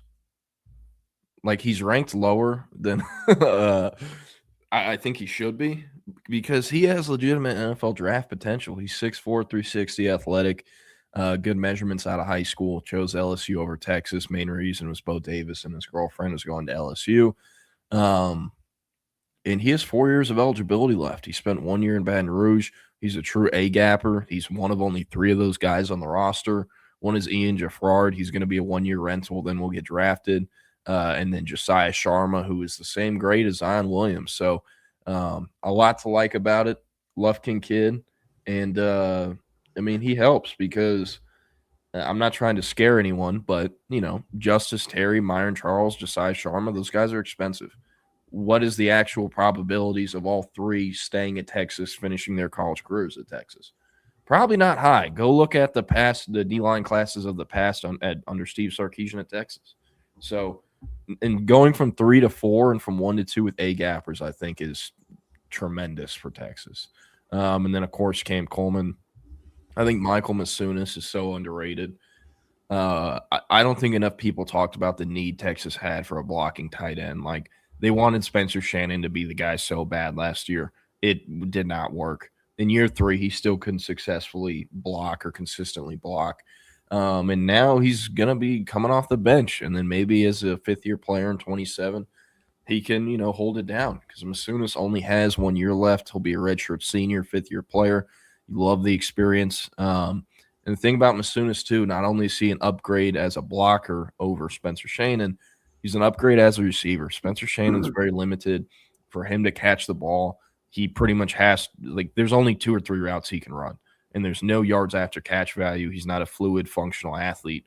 Compared to Masunis, he had nearly 300 yards this year as a redshirt junior, as like the 3rd or 4th option at Michigan State. So there's after the catch value there. He's a better blocker than Shannon. And in 12 personnel, him as the inline blocker with Nick Townsend split out wide, that's nightmare fuel. I'm so excited for Nick Townsend. I don't know if Michael Masunis's portal commitment or portal signing with Texas does more for anyone else in the program than Nick Townsend. You're forgetting about Arch Manning's favorite target, Will Randall. Did he play any snaps last year, by the way? How many snaps has Will Randall played in 3 years? 10. I've played the same amount of snaps at Texas as Will Randall. I'm gonna look that up. See what he hasn't played a single snap. Oh, really? I'm not joking. Dang. I don't know what is actually going on there, because he's not at practice. It feels like half the time we're there, and we only go to like 4 practices each year. So he pulled the heist of the century. He was like, Arch, look, I'm gonna be your best target. I'm gonna be your best friend. You can come to me for anything. I'll hide the bodies in the closet. You just keep me that scholarship on that football team, man. What do you think Arch's like 12 friends from Westlake that don't play football are there for? Yeah, he's got like 14 scholarships. That's where the skeletons are in the closet with those guys. But no, I mean, I'll make sure you get home sober after these frat parties. You know, just make sure I got a jersey on game day, dog. Yeah. All right, we're gonna talk about outgoing transfers. Did any of these surprise you?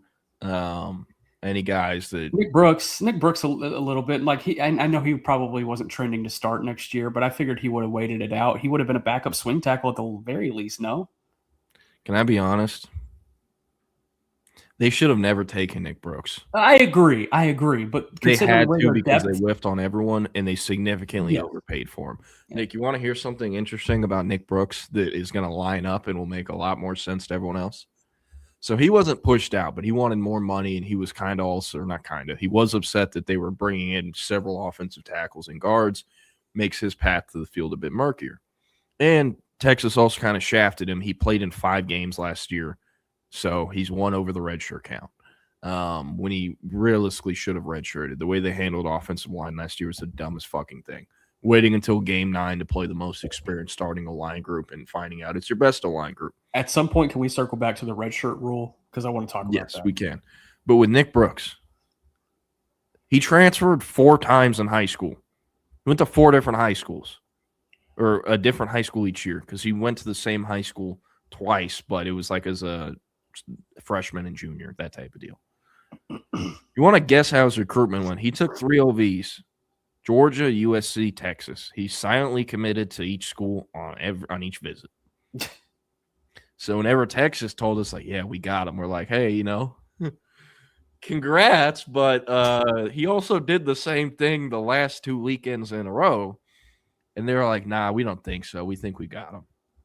So kind of missed on the player and the mental eval. But that is what happens when you win a recruitment because you pay the most. And it's a kid who has transferred 4 times in 4 years and silently committed 3 weeks in a row. So, like, I get it from Texas' perspective. You can't pay up. I get it from Nick Brooks' perspective. You want a financial commitment and a commitment that you're going to have a fair path to playing time. But, hey, it's just business nowadays. It is what it is. I don't know where Nick Brooks is going to end up.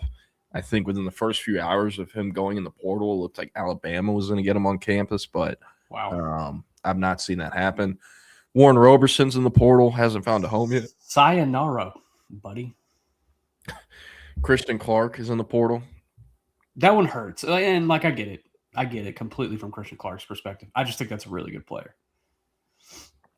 Jamie French to Michigan is strange.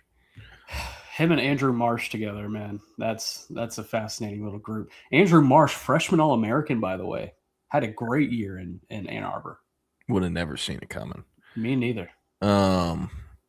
The French stuff is just so weird. Like that Utah staff, he never visited Utah. He never visited Michigan. And within like 2 minutes of him being in the portal, they got reported as a favorite. So like they're obviously tampering there. Did he basically bring the whole Utah staff? Except for I guess Scally is the head coach now at Utah? Yeah, because he was the head coach in waiting, who they pretty much pushed Wooding him out the door for.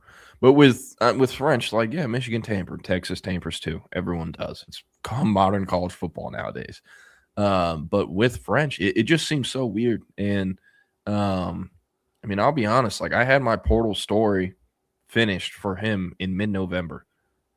It just, there was so much writing on the wall, made too much sense that he wasn't going to be patient enough to sit around, and that's what happened.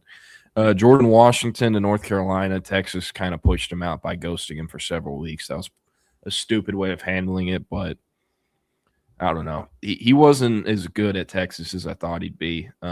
Still a lot to work with there. He's 3 years of eligibility left. The Bo Barnes one's hurt. Bo Barnes one hurts. Yeah. Don't have a ton there. Daniel Cruz and Nate Kibble were pushed out. Colin Page is a walk-on, I think, trying to Hey, go Mean Green. Look at all this Mean Green right here. Can we just stop it right there? That's 3 impact players, damn it. Come on. Caleb Chester to Arizona State. Nato Zulu to North Texas. LaVon Johnson going back to Maryland. Are you surprised Nato couldn't have at least found like a, I don't know, like a Baylor or even a TCU? No. Really? I think he could have found like a low tier P4. He played like less than 100 non-special team snaps in 4 years at Texas. Yeah, that's fair. It is like well documented not to have the best between the ears eval. Yeah. So That goes all the way back to high school. Yeah. Graham Gillespie, shout out to him, walk on getting the Scally at North Texas. Parker Livingston, obviously to OU. That one hurts. Weisner to Florida State. DeAndre Moore to Colorado. Barf. Ricky Stewart. Nothing on Ricky yet? No. He might be done playing football or he's going JUCO. Damn. He's got a kid now, and yeah. The Lafau to Colorado is fascinating. I thought BYU was going to get that done, but I think they realized there were probably better linebackers available in the portal because they went and got 1 or 2 of them ranked ahead of Lafau. Connor Stroh to Kansas. Hey, I was told Connor Stroh made less than $50,000 at Texas this year. Yeah. You want to guess the ballpark range he's getting from Kansas? I won't say the actual number, but you want to guess the ballpark range. We went through this on Monday. You told me he's making like 10K or 10x what he was making at Texas. My bad. Santana, no, that's all good. It's still crazy though. Santana Wilson to Louisville. Aaron Butler. I don't think he's committed or signed there yet. He's supposed to go to Oregon State. Melvin Hills to UConn. Baxter to Kentucky, Traylon to Arkansas State, Will Stone to UCF, Jarrett Gibson to Purdue, and then Derek Williams has withdrawn his name from the portal. So, yeah. Well, Kobe Black was a withdrawn guy too, right? Or I guess he never entered the portal officially, I guess. Yeah, he submitted his paperwork, but his name was never officially in it. Okay. So he just told them not to submit his name. But yeah, David Keith Williams, we're going to do this exercise next week. How many transfers are going to start? Because they probably will pick up more before our next show on Monday. So the portal closes today, correct? Yes, it closes at midnight today. So players can still enter past today, but as far as submitting your name to compliance, that has to be done by midnight tonight. It can take – your schools have up to 48 hours or 2 business days to hold on names before they have to submit them. So you could very well see a few guys go in on Tuesday because their schools are super petty and they're taking as long as they can, or Saturday, Sunday. But Tuesday is that is the last day we'll see players officially entering the portal. So there's that. And, I mean, portal recruiting should be pretty much wrapped up by the end of the month. Because you do have to remember these guys do actually have to go to school and class and be enrolled in class and all that. And the last day, I believe, at Texas to add a class or to enroll is either the 27th or 28th, something like that. So it's February 10th if you're a starting left tackle. If you're good enough, yeah. If you're a starting Mike linebacker, it's May 3rd. Yeah. Okay, so it's one portal window this year. Obviously, it created for so much more chaos in these last 2 weeks than we've seen. But overall, are you a fan of the one portal window versus 2? And obviously, you would make changes to how the portal is set up. But what's like 1 or 2 major changes that you would make to this Wild West BS? This would never happen because you can't put this back in Pandora's box. You know what I mean? It's been opened. But changing it back to where you can only get 1 transfer without sitting out, and then your second transfer, you have to sit out a year. Yeah. Unless it's a situation where a head coach gets fired or there's like a major scandal or your position coach leaves or your DC leaves or something, I think you should only transfer once, and any time after that, you have to sit out a year. Or instead of sitting out a year, you just give up a year of eligibility. Or that. I mean, isn't that how it worked previously too?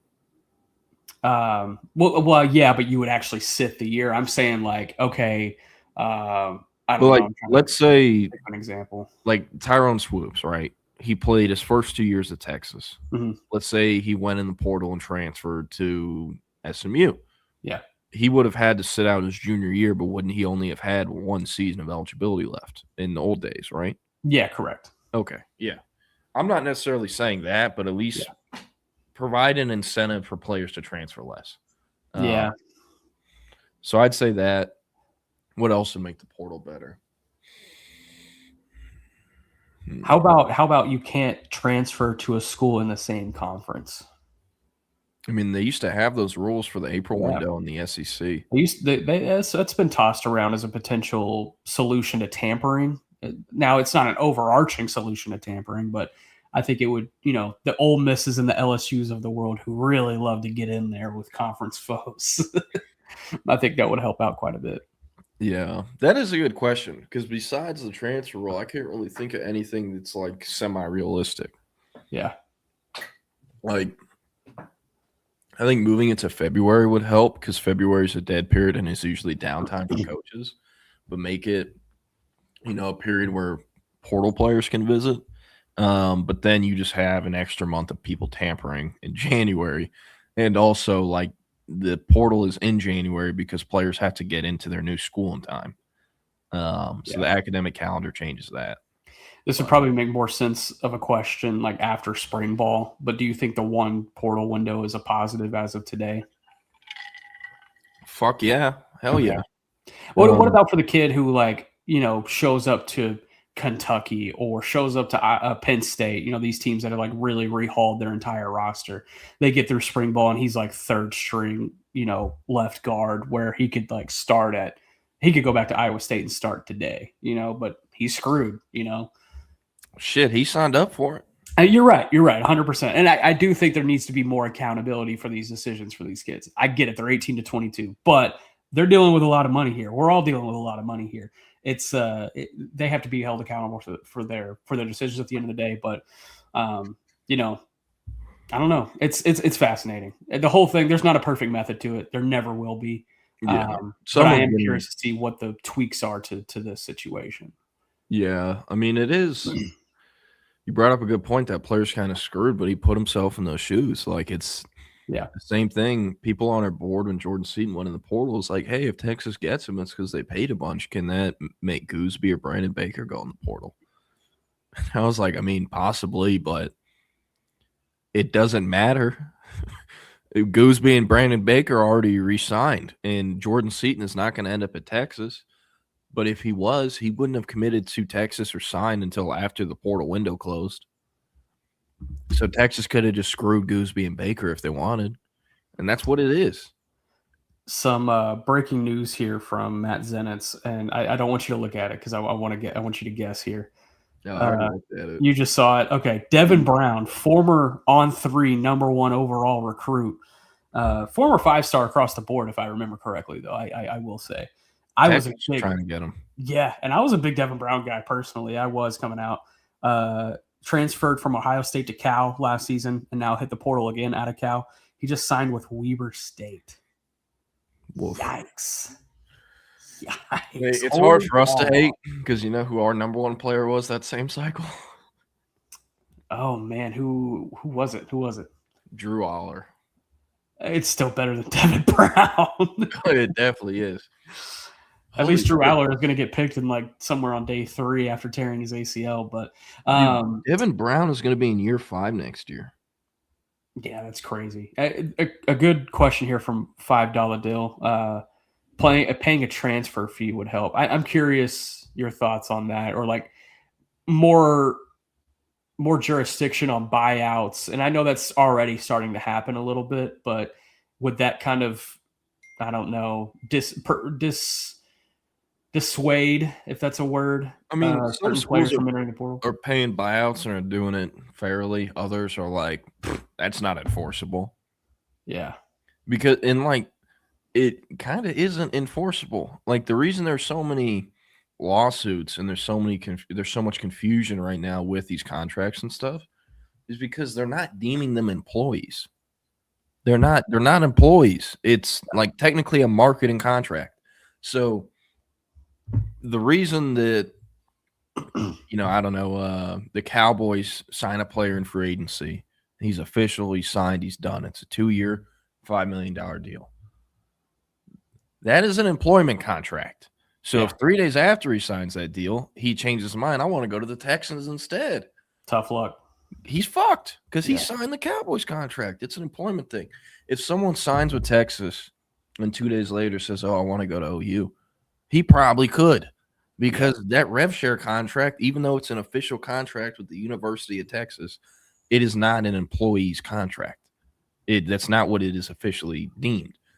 So that's why all these antitrust lawsuits and different lawsuits are happening, because you can win by suing and saying, hey, you're not making them an employee. You can only enforce this if he's an employee. He's not. He's free to move. So should they be signed to employee contracts? Yes, they should. Yeah, they should.